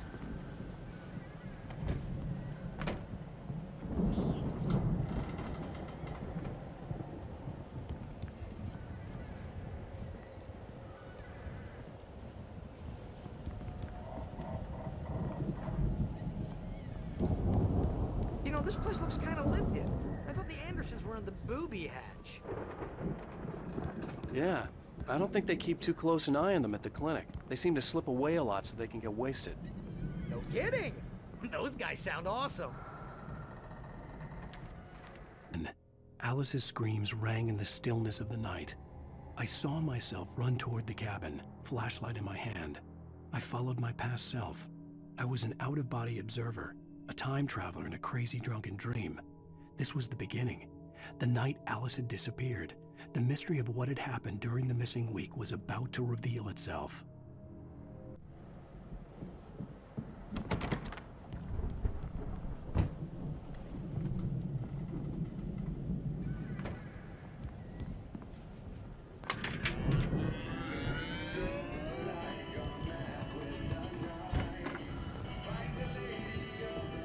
Can you hear that, Al? Music? Of course. We need to find where it's coming from. That's the message the Andersons talked about. That's the whole reason we're here. Lady of the Light? Oh, that's gotta be what's-her-face, the crazy lamp lady from the town. Cynthia Weaver. Right. Must be.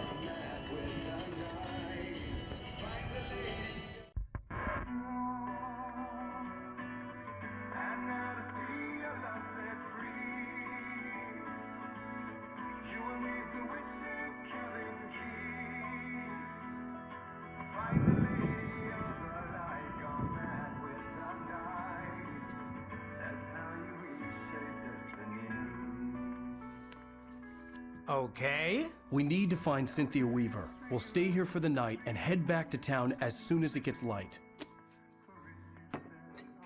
Hey, Al. Lots of hours before dawn. Might as well get some rest. And by rest, I mean drunk. Come on, Barry, this is... Yeah, what the hell?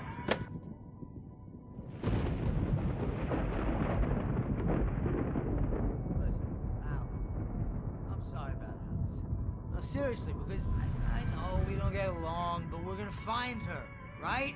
And even though you're a crazy bastard, I'm gonna stick by you, no matter what, ever, Al. Sure, like a brother. I'm a writer, goddammit. Correct. If I just wanted to, I could write 10 books a year. And they'd be the best books that year. No, you couldn't. That's right, I couldn't. But I could, because I'm a writer. What? What do they put in this stuff? I feel like my brain is coming out of my nose. I'm gonna get the recipe off those coots and be a booze millionaire. I just miss her, Barry. I just want her here with me. I know, Al. I know. It's gonna be okay. We're gonna make it okay.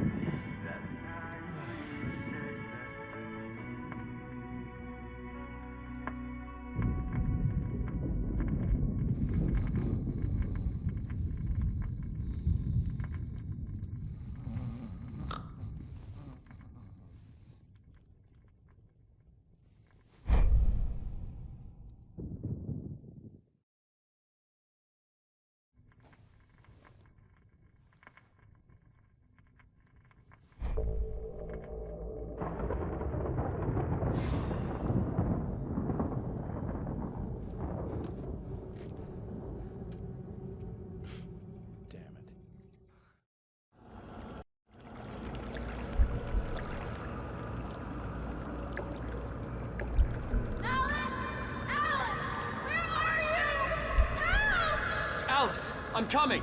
It's all right. I'm coming. It was a crazy, drunken dream, and yet it was more than that. It was the truth, a suppressed memory unearthed by the Andersons' moonshine. I was there, an out-of-body observer. This was the night Alice and I had arrived at Bright Falls, the night Alice had disappeared. I had a chance to find out what had happened. I remembered being surprised to see the cabin dark. Alice would have never turned the lights off. Alice? Alice!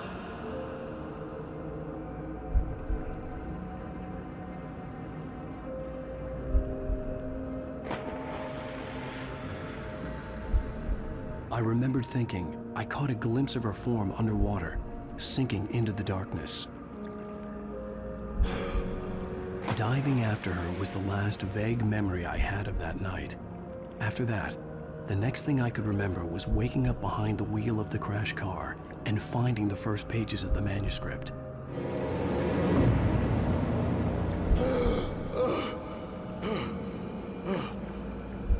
I couldn't find her in all that blackness. I must have thought she drowned.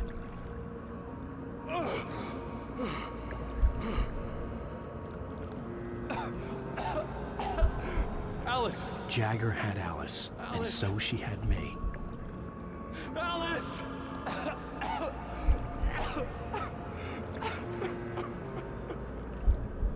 I'd been easy prey. Look at the cabin. Is there someone in the window? Alice? Maybe she didn't drown after all. Maybe she's inside. Alice! The dark presence had touched me. She had dug her nails into my brain and used me, made me her puppet.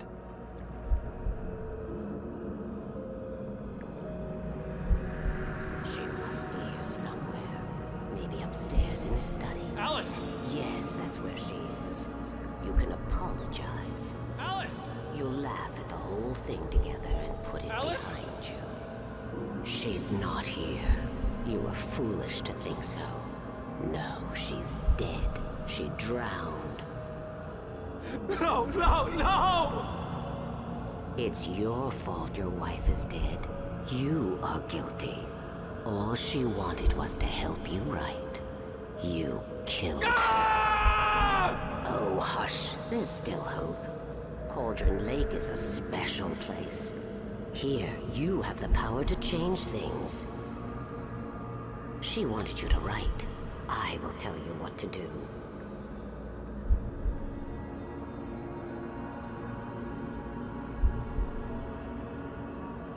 You can write her back.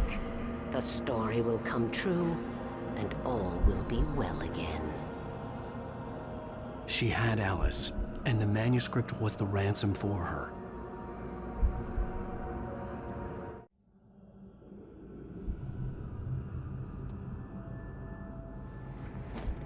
Yes. I'll write.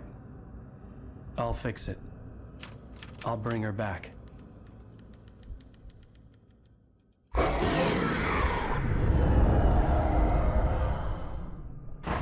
No. I wrote it.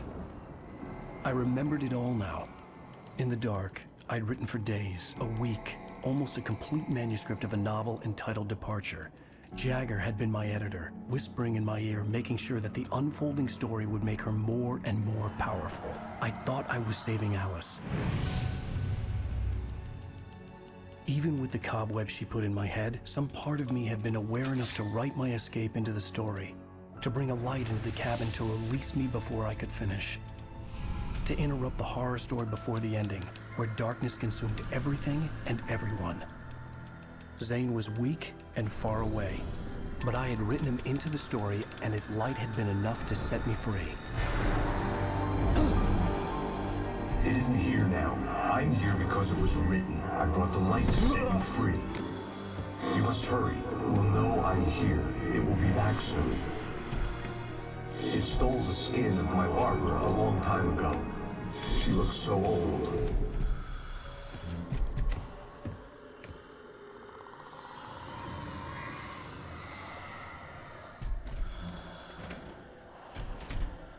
I'd woken up, confused and groggy, my mind consumed by darkness and fear. All I could do was to escape.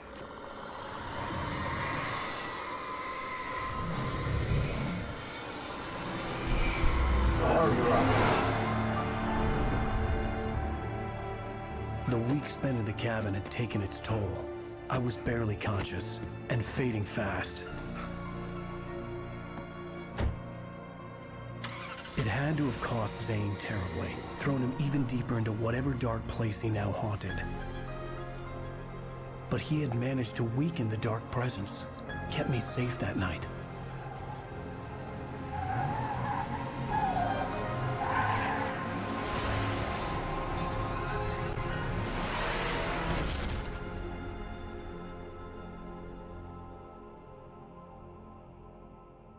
I wrote it.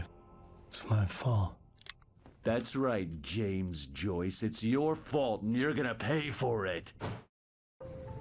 Well, we're expecting a record crowd from the neighboring counties. Naturally, we hope to break the record set by last year's Moose Fest in our neighboring town, Watery. Ladies and gentlemen, some people have asked me, what's the big deal about Deerfest? And I think that this sums it up. It's about friendship and community. We've got a great party coming up, but let's try to hold it in until tomorrow and get through the night in one piece, all right? I have it. Someone will come for it when the time is right. Thomas said so. He wrote it. The key is insurance. It's my job to keep it safe. Safe in the light. Always in the light. Hello.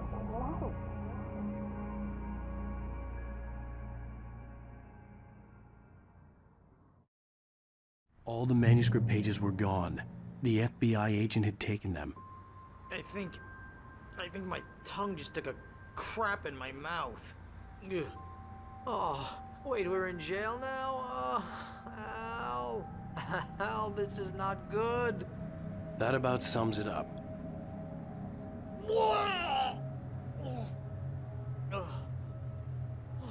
Oh, I am never drinking again. I need to talk to Weaver. She's the one in the song. The Lady of the Light. What, the crazy lady?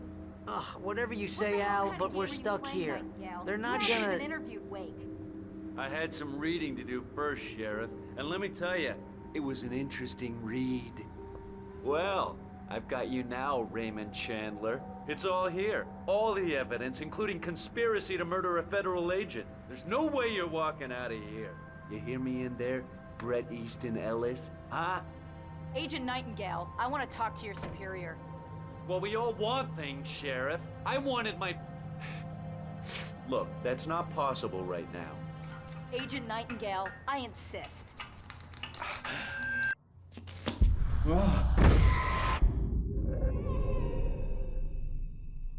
Wake, what's wrong? Lady, are you stupid? It's a trick. It's an obvious trick. Okay, I've had enough of this crap. Wake, I'm gonna trust you with this. You're joking. Agent Nightingale, your opinion would matter more if you were sober and if I actually believed you were here on official business. Whoa! Get back in the cell, Stephen King. The only way you're leaving this place is over my dead... Wait a minute. I know this... Oh my God! Light. We need light. It's the only way to fight this thing. In my office. I've got your things there. Follow me. Oh man, we're sitting ducks with the lights out. Gale tried to make sense of the manuscript. It was disjointed and strange. He didn't understand half of it, but it all rang true. Impossibly true. He took out his hip flask when he reached the page that described how he reached the page that made him take out his hip flask. It wasn't the booze that made his mind reel. Stay cool. I can get the emergency power on. Gale felt the situation veering out of his control, but the gun at least felt steady in his hands. He was ready to fire, resolved that he would let this happen over his dead body. And yet he hesitated. He had seen this moment before, read it in the page. He was transfixed by the déjà vu and the horror that he was a character in a story someone had written.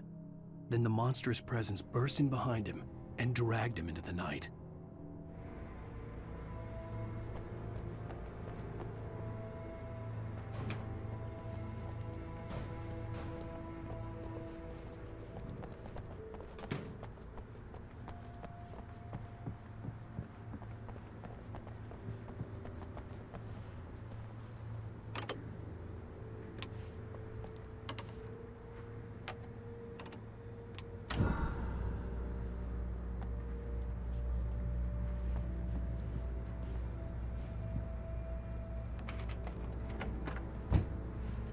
Here are your things. Wake, what do I need to know? What do you need from me? They can be hurt in the light, only in the light. And I need to find Cynthia Weaver. She can help me stop this. Light. Check. Cynthia. She lives in the old decommissioned power plant. I can get you there pretty quickly in the rescue chopper. Come on, let's get back to your friend. Wheeler, I need you to stay here. What? No. We're going to fetch our ride, but I have friends who need to be warned about this, and I can't be in 2 places at once. I need your help. Well, okay. Here's a list of people and phone numbers. I need you to call them and tell them you have a message from me. Night Springs, okay? They'll know what to do. Night Springs? Like the TV show? Gotcha. Oh, hey, that radio guy is on the list. Maine. Who's Frank Breaker? He related to you? My dad. Hey, is this like a secret society? Can you do this? You'll be safe here. The backup power's on. These guys need to be alerted, just in case we don't come back. You'll come back for me though, right? As soon as we get the chopper ready. Thanks, Wheeler. I owe you one. Okay, let's go, Wake. Through the back. My hangover wants a pizza. You think there's any way I could order one out?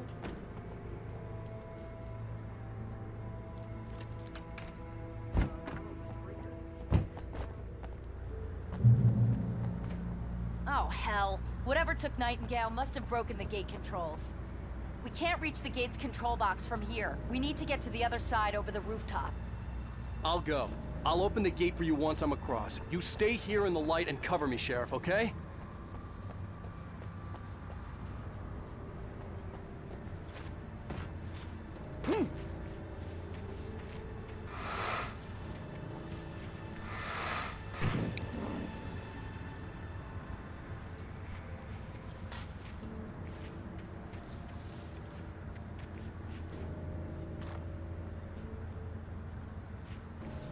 I needed to reach the rooftop to get to the other side of the broken gate.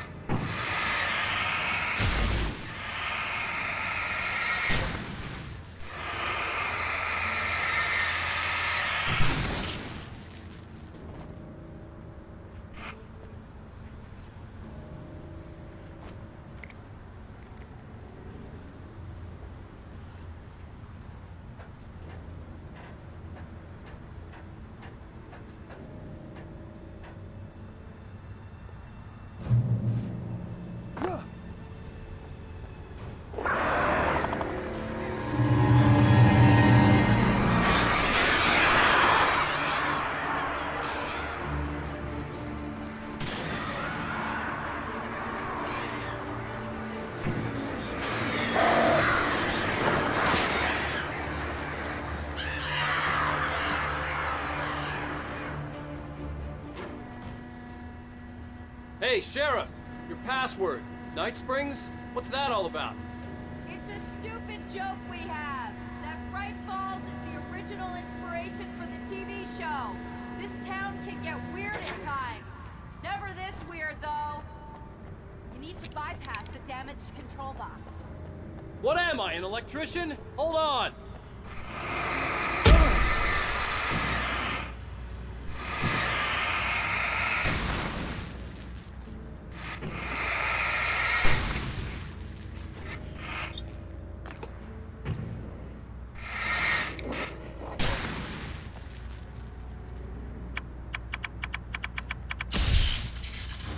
Ow, damn! That's smart. Good job, Wade. Okay, stick close. Our first stop is the town hall. The keys to the chopper are there.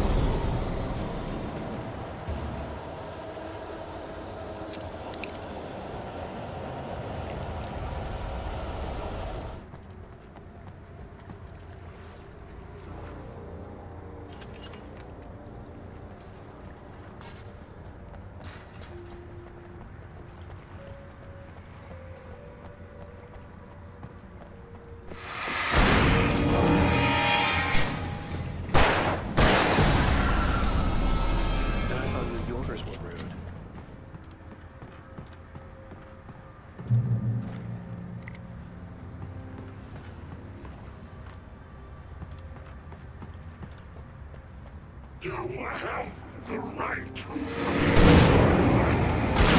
understand these rights.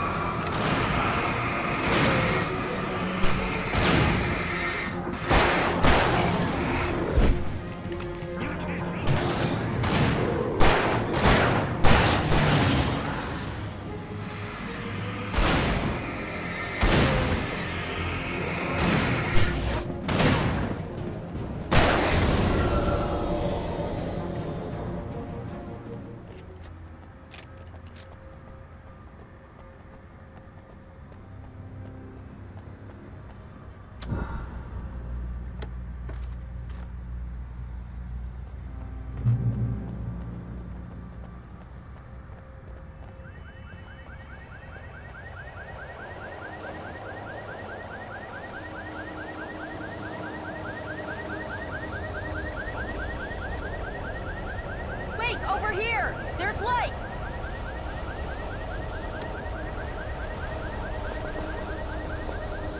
I have a key. Watch my back, Wade.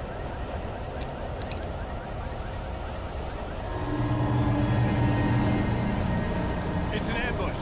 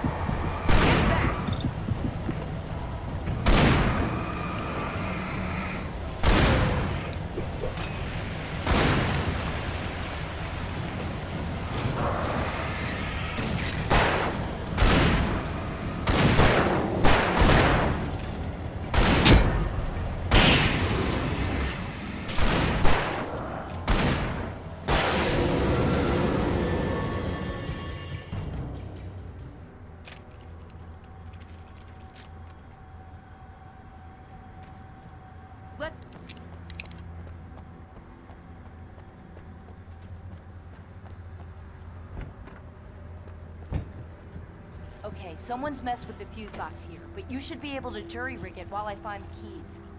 I already got electrocuted once today. How about I look for the keys and you get burned for a change?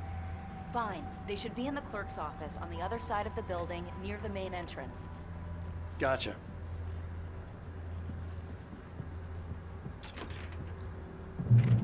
The keys aren't upstairs, Wake. I'm just gonna take a quick look.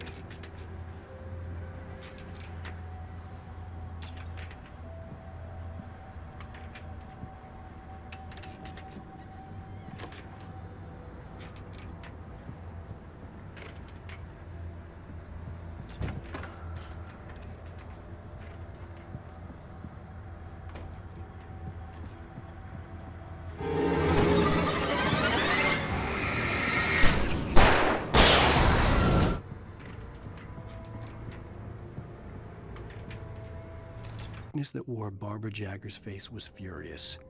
The story in the manuscript had been making it stronger all the time, but now the light had set the writer free and hurt it, weakened it. It was only a matter of days before the dark presence would be strong again, but meanwhile, it would be difficult to recapture the writer.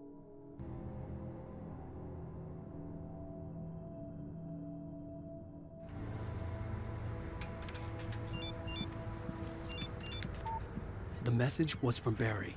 He was getting worried at the station. He wanted us to hurry.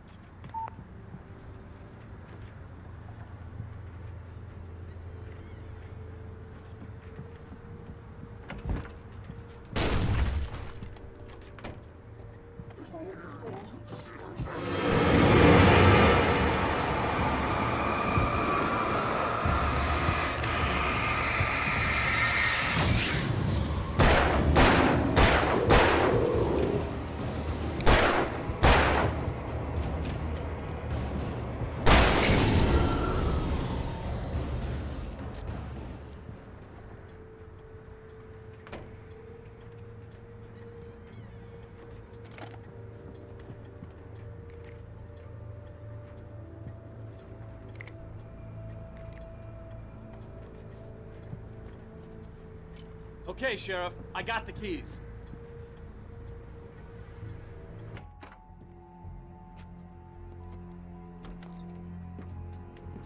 Barry? Why isn't he inside? Oh, God. Oh, God.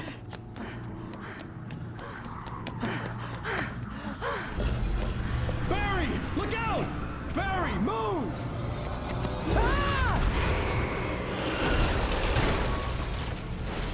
Barry! He made it inside, Wake. He's okay. The storefront's blocked. Come on, Wake, let's go around. We can meet him in the back.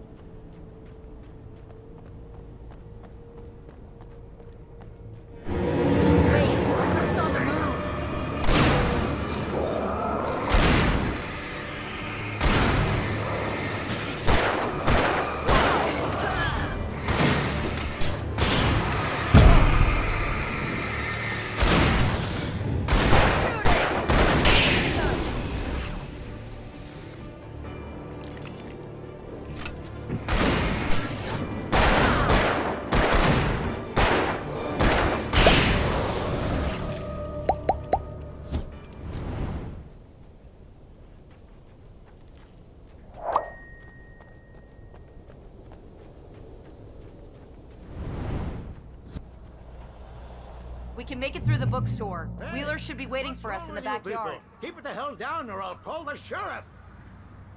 Oh, hi, Doc. I've got it. Don't worry about it. Sarah, about time somebody showed up.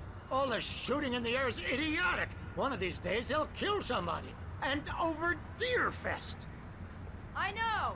Go back to bed. He's got a point, Wake. Look, this town can't take this. It's me they want. The sooner I get out of here, the sooner you can all get back to life as usual.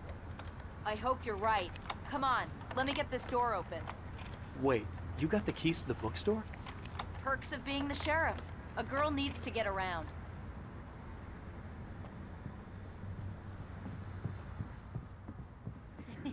They're really taking advantage of your presence here, Wake. I heard they're selling a lot of your Alex Casey books. Right now, I'm not a big fan of my own writing. Leah Weaver worked hard, following her obsessive rituals, sometimes fighting them, always giving in to them in the end. She haunted the halls of Bright Falls abandoned power plant. She marked her caches with light-sensitive paint that could only be seen by eyes that had been touched by darkness and saved by light like she'd been. She was preparing defenses and supply lines for the war she knew would come. The war between the forces of light and darkness. I don't see Barry. Look, Wake, maybe that's him. That's the way to the chopper.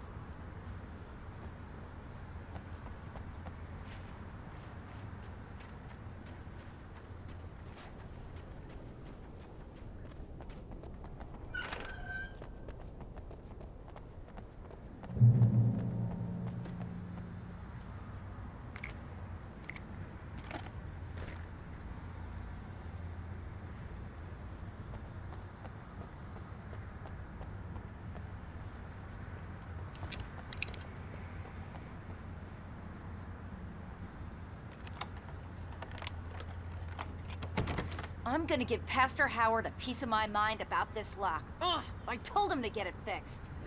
Physical labor. Let's take a break.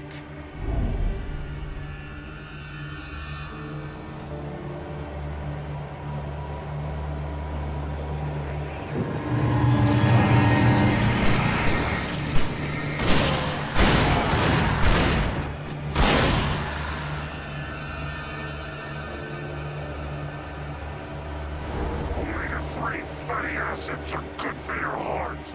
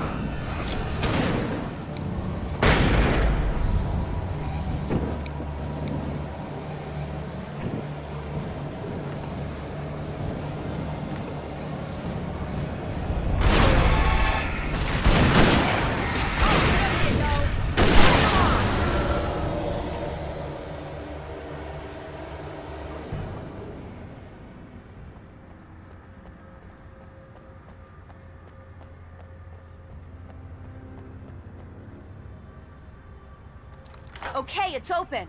Let's go, Wake.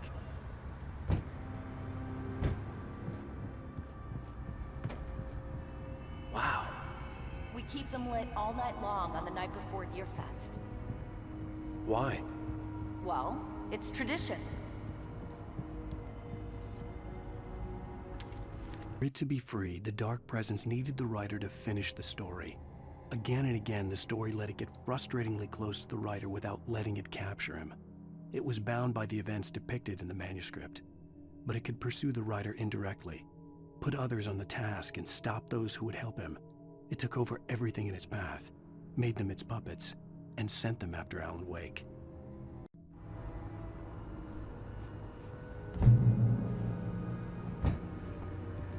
We're almost there. We'll have to go through the basement to get to the parking lot. Yeah, there's no way going through the crypt will turn out to be a bad idea.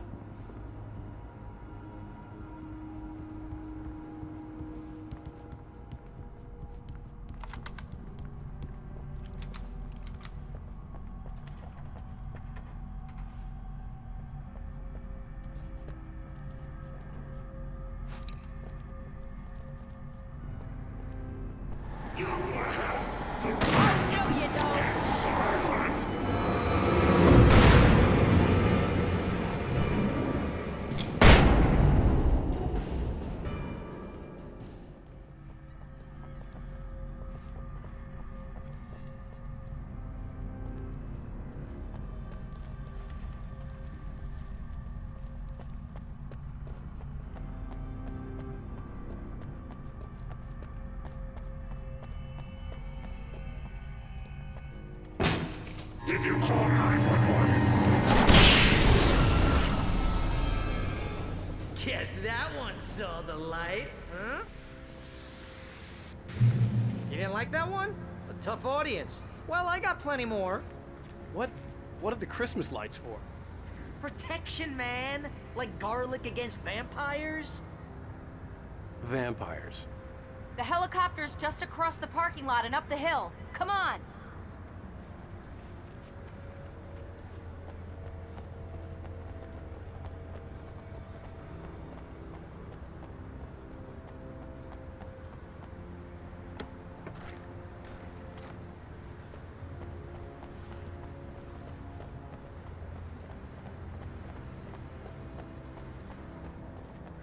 The Bright Falls General Store is now my favorite place in the entire world. See this headlamp? It's like a superpower. I can just look at one of those things and they die. It's my flaming eye of Mordor. I wish I didn't say that. Yeah. Hey, I want a headlamp. Last one. Bastard. Alice had screamed until she had no voice left to scream. Around her, the darkness was alive. It was cold and wet and malevolent and without end. She was a prisoner, trapped in the dark place. The terror would have burned her mind out, but one thing made her hang on. She could sense Alan in the dark. She could hear him. She could see the words he was writing as flickering shadows. He sensed her too. He was trying to work his way to her.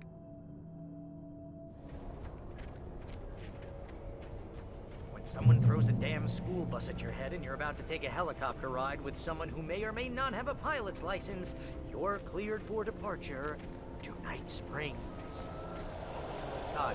No offense, Sheriff.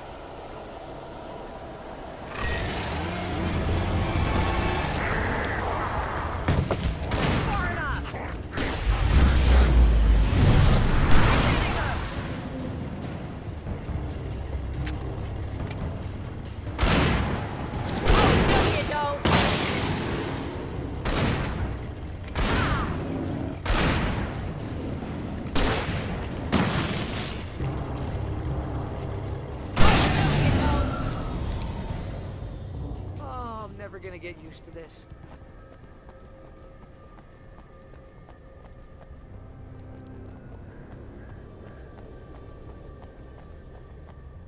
The helicopter's just up ahead.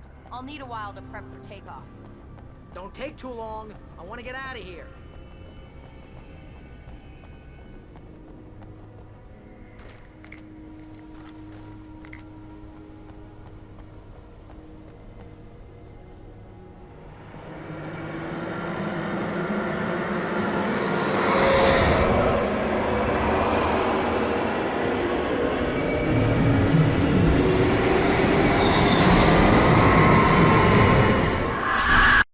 You will never get her back.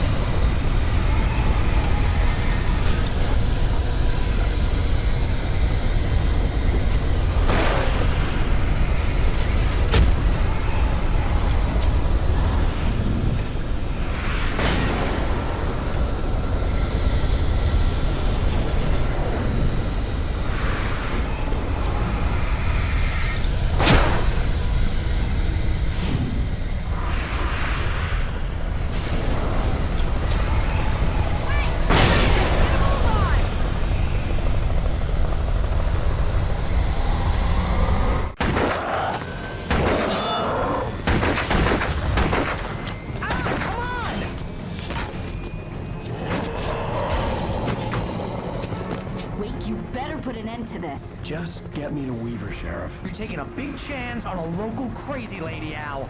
I hope you're right about her, or we can kiss this town goodbye.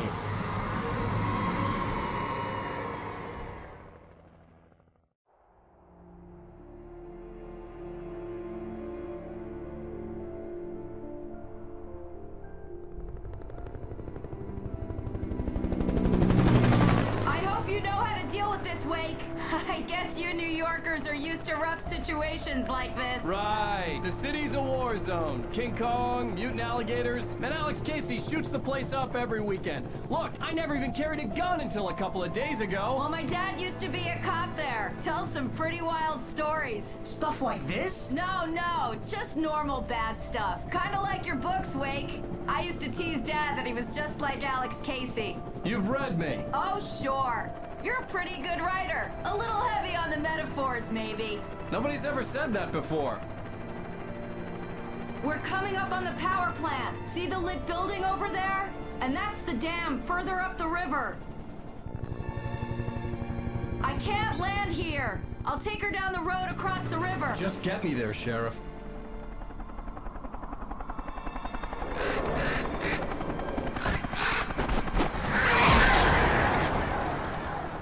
Hold on!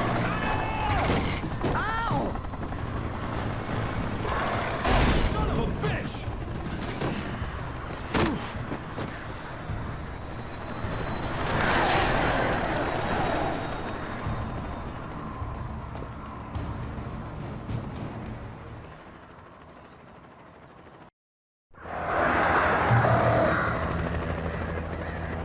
Wait, we're gonna have to shake these things. We'll meet up at the plant.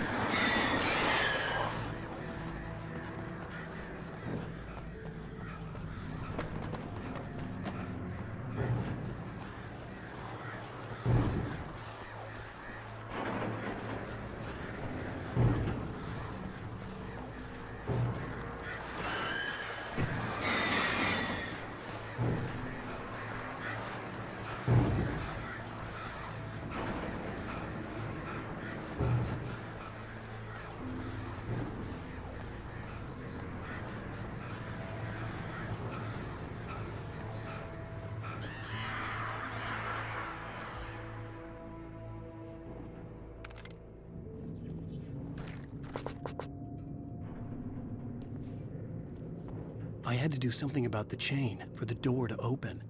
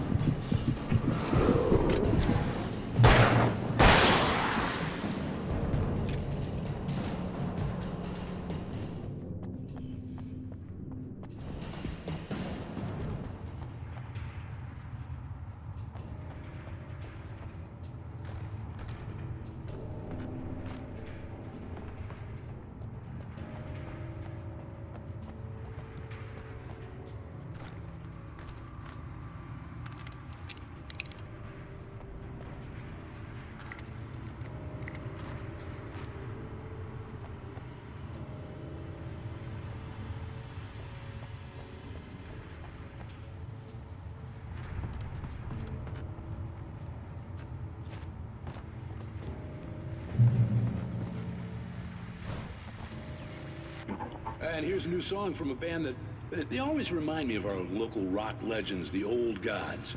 I couldn't tell you why. I guess it's just... Here's Birds of the Fall and their latest single, War.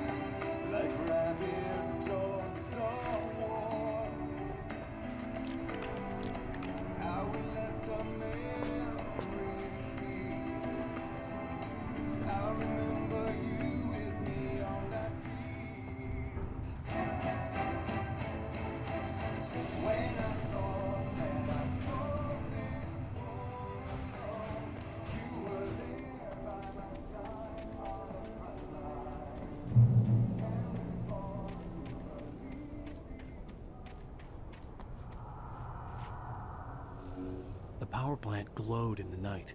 It was close, but I had to find a way across.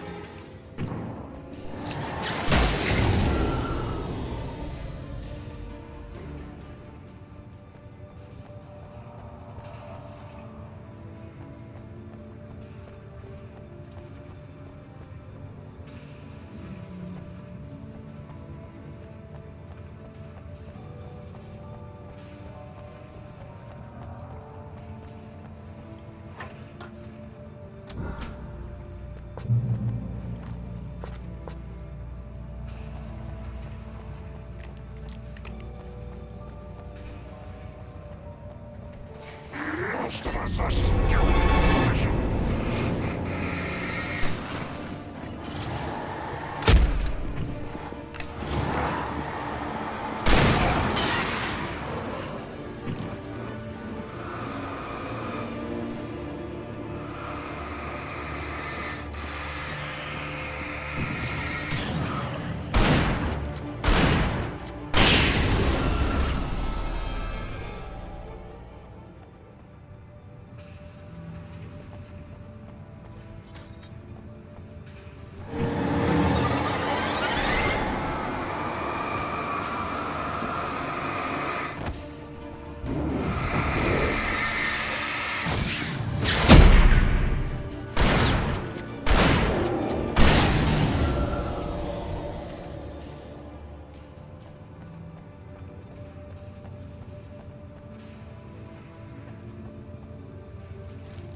Your way through the water pipe alone.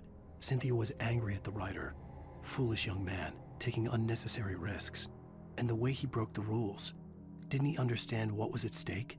Since the terrible days in the 70s, she hadn't wavered once, as hard as it had been. She was tired of protecting the town all these long years, and now only wanted to rest.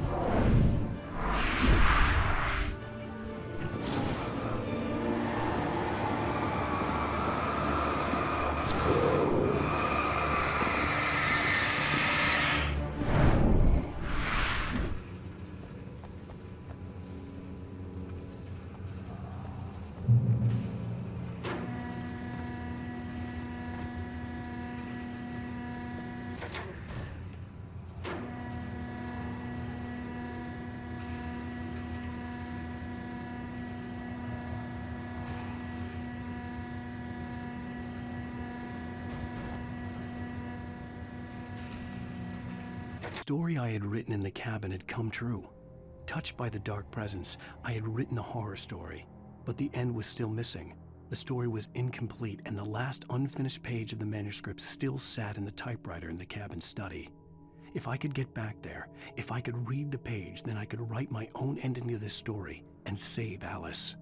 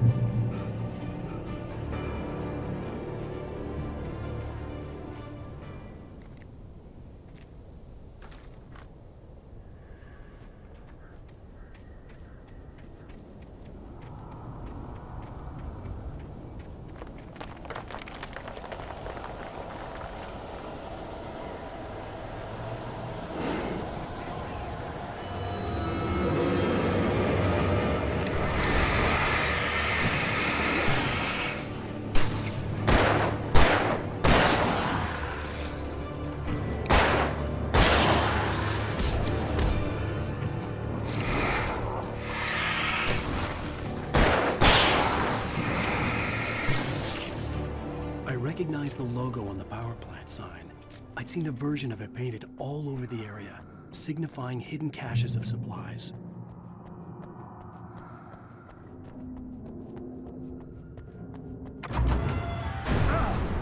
Right there! Miss Weaver, Cynthia, I'm a friend. Prove it! You knew Zane, Thomas Zane. You're the Lady of the Light in the song. You can help me. About time. Young man, I've been waiting a very long time for you.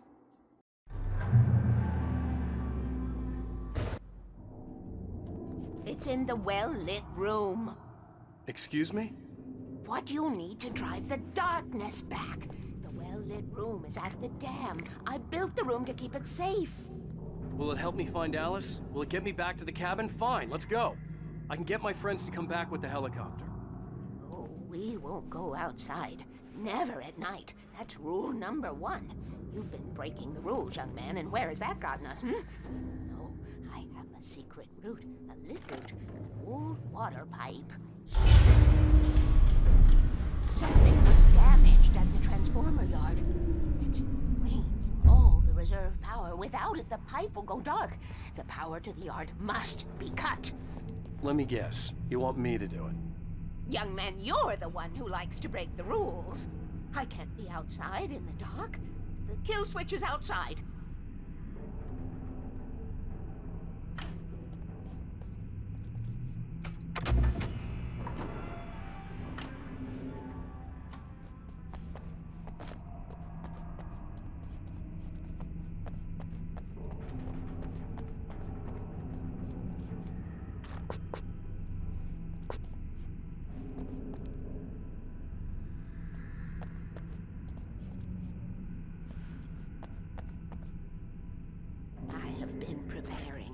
These times, the dark tides. You have found my caches, haven't you? You can see the signs. Very few people can.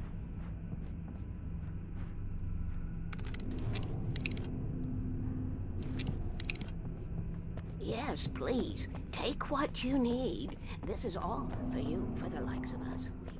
We do Tom's work.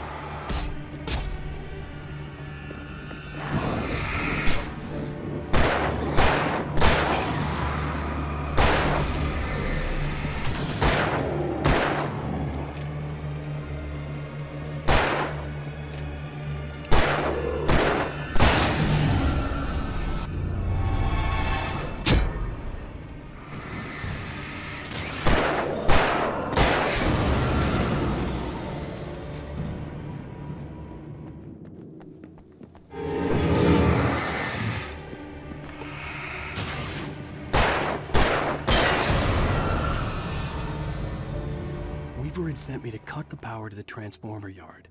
I was willing to do grunt work for her to get her to help me. I hoped Weaver was dependable.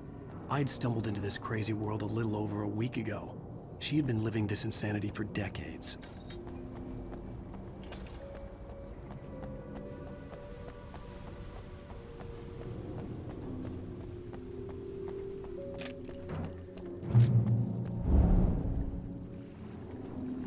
I could see the kill switch that would cut the power to the transformer yard. Now I had to find a way to reach it.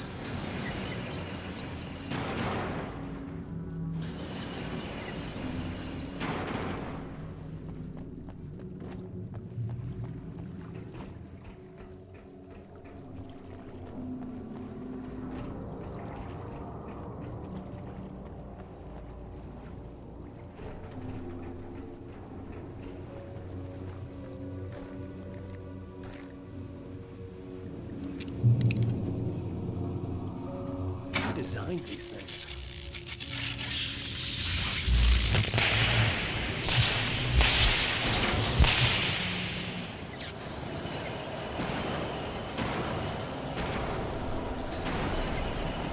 The transponder yard went dark and dead. Weaver's water pipe passage should now be good to go.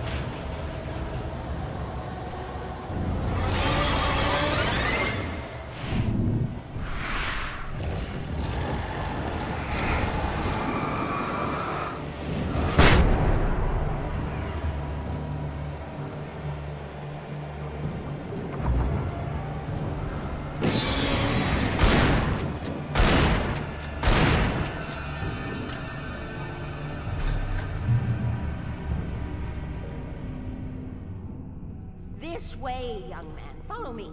Come, come. The pipe's empty now. We're ready to go. This way. We need to go. I knew them both, Tom and Barbara. I had such a crush on him. Such a beautiful man.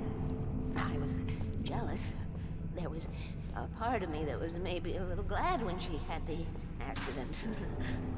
And then Tom started writing and woke the darkness up. He tried to bring it back, but you can't do that. There are no free rides like that. I'm starting to realize that. In that case, young man, perhaps you're a smarter man than Tom was. The witch looked like her, but it wasn't. Barbara was sweet. He didn't understand until it was too late. He tried to undo it, wrote himself, her, everything he'd ever written out of the world. Oh, he was so famous. And afterward, no one knew. Oh, Tom. He left only one thing behind in my care, in case it happened again. Insurance. He trusted me. Or perhaps used me a little. Tom knew how I felt. Knew I wouldn't refuse him. I built the well-lit room and put it there. It's been waiting for you. We are characters trapped in a story, and none of us will survive to see the end of it if the darkness isn't stopped. She'll twist the story to her own dark ends. How do you know all this? Tom, that's the way he wrote it. He still talks to me, you know, in television, from beyond, from below. We have both been touched by the darkness, young man. He saved us both with light, but the darkness stays with you. You sustain.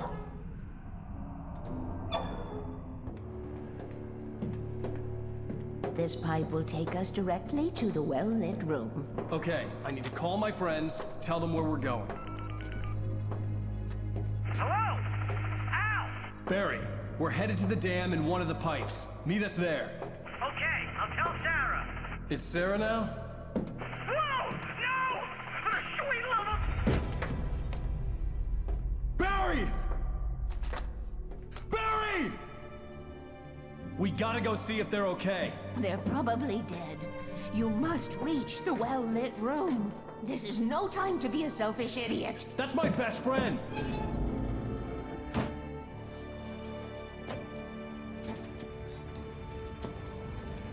Well, be a fool. I'll use the pipe. I'll meet you at the dam if you make it.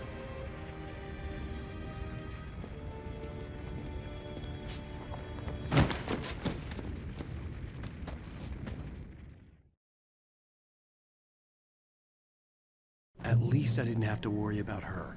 She knew how to stay safe.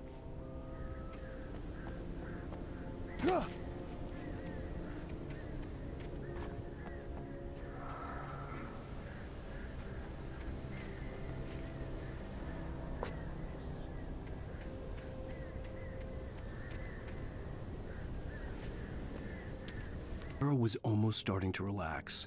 Maybe they could turn this into a win yet. Suddenly, there was a piercing sound, like a table saw gone wild, as 100 birds made out of shadows swarmed into the rotor. The chopper bucked wildly and the board lit up, telling her what she already knew. They were going down. Barry Wheeler screamed next to her.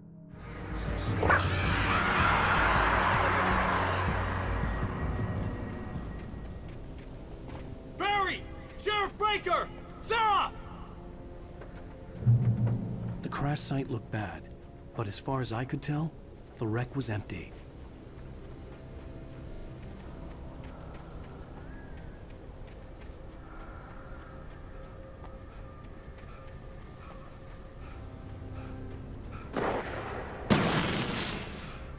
Barry! Barry! Over here! Watch out! They're coming! Hang in there! I'm coming!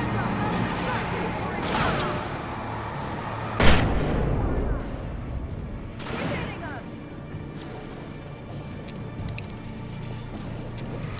A little help here.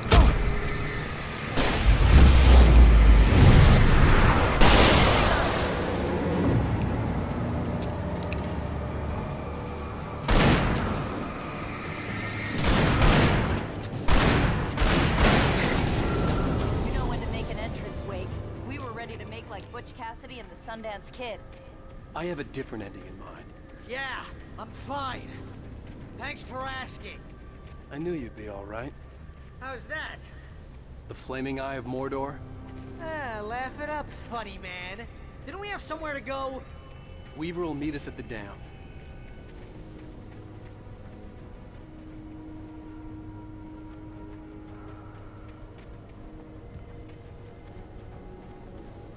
When you spend most of your night running uphill while the crazy bunch of demon hicks try to take your head off with an axe, you know your helicopter crash landed in Night Springs.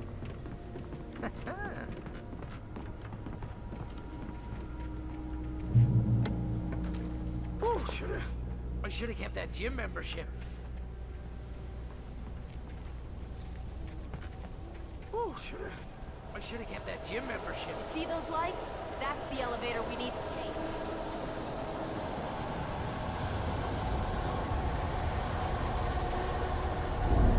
You can't beat them just alive. What the hell is that thing? It's everywhere! Oh crap, there's more than one of them! Nothing moves like that. It's impossible. Ah! Al! Do something! He's too fast. I can't get a shot. There! No, there! Al, they're all over the place!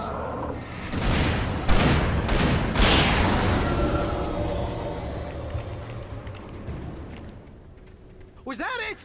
Are we safe? That was... wow. I think we're okay. Hey, Al, I got a bad feeling. Let's keep our eyes open.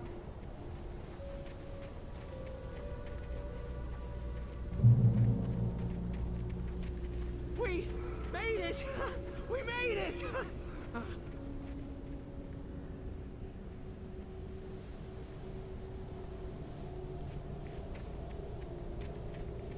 Wake, call the elevator. I'm keeping watch. I think I hear something moving around.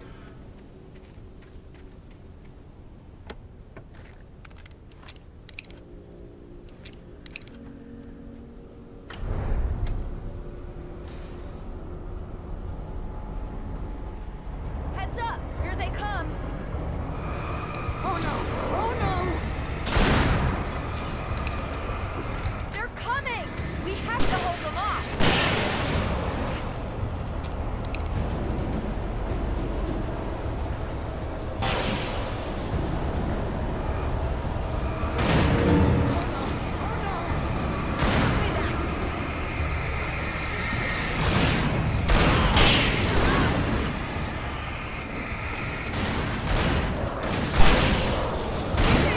I swear this is the slowest elevator in the world! Let him on!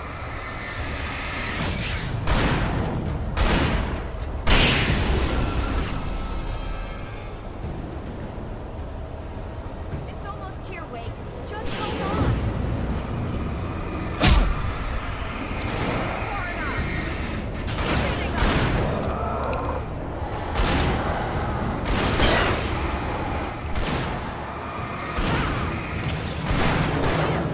Let's go! Right there! Al, the button!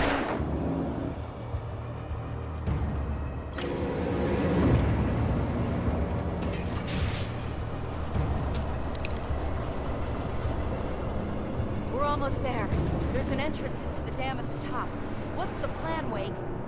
Well, Weaver's crazy, but she's got something Zane left behind. Something to fix this. Gee, could you be a little more vague?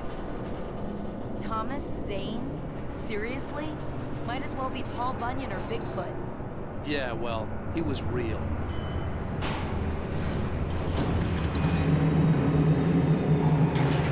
Let's be careful, okay? Oh, jeez, I hate this.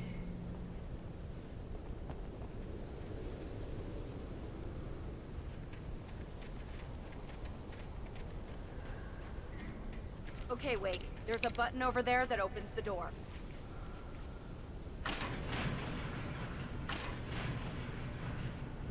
I think something's broken. Hold the button down so we can get in.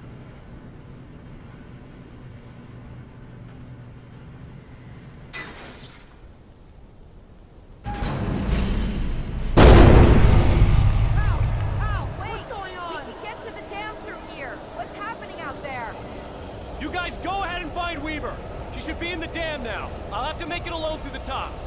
Okay, wait. Good luck. Don't get yourself killed. Ow! Please, be careful. I'll take good care of Barry, Wake. You just look after yourself.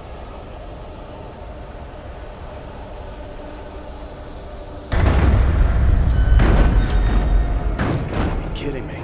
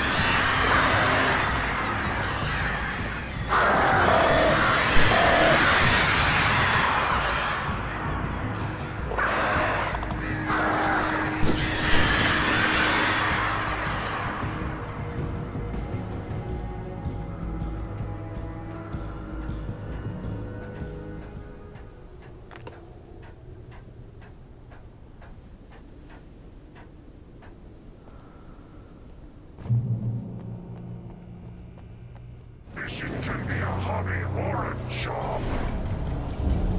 I was ridiculously outnumbered. The searchlight could even the odds.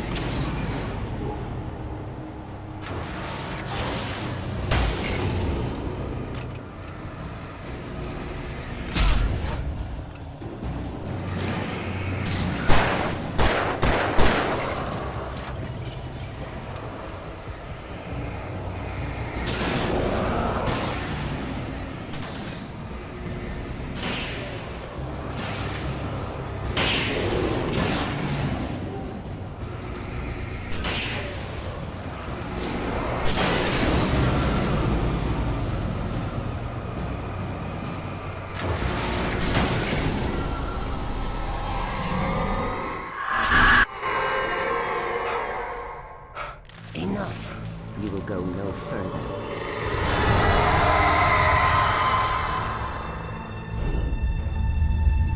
Stop now.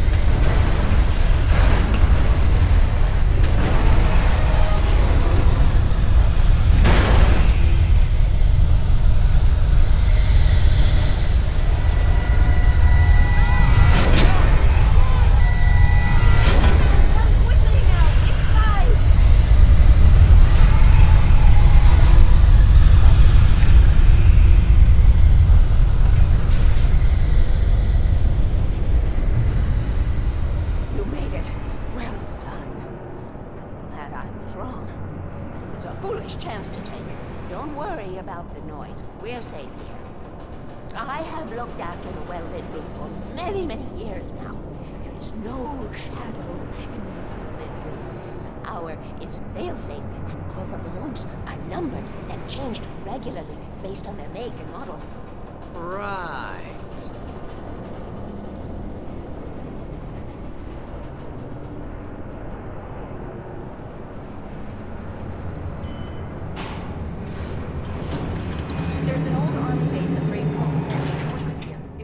During the Second World War. They operated here back then. They must have built this. Yes, they did. It's my place now.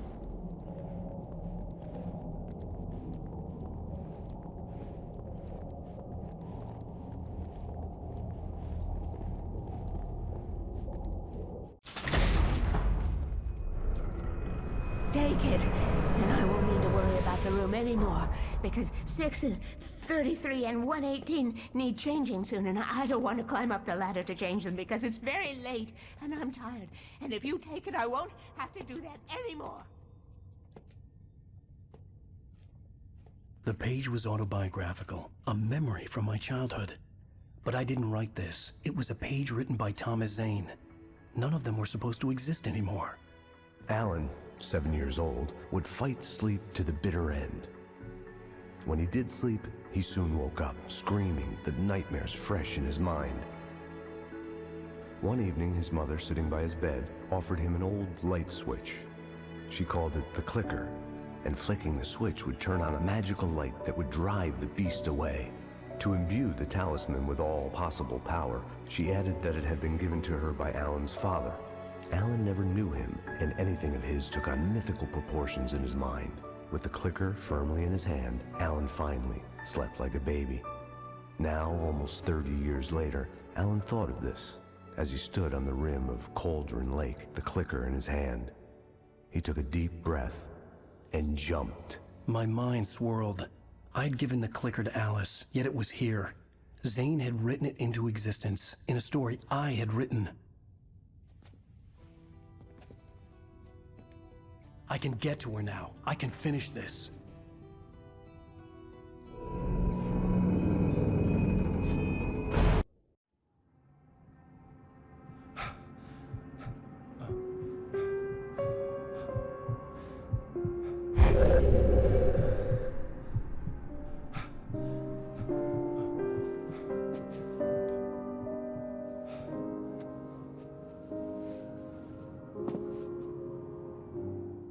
I had a hangover. My head was about to explode and the light hurt my eyes. I needed my sunglasses and painkillers to dull the pain. In one of my finer moments of self-deception, I swore to quit drinking.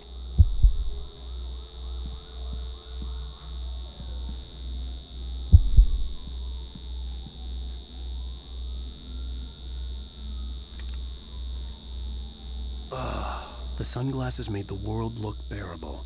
Now I could keep my eyes open without feeling like a vampire in the sun.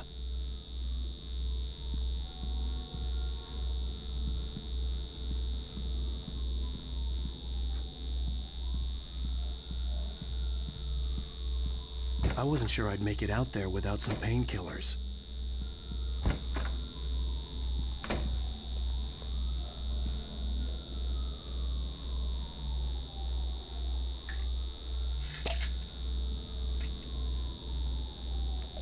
The pills worked fast. The prospect of being awake started to seem bearable again.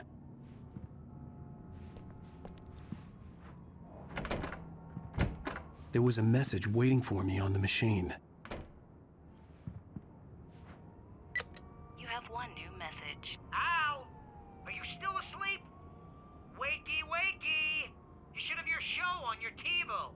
If Alice wasn't too mad to record it. Yeah, she called me earlier and really chewed me out. Yeah, we went a little overboard last night. But parties are a part of this business. Al, look, I'm saying this as your friend. She's not doing your career any favors by trying to run your life like that, okay? I'll talk to you later, Al. Watch the show!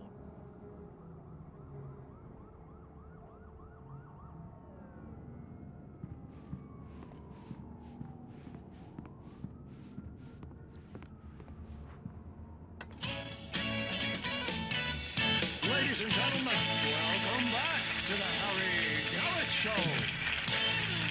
Thank you. Thank you, everybody. We have a great show tonight. I've been talking with the best-selling author Alan Wake about his new book, The Sudden Stop.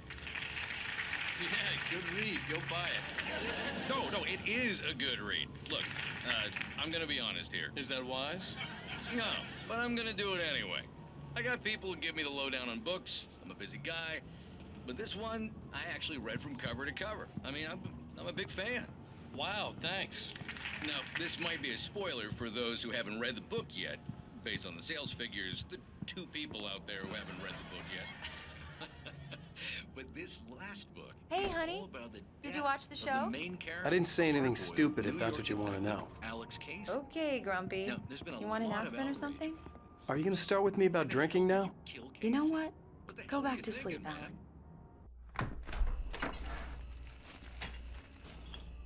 What? Now you can't even talk to me? Well, this morning I was angry because you said you'd be home at midnight and you showed up at 7 a.m. and passed out in mid-sentence. Now I'm over it. Are you angry? This goddamn tour. It's gotten out of hand. Oh, honey. It's almost over, right? We can get back to normal. Then you can start writing again. I'm sorry, honey. Alan, you're not thinking straight. Just take a shower and go back to bed, huh? Yeah, you're right, honey. I'm sorry. Once this is over, let's go away together. A vacation. Just you and me. Some peace and quiet.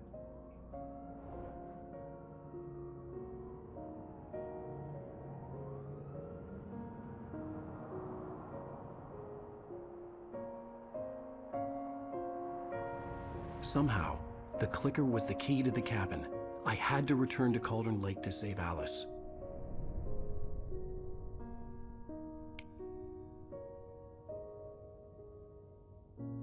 I'm going back to the lake to finish this.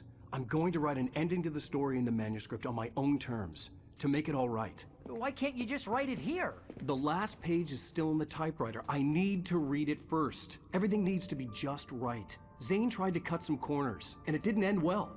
Okay, ready when you are. I'm sorry, Sarah, but I need to do this alone. Barry, take her gun. Miss Weaver, close the door when I leave.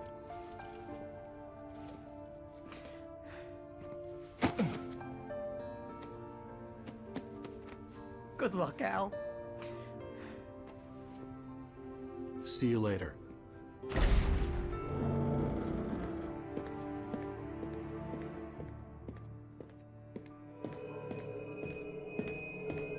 When I got out, it was warm and sunny. I'd flicked the switch of the clicker. Had it done this? I didn't stop to question it. I had to take advantage of the sunlight to get to the lake. On Zane's page, I'd stood on the rim of Cauldron Lake, about to use the clicker. That's where I was headed.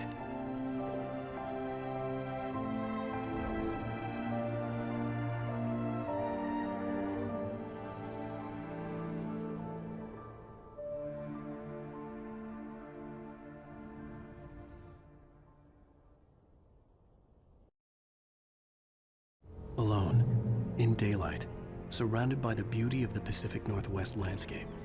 It was hard not to let doubt creep in one last time. I could still chalk everything up to a dream, a delusion.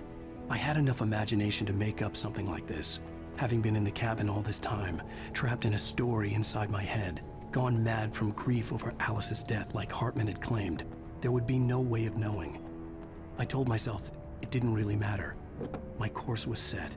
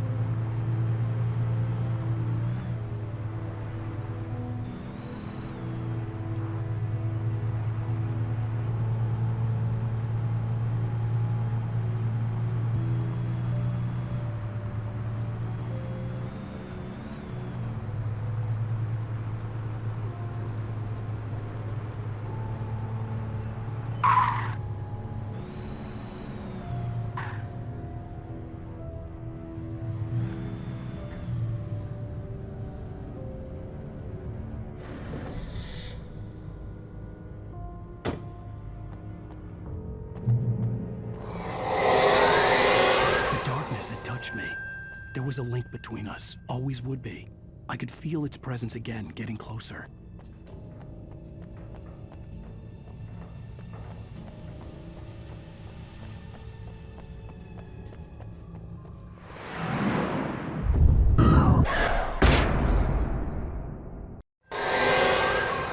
I will kill your wife.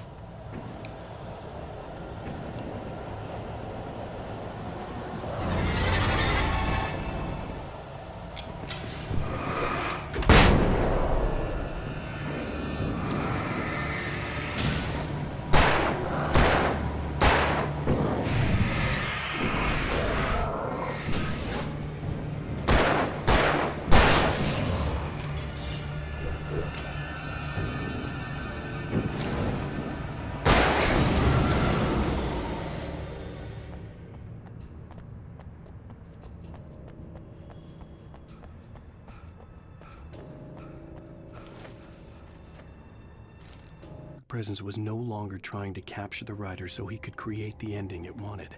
The writer knew too much. He was too strong. And he carried a weapon left behind by Thomas Zane, something that could hurt it. Now, the darkness was doing everything in its power to simply stop the writer from ever reaching Cauldron Lake and the dark place it came from.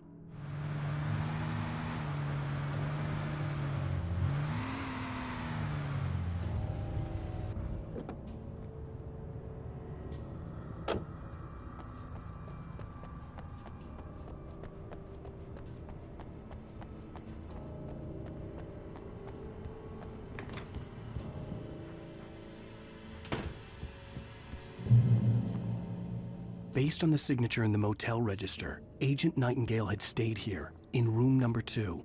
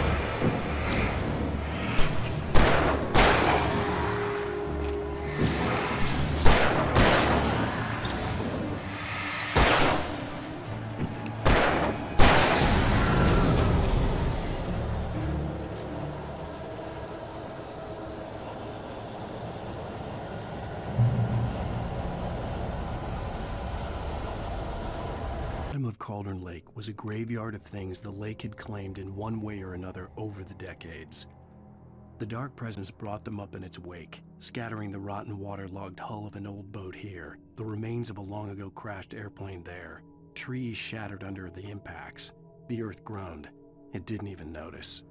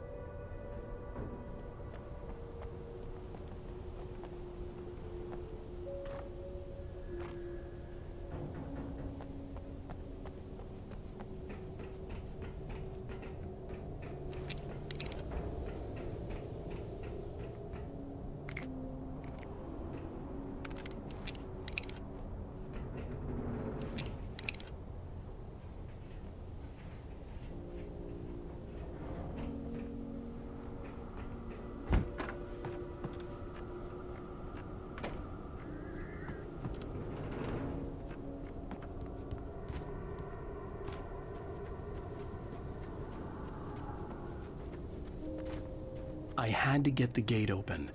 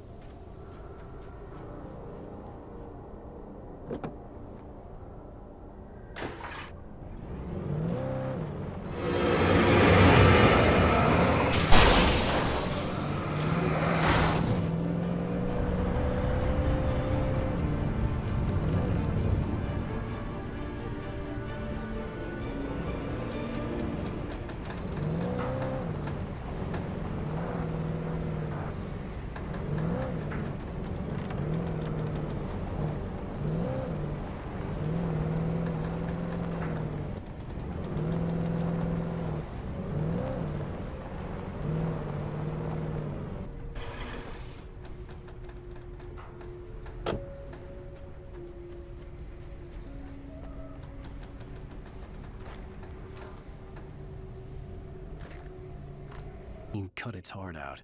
But it didn't die.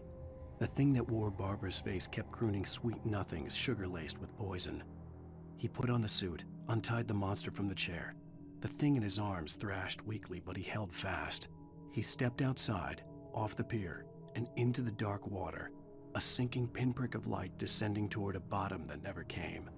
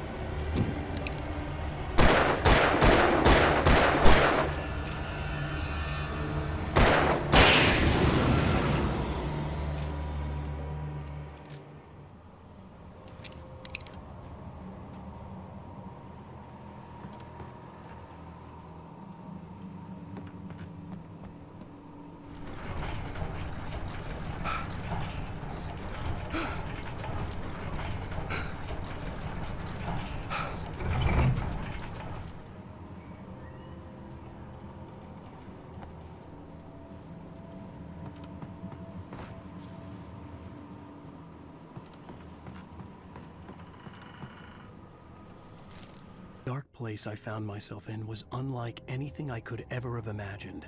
It wasn't solid. It flowed. It was conceptual and subjective. For someone else, an artist in another field, it would have been very different. I could sense the story of the manuscript all around me, the words and ideas floating in the air, poised to become real.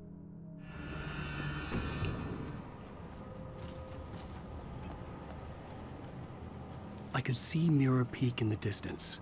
That's where Cauldron Lake was.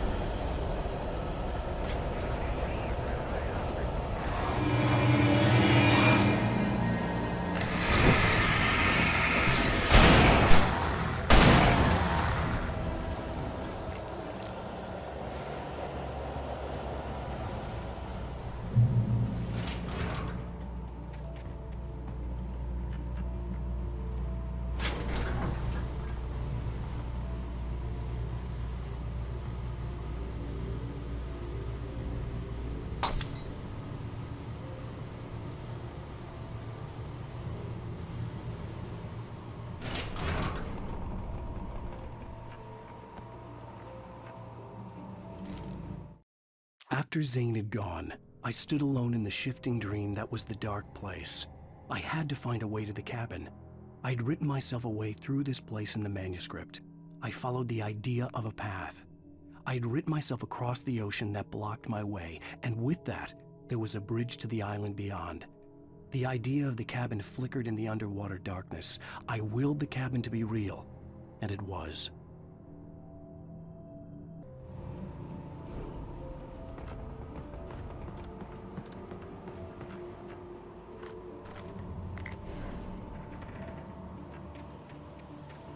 Turn back now.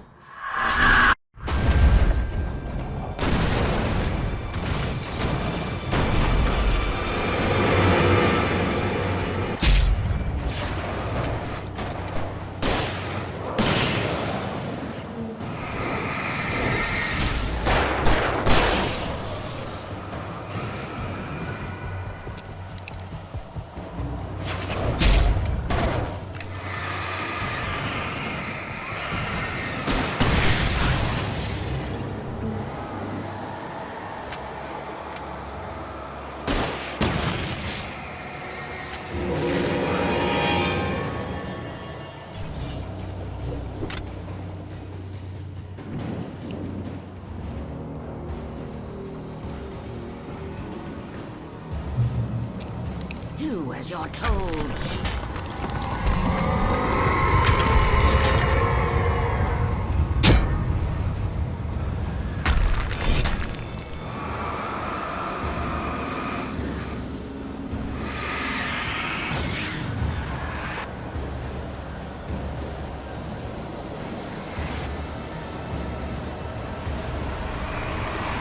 Alice never loved you.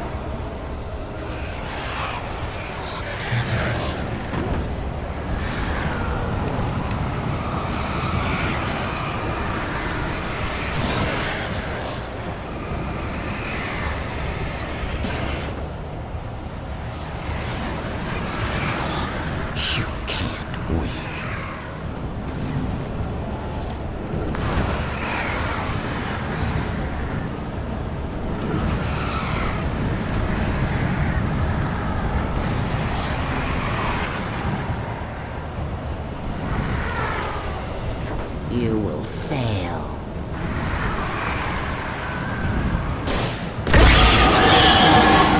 It's all in your head.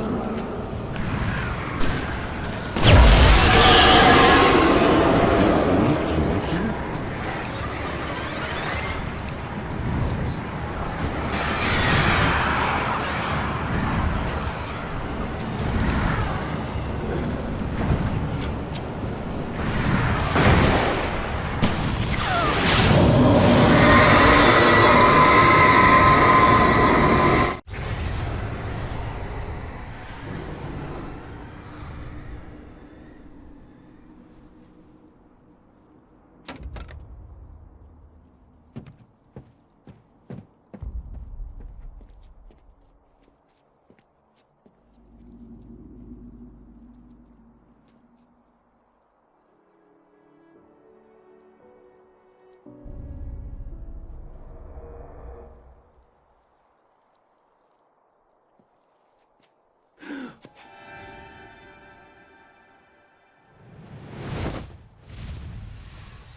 Hell!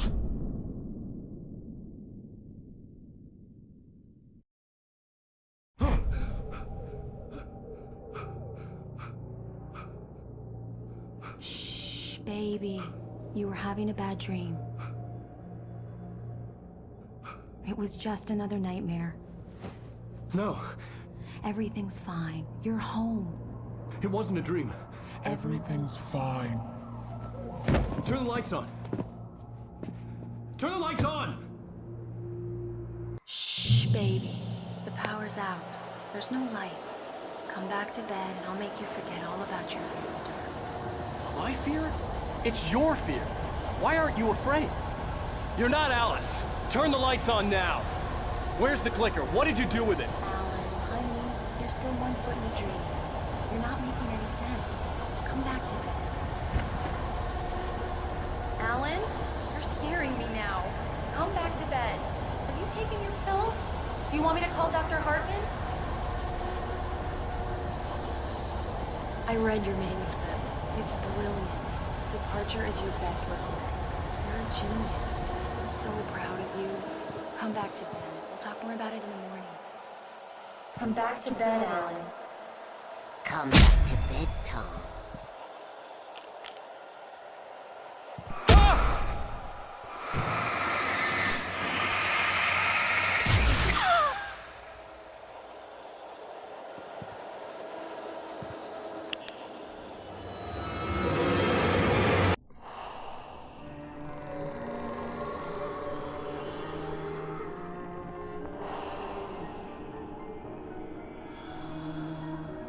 You must find your way to the cabin. It stands in your way. It won't let you pass. It has no heart. It's filled with darkness. You must fill its heart with light.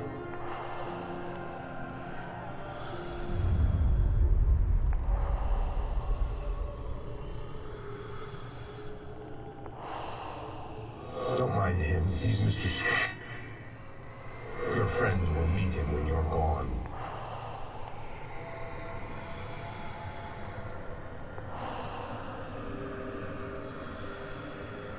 Use the clicker.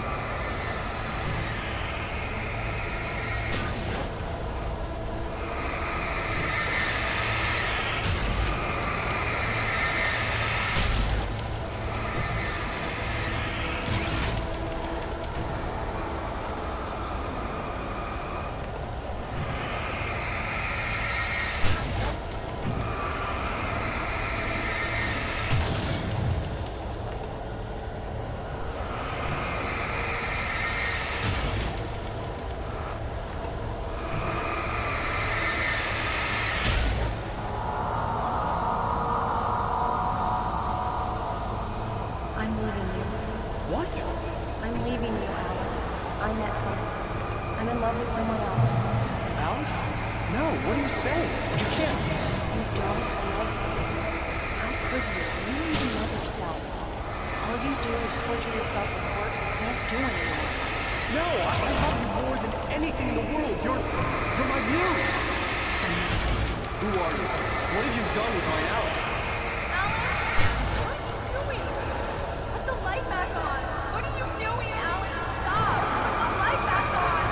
It wasn't true.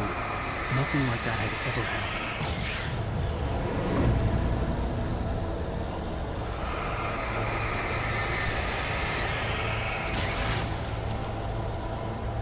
You're not my Barbara. Tom, let me go. I promise to be good. Please, untie me, you naughty boy. I will help you reach your masterpiece. I will love you forever. No, you're not Barbara Jagger. I made a terrible mistake. I should have never written you back. You came back wrong. Your heart is filled with darkness. Put that knife away, Thomas. Put it down. I was filled with darkness. I cut it out. Take you back to the denser pavement.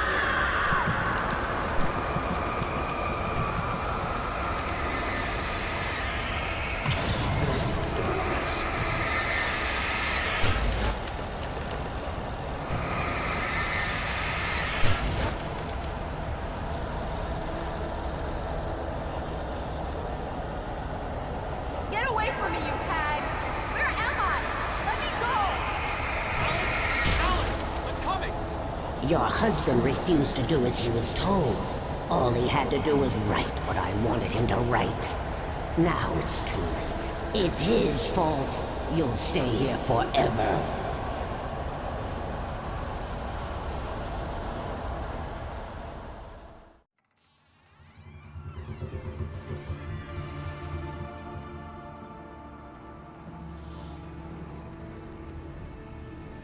Now you will never get her back.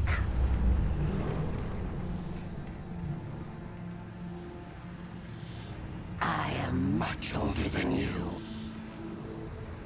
Older than your first work of art. I will find a new face to wear. Someone else to dream me free.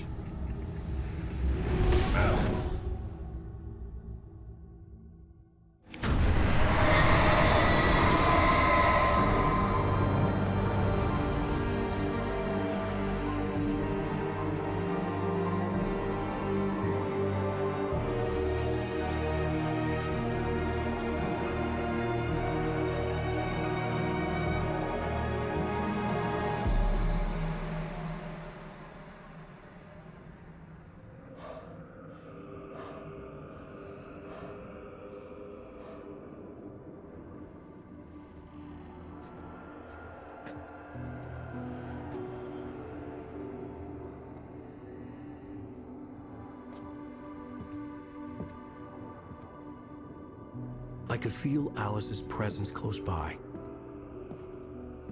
I understood what I had to do now. I knew how to write the ending to Departure. There's light and there's darkness. Cause and effect. There's guilt and there's atonement. But the scales always need to balance. Everything has a price. That's where Zane had gone wrong. There's a long journey through the night back into the light. Alice? Alice?